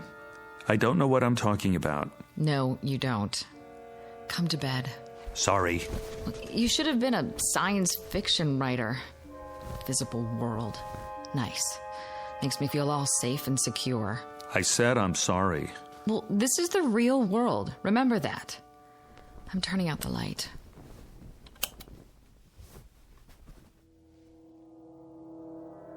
Mommy? Now what? Oh, I forgot to get her a drink of water. If you get up every time, she'll never go to sleep. But I promised. One time. That's it. Agreed? Agreed. Mommy? Daddy? The voice of one frightened little girl. Name, Bettina Miller. Tina for short. Description, 6 years of age, average height and build. Blonde, quite pretty. Last seen being tucked into bed by her mother only a few minutes ago. Last heard, there's the rub as Hamlet puts it, for she can still be heard quite clearly, despite the curious fact that very soon she won't be seen at all. Not by her father or mother or anybody else. Present location? In the next bedroom, or so it seems. At this moment, it might be more accurate to say that she's just become a resident of an unseen world called the Twilight Zone.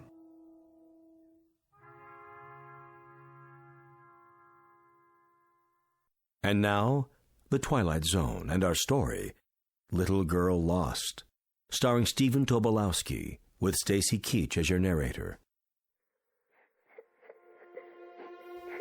Chris? Not again. But she sounds so scared. Yeah. Listen to her. I'm going.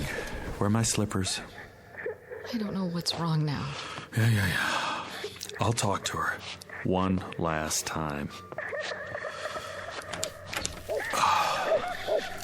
All right, sweetie. Daddy's coming. Quiet, Mac! What's the matter now, Tina? Where are you? Against the wall? Here I am. Take my hand. Tina, where'd you go? Did you fall off? I'll lean down and... Not against the wall, huh? Did you roll under the bed? Take it easy, I'm here. Tina, where are you? Over here. Come on out, baby. You must have crawled under the bed. Now reach out. Reach out for my hand. What happened to you? Where in the... Hold on. I'll get the light switch. Daddy, help me. I'm trying, baby, but I don't see... Chris, what is it? I don't know. What's the matter? She's not here. What do you mean she's not? I turned on the light. I can't... Tina? Mommy's here. See for yourself. This is ridiculous. Tina?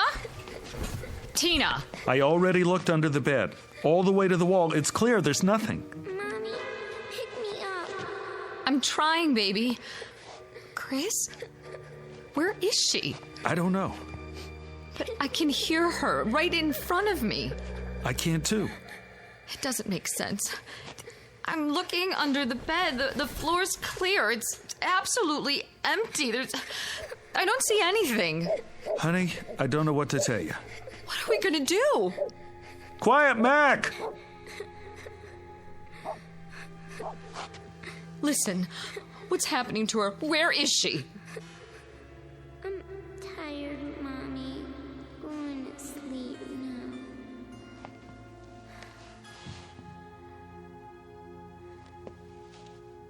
Tina? Tina.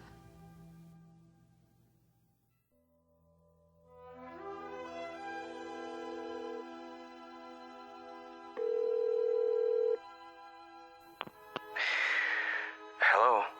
Bill. Yeah. Bill, it's Chris. Oh, hi. What time is it? Can you come over? When? Now? I'm sorry, but it's an emergency. What's the matter? It's Tina. What happened? That's just it. I don't know. You don't... She's disappeared. From the house? You mean she wandered off? No. Somebody took her? She hasn't been kidnapped. Well, then what? I can't explain. She's here. Is she injured? I don't think so, but... So she's okay? I don't know. Let me get this straight. She's there, and she's not hurt, and she's... She's here, but she's not here. I don't follow. Bill, for God's sake, get over here. I don't know who else to call. And hurry.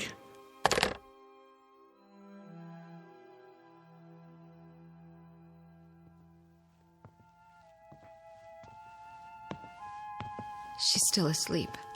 That's what it sounds like. Ruth, stand up. Shouldn't we wake her? I called Bill. Bill? He's coming over. He's a physicist. Maybe he can... What do we need a physicist for? It's all I could think of. Shouldn't we call 911? And tell them what? That our daughter rolled off the bed and now we can hear her, but we can't see her. Oh, God. Where is she, Chris? Where is she? I'm going to look under the house. Under the house. Why? There's no hole in the floor, is there? Not that I could see. Oh, I better let Mac in. He's going to wake up the whole neighborhood. Sit on the edge of the bed. Wait here for me. Get the flashlight. It's in the kitchen. Right.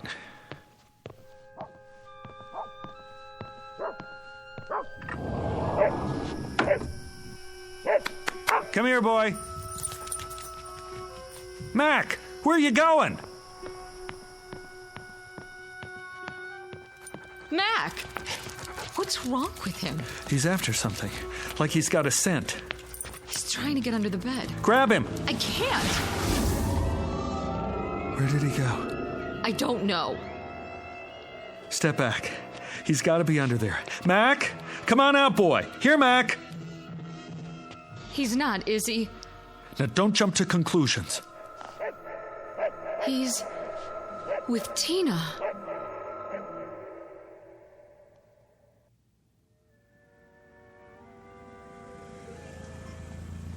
Oh, he's here.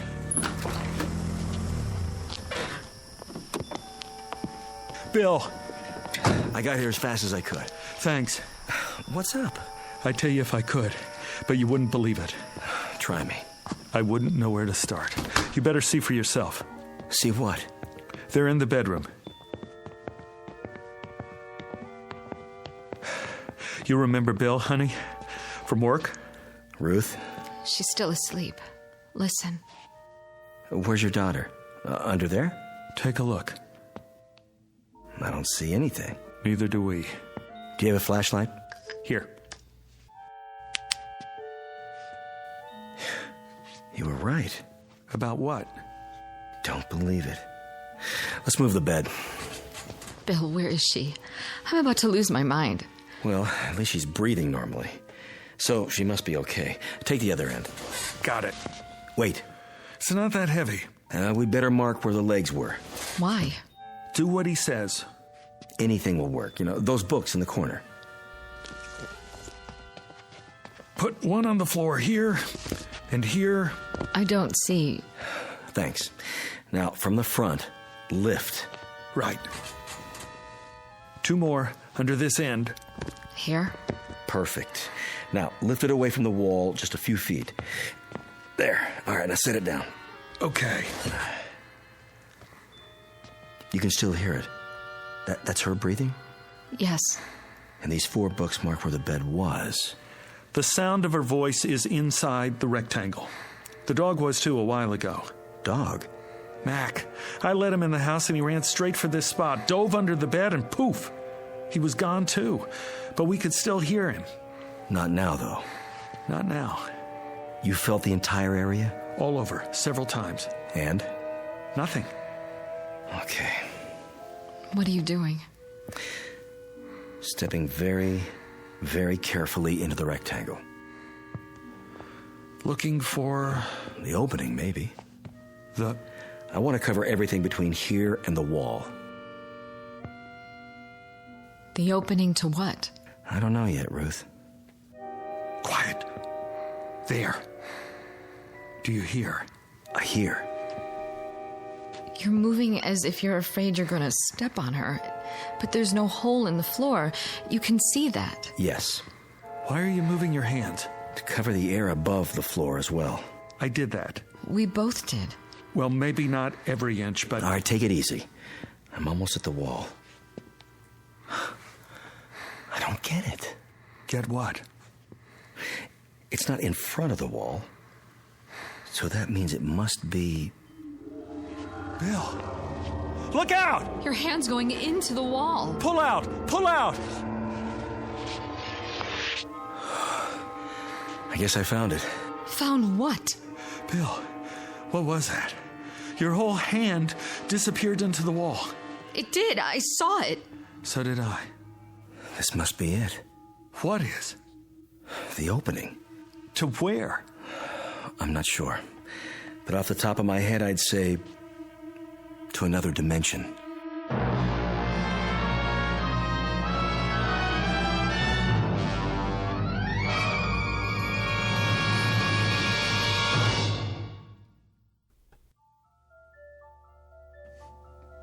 Another what? Dimension. You think this is a joke, Bill? No, I don't. Then why? I don't know if I'm right or not. I can't think of anything else, though. Anything else but... Look, there are 3 dimensions that we can see. Height, width, and depth. The 4th dimension is time. Now, if you know these, you can place anything. Where something is and when exactly. Like, what time is it now? 1:12 a.m. on this particular date in this location. Why are we talking about this? Wait, hear him out. There may be other dimensions as well. Science is still arguing about how real they are. But there could be doorways to these other times and places. Other realms. And some of those doorways have been verified. Have you heard of wormholes? I don't see what all this has to do with my little girl. Wait, I think I'm getting it. Tina must have fallen out of bed, accidentally rolled under it, and gone through. Like my hand. Did that actually happen? I couldn't believe my eyes. One way to find out. Let's try it again and be sure. Bill, don't. Right about here, wasn't it? I was touching the wall to see if it was solid and... It's happening again. Oh, this is it. An invisible opening of some sort. I can't see your hand. Pull it back. There. I'm okay. What did it feel like? There was no sensation. It's just that for a second, my hand was out of the visible spectrum. Where was it? That's what we have to figure out. I don't care about the reason. I just want Tina back. That's where Mac went too? Must be. He's probably with her now. But why? He could have sensed it. Animals are sharper about that sort of thing than we are. He must have known she was in there and gone after her. But we have eyes too. Why can't we see them? Because some things may be right in front of us, but we have a blind spot. Such as? Do you have any change on you? What? Wait a minute, I do. Here's a quarter. Now, hold it out at arm's length, between your thumb and your finger. Yeah, that's it. Now, I want you to stare straight ahead at the ceiling light and move the quarter just off center a few degrees to the right, approximately the 3 o'clock position. But don't move your eyes. Go ahead, try. Wait a minute. What do you see? Nothing. I can't see the quarter anymore. Exactly. But if you move it an inch or 2 right or left, or up or down. There it is again. It always was there, right in front of you, but you couldn't see it. Do you know why? Because you have a blind spot on your retina. It's a very small area where the optic nerves tie together. You'd never know it. How can you be aware of what you can't see? But whatever's there is still there, isn't it? I mean, whether you see it or not. I never noticed that before.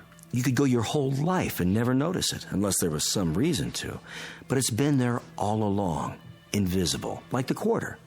Well, now that I know where she is, I'm going after her. No. Don't try to stop me. She's my little girl. We don't know what else is in there, or how far it leads. My daughter is in there. I know that, Ruth, but we can't just... Why not? You put your hand in and you pulled it out twice. We don't have enough information yet. Tina is right in front of us, on the other side of this dimensional opening, or whatever it is. All we have to do is reach in and... If it's that simple, why hasn't Mac found her yet?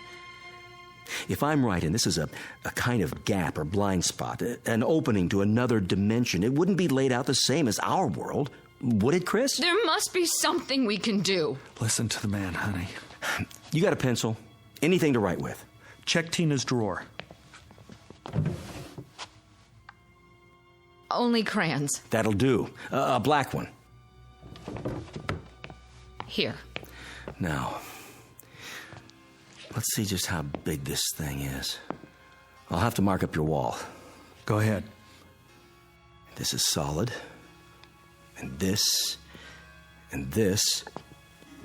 Ooh, but not here. The same spot I touched before. All right, I'll mark it with a dot. Take your hand out first. Right. And all around the edges where it's still solid.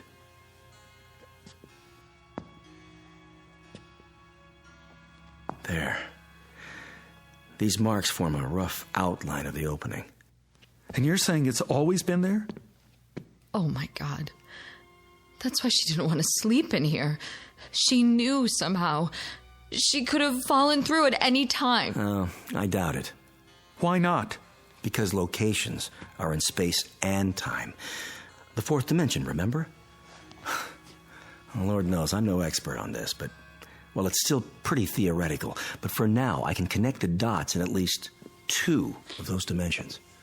So you're establishing the perimeter? As best as I can. I suspect that junctures like this are anomalies, freaks of nature, or of the space-time continuum, if you prefer. Occurring, well, who knows how often? Rarely, though, I'd say. I hope. Now, if I take these points and extend them geometrically, and then draw lines to connect the limits, we should see the projected boundaries of our so-called doorway. That's it? The outline? All right, let's step back and see what we've got. Kind of a vertical rectangle. Looks like a doorway, all right. Not quite symmetrical, and a bit small. About 3 feet across, maybe 4 feet tall. Exactly the size of Tina. She could have stepped through. Do you still have that quarter? Here. Throw it. What? At the wall. What for? It's a test. Toss it between the lines, and we'll see what happens. Okay, here goes.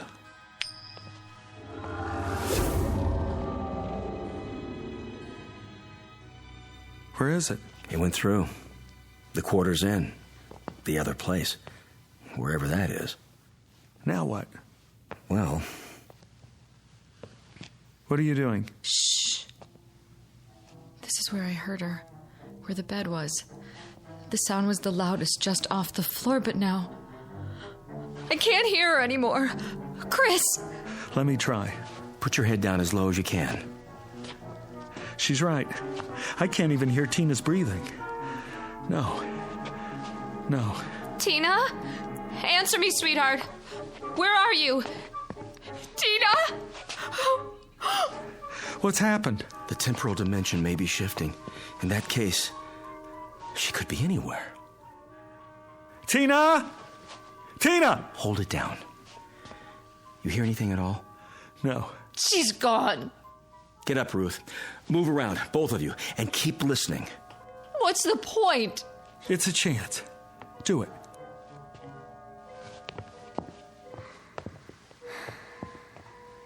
Psst. Over here. That's her. In the corner. What in the name of... Quiet. It's getting weaker. Where's she going now? Tina, come back! Keep looking for her. But how? Come on. Where? Anywhere. Try the whole house. I'll take the living room. Tina? Tina? What is it? She's gone. Gone and never coming back. We don't know that. We don't know anything. Come on, babe. You gotta be strong. For Tina. In here. Bill?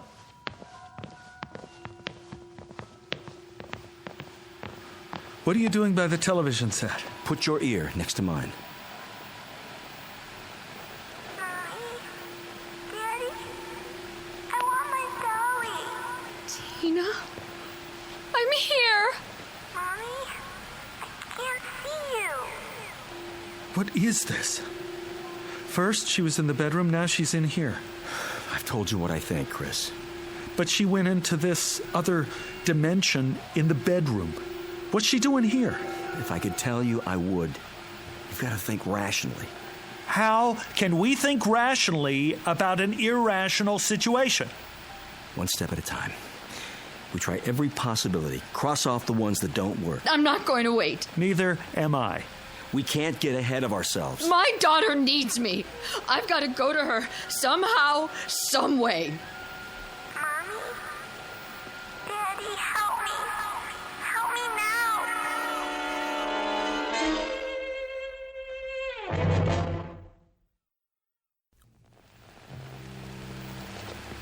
I've got to go to her.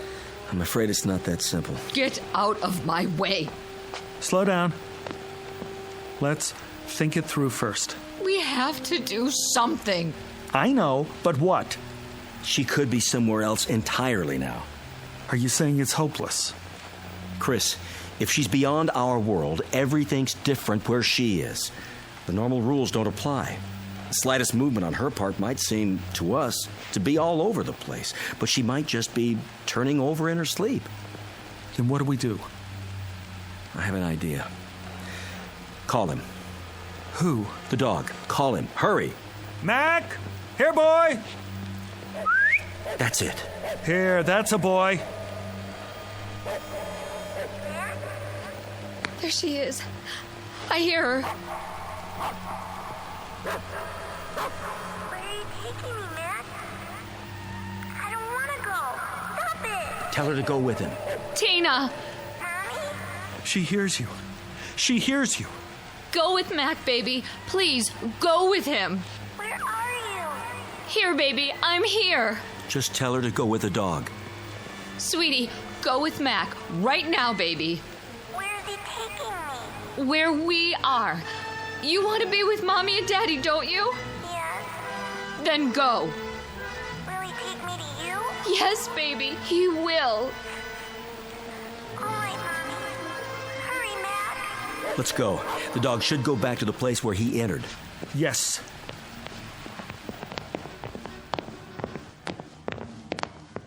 Now, get down on the floor in front of the wall. I don't hear anything. Call the dog again. Mac! Here, boy! Here! Nothing. Bill, can't we help her? It'll have to be the dog, Ruth. We can't take a chance going through ourselves. Why not?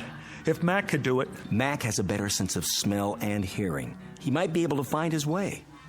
Mac! Come here! Right here! Come on! I hear him.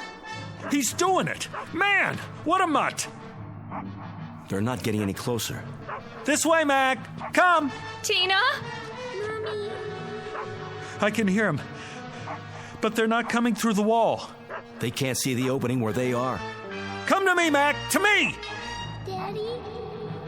Bring her out, Mac! Now! Daddy, where are you? Here, baby. Right here. Just a little bit farther. Follow Mac. I can't see you. Mac, you better come. Right now. Why doesn't he do it? Maybe he can't. He's confused. If you can't see him, he can't see you. No, I won't have it. What are you doing? Reaching in. Stop! Pull your arm back. Tina, take my hand. No, Chris, it's too dangerous. Let go of me. My hand, Tina, take hold of it. I can't see it, Daddy. I'll lean a little further. See it now? No. Chris! Here! Here! Chris! Chris!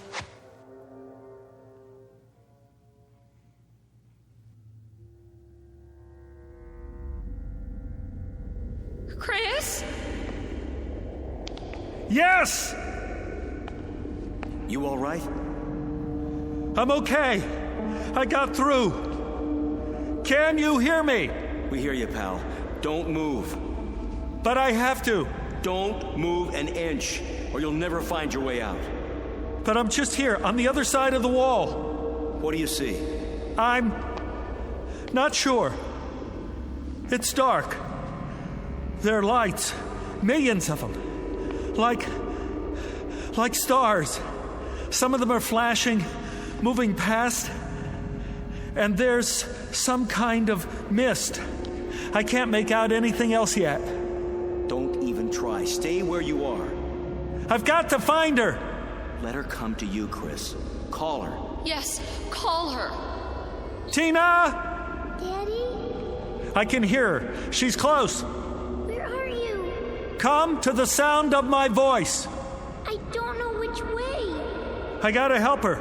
She can't see any more than I can. Chris, I mean it. Daddy, I'm scared. Don't. Wait there for her. I don't have a choice. She needs me. Tina! Where are you, Daddy? Right here! Where? Is Mac with you? Yes. Grab his collar.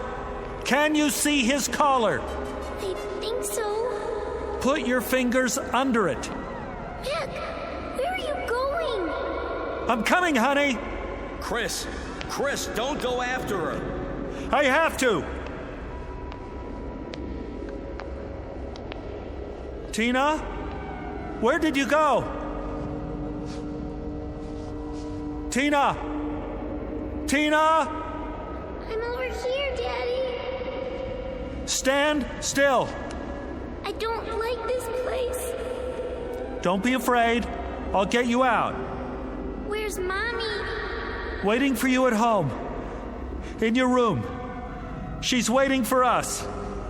Listen to my voice. Come to me. I don't know where you are. I can't see you, Daddy. Where's Mac now? Here. Grab onto him. Hold tight. Can you do that for me? I'm trying. Chris! Hurry! Got his collar yet? Yes. Get a good grip now. Okay, Daddy. But he wants to run away. You have to stay with him. Don't let go. Mac! Bring her here. Bring her to me, Mac. Is he bringing you, Tina? Yes. Hold on tight, baby. Go where he wants to go. I will. You'll be here in a minute. Mac knows the way. Just hang on. Come on, Mac. Come on, boy. Chris, we're running out of time. That a boy. Here. Right here. Can you see her yet? I'm not sure. There's shadows moving. Yes! Tina? Here, boy. That's right. Daddy, pick me up. Take my hand. I'm right in front of you. Reach out. Little closer. I can't see you. I know it's hard. Just try. That's it. Closer. There. I got her! Oh, Daddy. Oh, baby. Baby. You're okay now. Daddy. Oh, baby. I got her. Hi, Mac. You big, beautiful animal. You did it. You found me. I want to go home. Me too. That's where we're going. Mac, let me take your collar. Now go. Go to Tina's room. Where is it, huh? Put your arms around my neck, honey. Hold tight.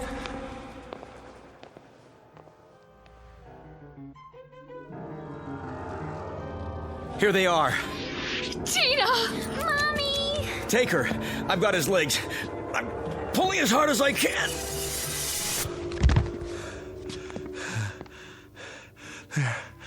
There. I told you you'd make it. Oh, Chris! How does she look? Fine. She looks beautiful. Mommy. Come on, honey. Let's get you out of this room. I better go with him. Sit down on the bed. Get your bearings first. Oh, man. What happened anyway? I pulled you out. Feet first? How did you do that? Half of you was still here. But I was walking around. You only thought you were. I was holding on to you the whole time. I didn't feel it. I know you didn't. How come you kept telling me to hurry? Because. Yeah? The opening was getting smaller. What are you talking about? The time element. At least that dimension was changing, or starting to. And if it had happened, we would have lost the location on both sides. For how long? I couldn't begin to guess. The opening was shrinking? See for yourself. Saw it all over, now. Including the area inside the lines. It was closing up the whole time. You mean... Another few seconds, and it would have finished closing. With half of you here and the other half... there. I would have been cut in two. Yeah. Mac? You did good, Mac. Real good. How would you like to sleep in the house from now on? Keep an eye on things. Yeah, that a boy. Better put some boards on the wall for now, until we can figure out what happened and make sure it doesn't happen again. Can we do that? Well, we can try. Meanwhile, you might not want to let her sleep in here for a while. Are you kidding? No way. Tina will never have to sleep in here again. Looks like she got her wish after all. From the mouths of babes, huh, Chris? From the mouths of babes. And good old boys like Mac here.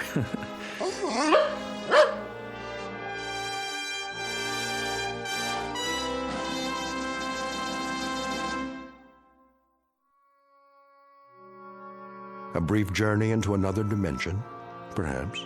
But which? The fourth? The fifth? Or one not yet charted by theoretical physics? They never came up with an answer, despite a battery of research scientists equipped with every instrument known to man. No explanation was ever found, only a little more respect and uncertainty about what can happen in the Twilight Zone.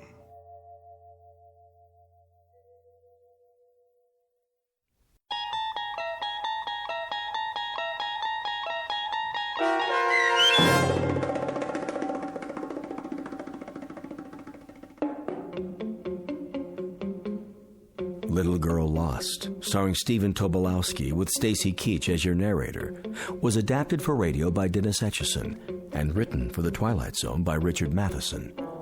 Heard in the cast were Alyssa Frayden, Dana Bokor, and Doug James. The producers of The Twilight Zone wish to thank CBS Enterprises and the Rod Serling Estate for making this series possible. This copyrighted radio series is produced and directed by Carl Amari for Falcon Picture Group. Sound design and custom Foley effects for The Twilight Zone by Cerny American creatives Bob Benson, Craig Lee, Michael Slaybach, and Matt Sorrow. To learn more about the Twilight Zone radio dramas and to contact us, visit our official website at twilightzoneradio.com. Doug James speaking.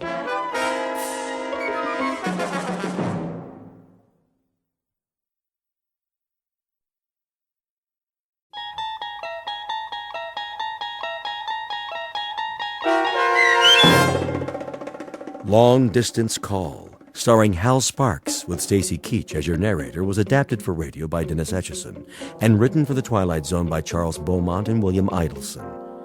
Heard in the cast were C.J. Amari, Fernette Lebo, Rosalind Alexander, Nick Sandys, Jeff Lupetin, Laura Russell, Kurt Nabig, Christina Verba, Doug James, Karen Olson, and Amber Lake.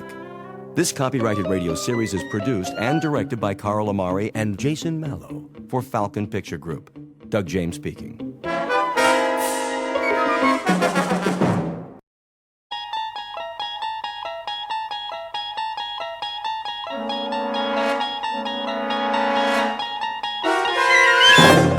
You're traveling through another dimension.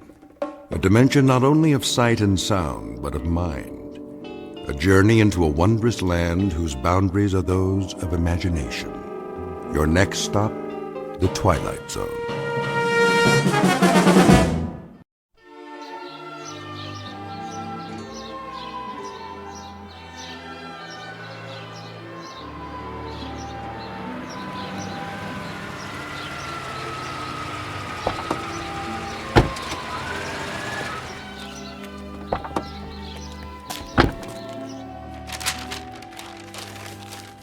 There. Superhero wrapping paper. Billy's going to like this one. Hi, Mommy, we're back. So I see. We picked up a few things. You did, huh? Grandma! Don't bother your grandmother, Billy. She's resting. I want to see her. She'll come downstairs for the party. When? In a little while. I'll call you when it's time. Why don't you go play for now? Just on the patio, though. Okay, Pumpkin? Okay. How is she? Okay, I guess. She didn't want any lunch. The doctor said he'd try to stop by. Maybe we should cancel the party. No, it'll cheer her up. You know how much she loves Billy. But the excitement, She wouldn't want it any other way. Well, we'll make sure it doesn't take very long. I'll go up and see how she's doing. Oh, and there's something in the bag for Billy. Mother asked me to get it. If you have a chance, maybe you could... I'll wrap it up. Thanks, Sil. I'll be back in a minute. Take your time, honey. But I think she's asleep.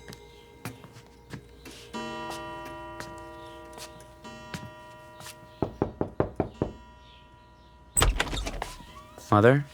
Is that you, Chris? How you doing? Oh, fine. Just resting my eyes. Well, you go right ahead. We've got everything under control.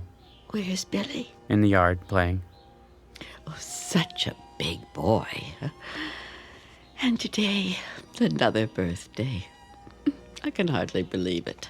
Neither can I.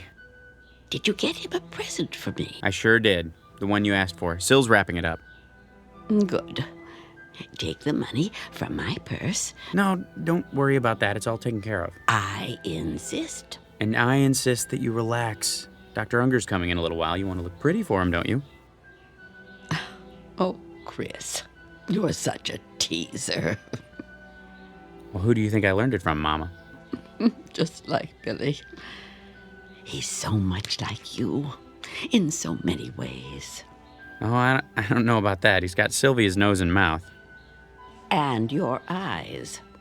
When I look into those eyes, I see you at that age. I don't know where he gets so much energy.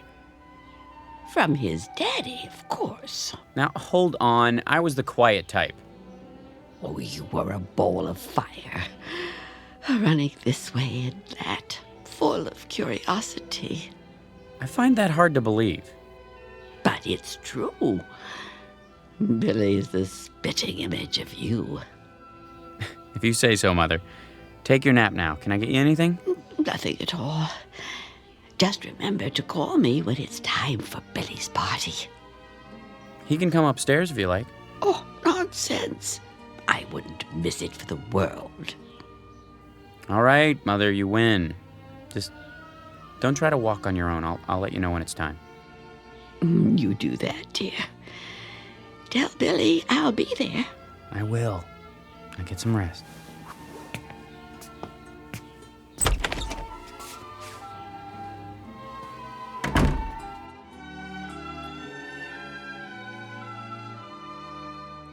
As must be obvious by now, this is a house hovered over by Mr. Death, that omnipresent player in the third and final act of every life. It has been said, and perhaps rightfully so, that what follows this life is an unfathomable mystery, a bridge into darkness, passage over which is reserved exclusively for the dead. Or so the philosophic claim. But in a moment, a child will try to cross the bridge that separates light from shadow. And of course, he must take the only known route, that indistinct path through a region called the Twilight Zone.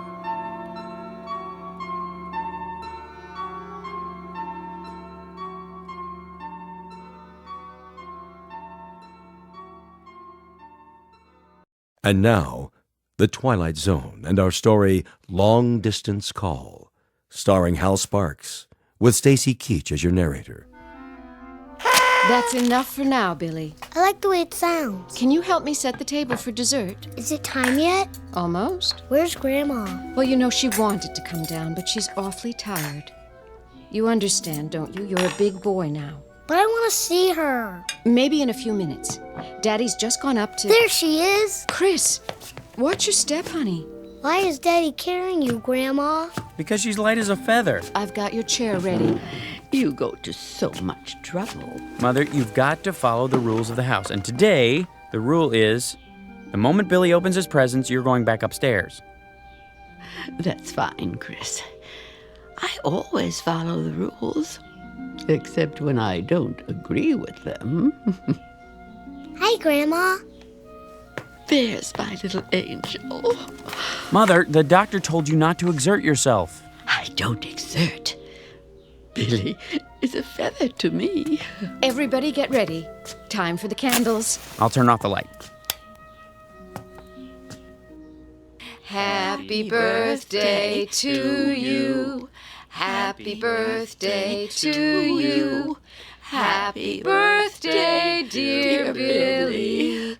Happy birthday to you. Go on, son, blow them out. Here it goes. Wait now. You've got to blow out all the candles, or it is no good. Take a big breath, Billy. All of them. Okay.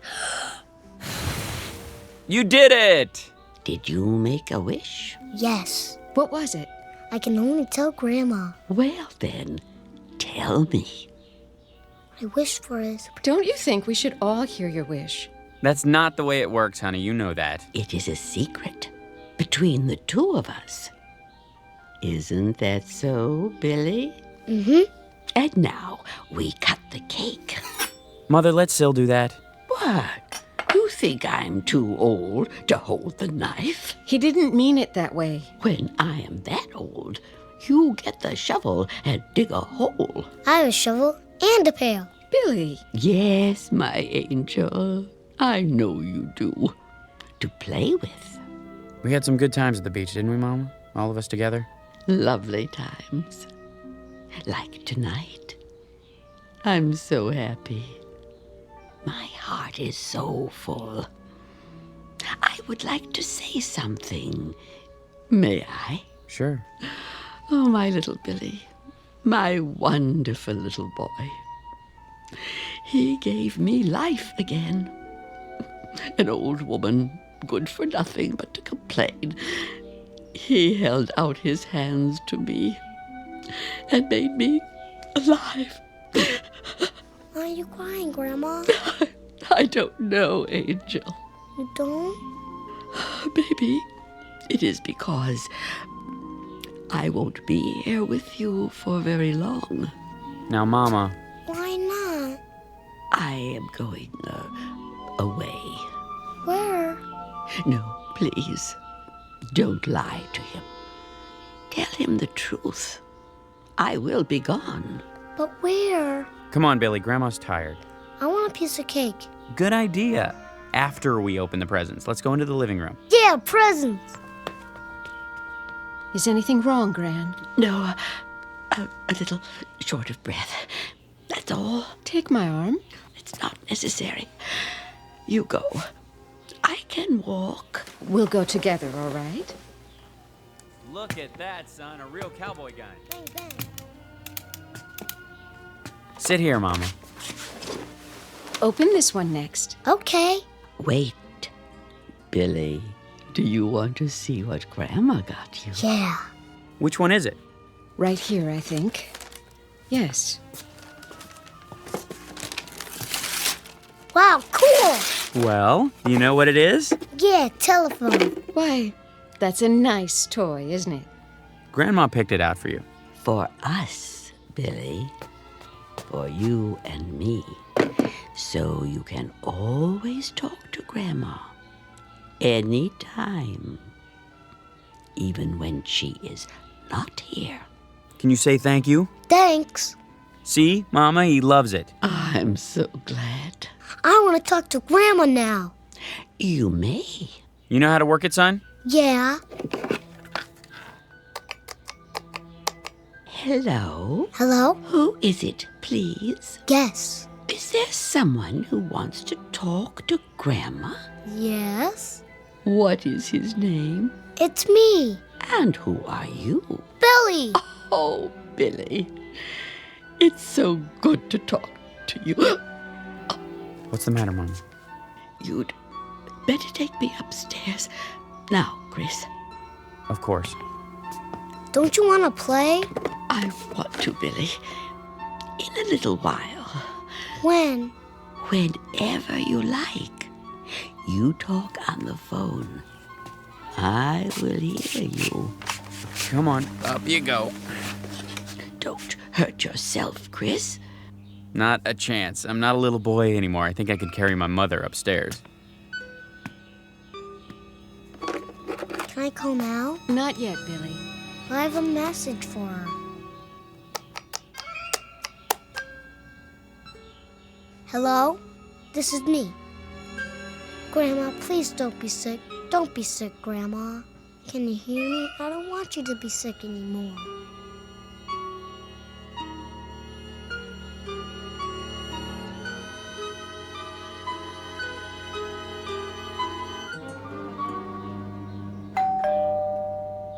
Someone's at the door.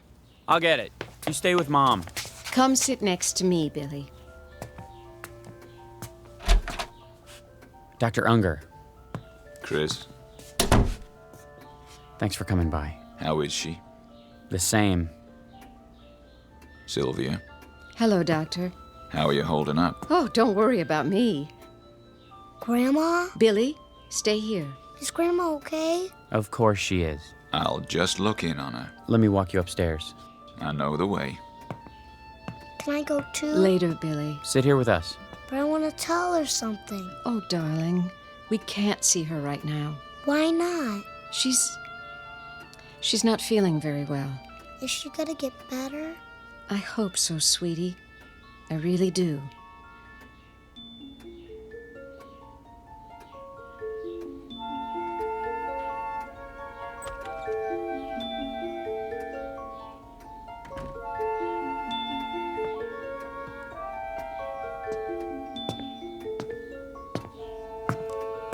She isn't in any pain.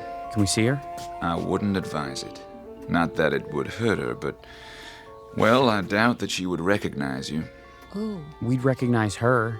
All right, Chris. Just don't stay long. Me too. Isn't it your bedtime? I want to say goodnight to Grandma. Billy, try to understand. Grandma's sick. Why don't you wait until she's well? I want to see her now. Billy, don't. If I may make a suggestion. Yes? If he wants to see her, this might be the time. Come with me then, but only for a couple of minutes. And Billy, listen to me. If Grandma acts a little different, that's only because of the medicine, okay? Okay. Then let's go. Sylvia? Now? Do you think... I think we better.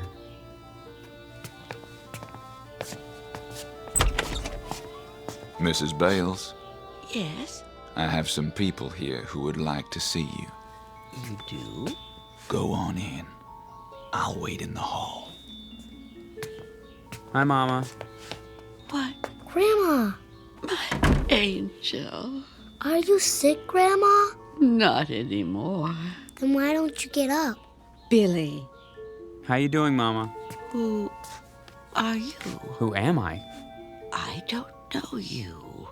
It's Christopher, your son. My son was taken from me by a woman. This is my son now. My only son.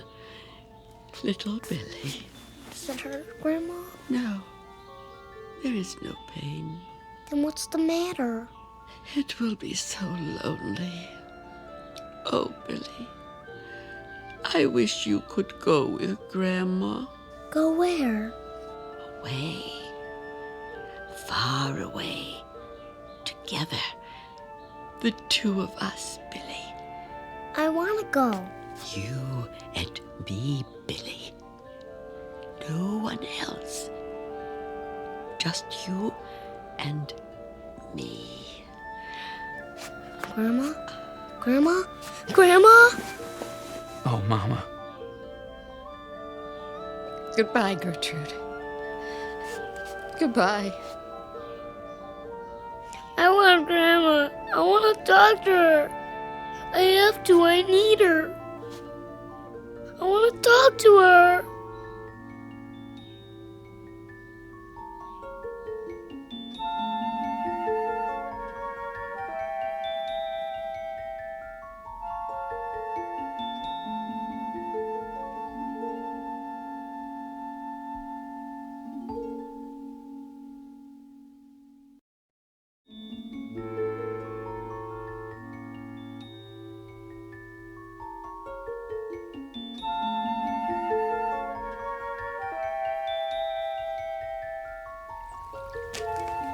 Hello, fishies.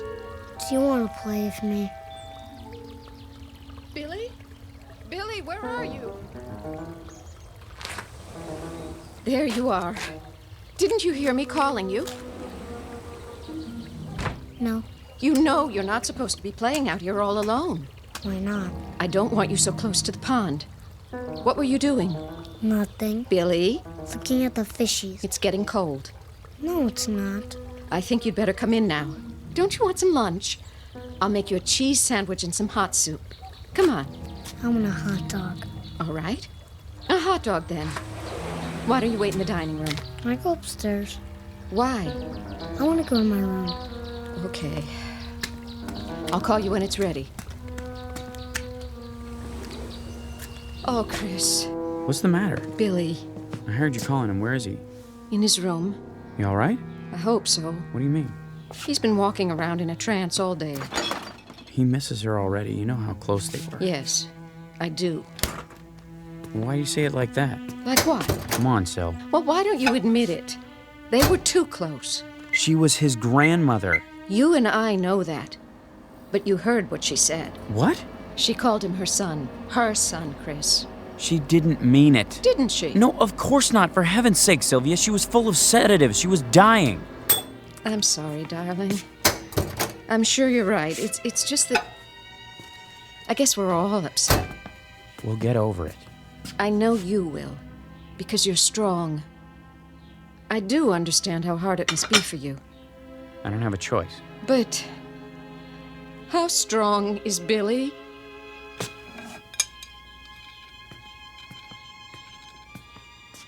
Billy! Lunch is ready. Billy? Are you still upstairs?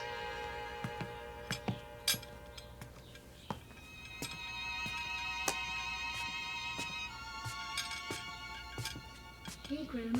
Why don't you come and play with me? What? Go up there? I'm having a hot dog for lunch. What are you having? I couldn't do it. Mommy called me. I was gonna but... Going to what? Bye. Who were you talking to? Grandma. Billy. She says she's lonesome. She wants me to come and stay with her. Can I, Mommy? Can I?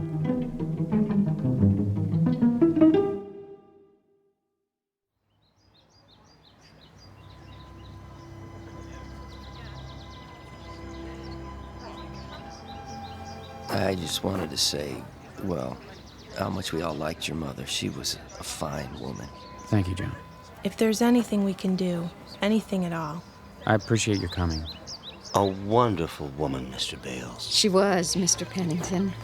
And I know she was fond of you. She mentioned you often. If you need any help, you know, at the house. We'll keep that in mind. I think everything's under control. How's that dear little boy of yours? Fine, Mary. He's with the babysitter. I'd be happy to take him anytime. Shirley's just down the street. She's been very good. We have plenty of food at home if you want to stop by. That's all right. We should get home to Billy, though. I'll bring over a casserole so you don't have to cook. Bless your heart. I made dinner ahead of time. All I have to do is heat it up. Well, don't be a stranger. You two, both of you. We should see each other more often. Very kind of you to come.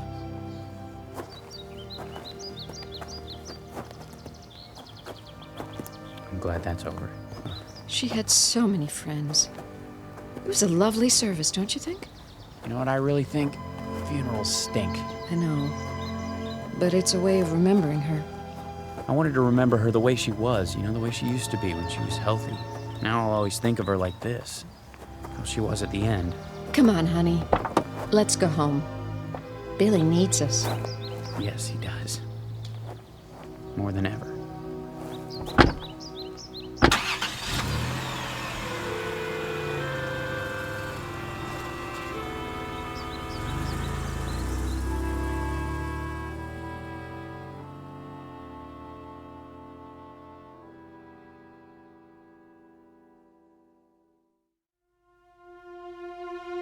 What?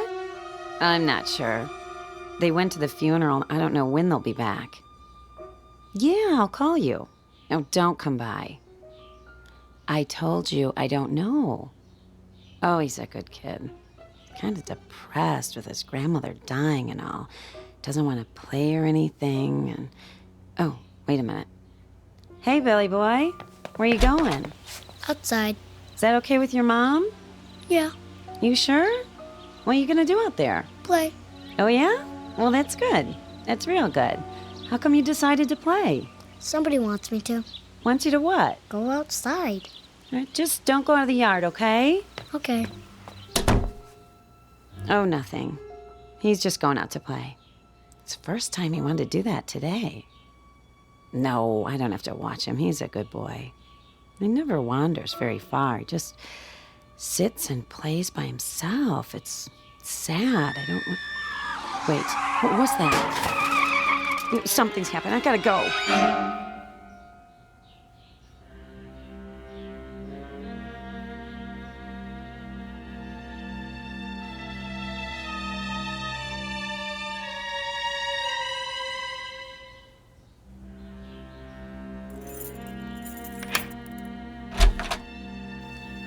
It's good to be home. I can take care of things for a while. Why? Wouldn't you rather be alone? That's the last thing I want. Oh, okay then. I'll make us some coffee. Sounds good. Billy? Shirley? We're back. Mrs. Bales? Hi, Shirley. Are you in the living room? Is there anything I should... Oh, Mrs. Bales, Who's this? Mrs. Bales, my name's Peterson, Jeff Peterson. I live down the block. Where's Billy? Sorry to bother you at a time like this. I mean, the girl told me about your mother-in-law's funeral. I'm very sorry, but, What's happened? Well, it's about your boy. Billy? What about him? He's all right, Mr. Bales. I put him down for a nap about a half an hour ago. Then what? What about Billy, Mr. Peterson? Well, now, I sure hate to say this, but, your son almost got himself killed this afternoon. What? He ran right out in front of my car, from nowhere. Lucky thing I'm a cautious driver, Mr. Bales. If I wasn't, he might have... Billy! Billy never plays in the street. He never leaves the yard. I know. That's why I didn't mind when he wanted to go out. What happened? Well, there wasn't any sense in putting on the brakes. It was too close, so I cut the wheel as sharp as I could. Just in time, too. Couldn't have missed him by more than a few inches. Not a scratch on him, I'm glad to say. It wasn't my fault, Mr. Bales. Honest. All right, Shirley. Apparently it wasn't anyone's fault. Anyway, Mr. Bales, if I do say so, I think you better have a talk with your boy. He's sleeping. Oh, he's fine, just like I told you. A talk? Why? Well, when I saw that he was all right, I asked him, why'd he do a crazy thing like that, running out in the middle of a busy street? He said, somebody told him to. Somebody told him to? Who? He didn't say. You know I wouldn't tell Billy to do a thing like that. Who else did he talk to, Shirley? No one. All day long, he just sat in his room playing with the telephone. Chris? You believe me, don't you? Yes, I do. Chris. I'm sorry it happened, Mr. Peterson. Don't be sorry. Be glad. The boy's safe.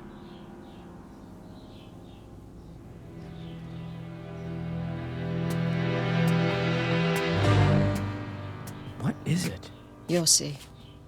Well, he is all right, isn't he? He's not really asleep. He was faking it. Oh, for crying out... Listen. Listen to what? He's talking to... That's enough. Hi, Daddy. Hey, Pumpkin, we're back. Would you tell me something? Sure. What's this running in the street business? Billy, you know you worried us. I'm sorry, Daddy. Well, why'd you do it? I don't know. Billy? Who were you talking to on the phone just now? Nobody. I asked you a question, young man. Don't fib to me. Who were you talking to? Nobody. You'll tell me, you hear? Oh, no. Sylvia, let go of him! All right. Let's see what you can accomplish, which so far is nothing. Mommy hurt me. She didn't mean it. She doesn't like Grandma, does she? Of course she does. She's just upset. Why? Billy, I've got to tell you something. And I want you to try to understand, okay? You're a big boy now. What? You won't be seeing Grandma anymore. She didn't go away like we said. She died, Billy. Do you know what that means? Yes. Now, I know you're only pretending to talk to her on your telephone. I know it's a game you made up, but please, will you do me a favor, Billy? Okay. Don't do it around Mommy anymore. Why? Because... Well, just because. I'll explain it to you someday. Deal? Deal. Okay, I'm gonna go talk to Mommy now. I'll see you in a little while, okay? Okay, Daddy.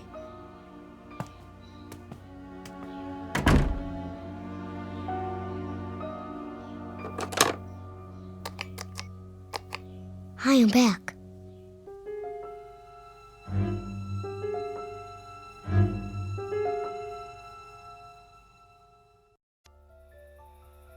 All finished in the bathroom? Shall I turn out the lamp? What? The light. Do you want it off, or do you want to read for a while? Yes. Yes, which? Whatever you like. Oh, Chris. It's not what I want, it's what you want. I don't care. Please, don't shut me out. Sorry, I was just thinking. I know. Sil, Yes? I know how hard it was for you. What you went through these last weeks and months, you did more than anyone. But I hope you understand. Understand what? My mother didn't mean any harm. I suppose not. It's the truth. She had 2 other children before me, and she lost them, and she couldn't let go. I was all she had. Except for Billy. Billy was me again. At least as far as she was concerned. A chance to go back, to pretend that none of the years had happened after Dad died. I know it wasn't right or fair to you, but honey, believe me, whatever she did out of love. Love for whom? What does that mean? I'm sorry, I didn't mean it the way it sounds. Really, I didn't, Chris. You're trembling. It's cold. You pull up a blanket. Let's get some sleep. Yes. It's been a long day. The longest.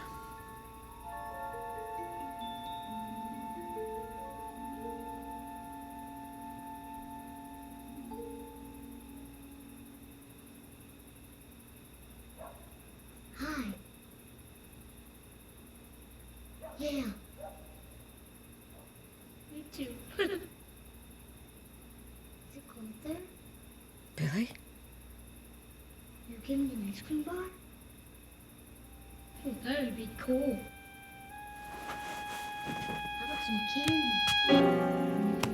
Me too. No! I won't have it! Mommy! Who are you talking to? What's the matter? Give me that! What is it you're hearing? I want to know! That's my phone! Hello? Hello? Give me my phone back! Whose voice is that? Who? Mommy, give it to me! Not until you tell me. Say it! Say it! It's my phone! It's from Grandma! That's it! No more of this stupid telephone! You broke it! You broke it! Yes! And I'll break it even more into little pieces. You will never play with this telephone again. It is gone. Do you understand? Gone and never coming back. I want it. I want it. Why? I want Grandma. Billy? Billy!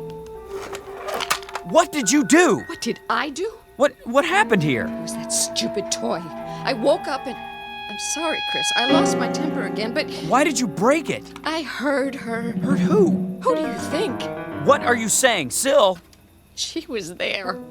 On the phone. She didn't say anything, but I could hear her. Breathing. That's crazy. I know. But I heard it. Come on, honey, snap out of it. He was so upset. Of course he was. Where did he go? Downstairs. I'll go after him. We both will. That's the back door. He's gone outside. Billy! Billy! Where is he? In the patio. Billy, come here, son. The fish pond. Billy! Oh, no. He's not breathing.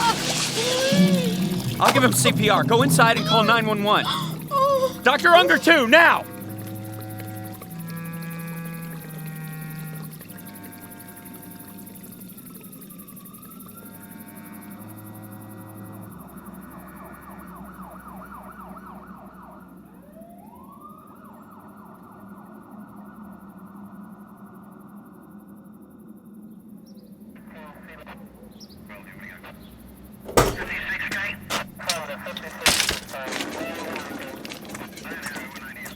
Lifton. Careful. I got him. How is he? He's breathing. Thank God. We'll do everything we can. Put him in the ambulance.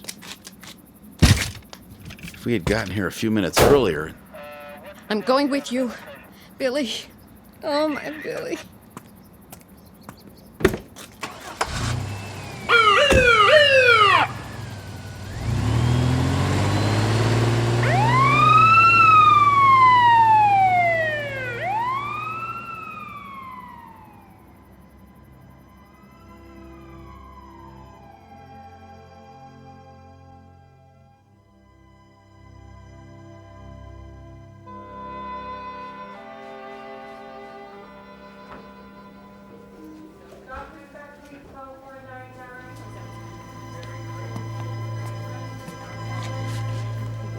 Excuse me. Yes? My son, the little boy.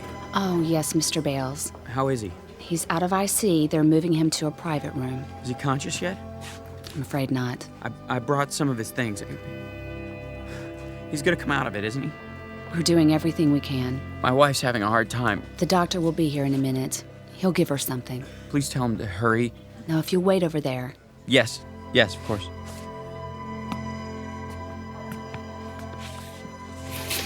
Well? Take it easy, honey, please. He's gonna be all right. Is he? Yes, I promise. You can't promise that. He's getting the best treatment. It doesn't matter. What? It's too late. Don't even think that. No? Why not? We have to face facts. What facts? She's already taken him. That's not true! Yes, it is. She took him away. She has him now. Syl, don't say that! That's what she wants. What they both want. I can't fight her anymore. She's won.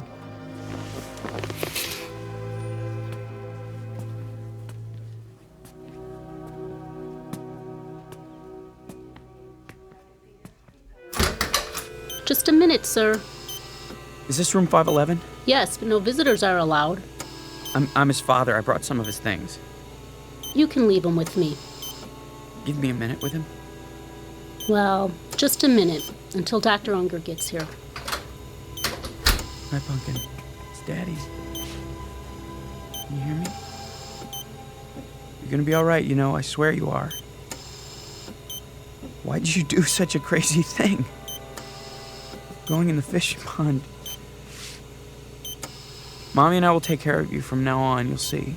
She doesn't mean to get you all upset. She's sorry. She's so sorry. She only meant you don't need that telephone anymore. It was Grandma's idea, but I'm the one who got it. I shouldn't have listened to her. Grandma's at peace now. You have to accept that. Please, Billy, try. She didn't want you to do anything like that, I'm sure of it. Anyway, I brought your telephone so that I can use it one more time, okay? Just once, and that's it. I have to try. You hear me? I know it's silly, but I have to. It's the most important call I've ever made.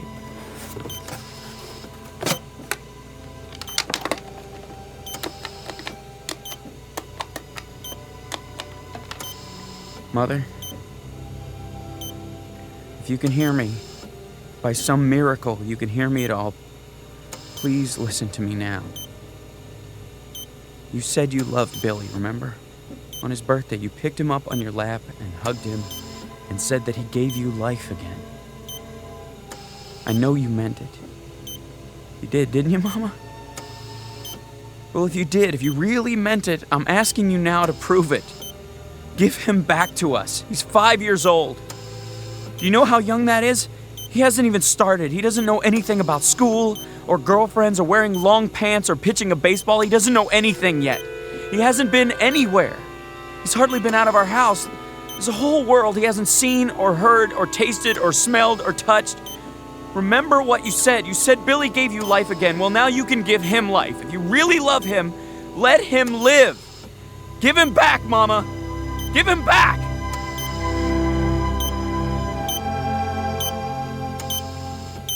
Nurse! Nurse!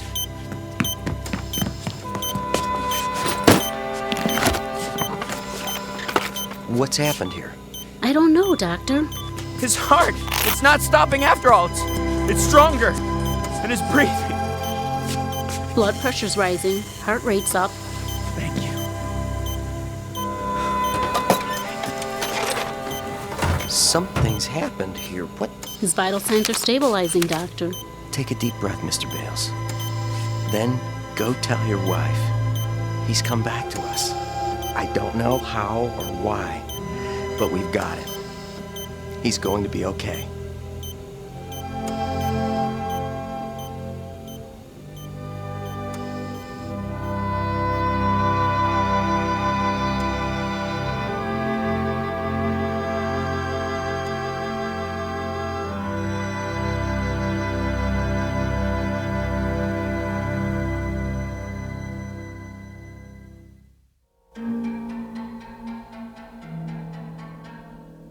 toy telephone, an act of faith, a set of improbable circumstances, all combine to probe a mystery. To fathom a depth, to send a facet of light into a dark after region. To be believed or disbelieved, depending on your frame of reference, a fact or a fantasy. A substance or a shadow. But all of it very much a part of the Twilight Zone.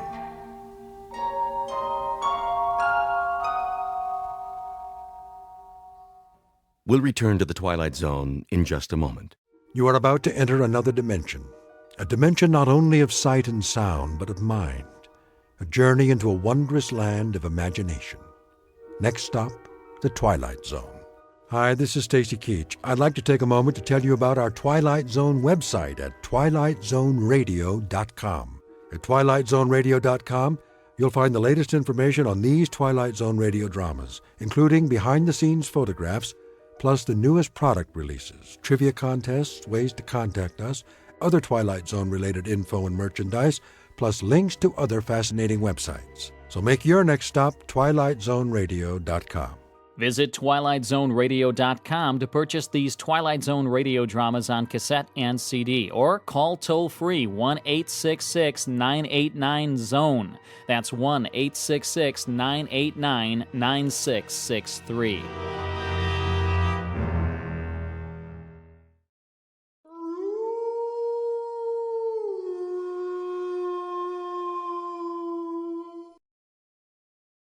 Tune in to nostalgia. Tune in to now. Golden Radio Hour.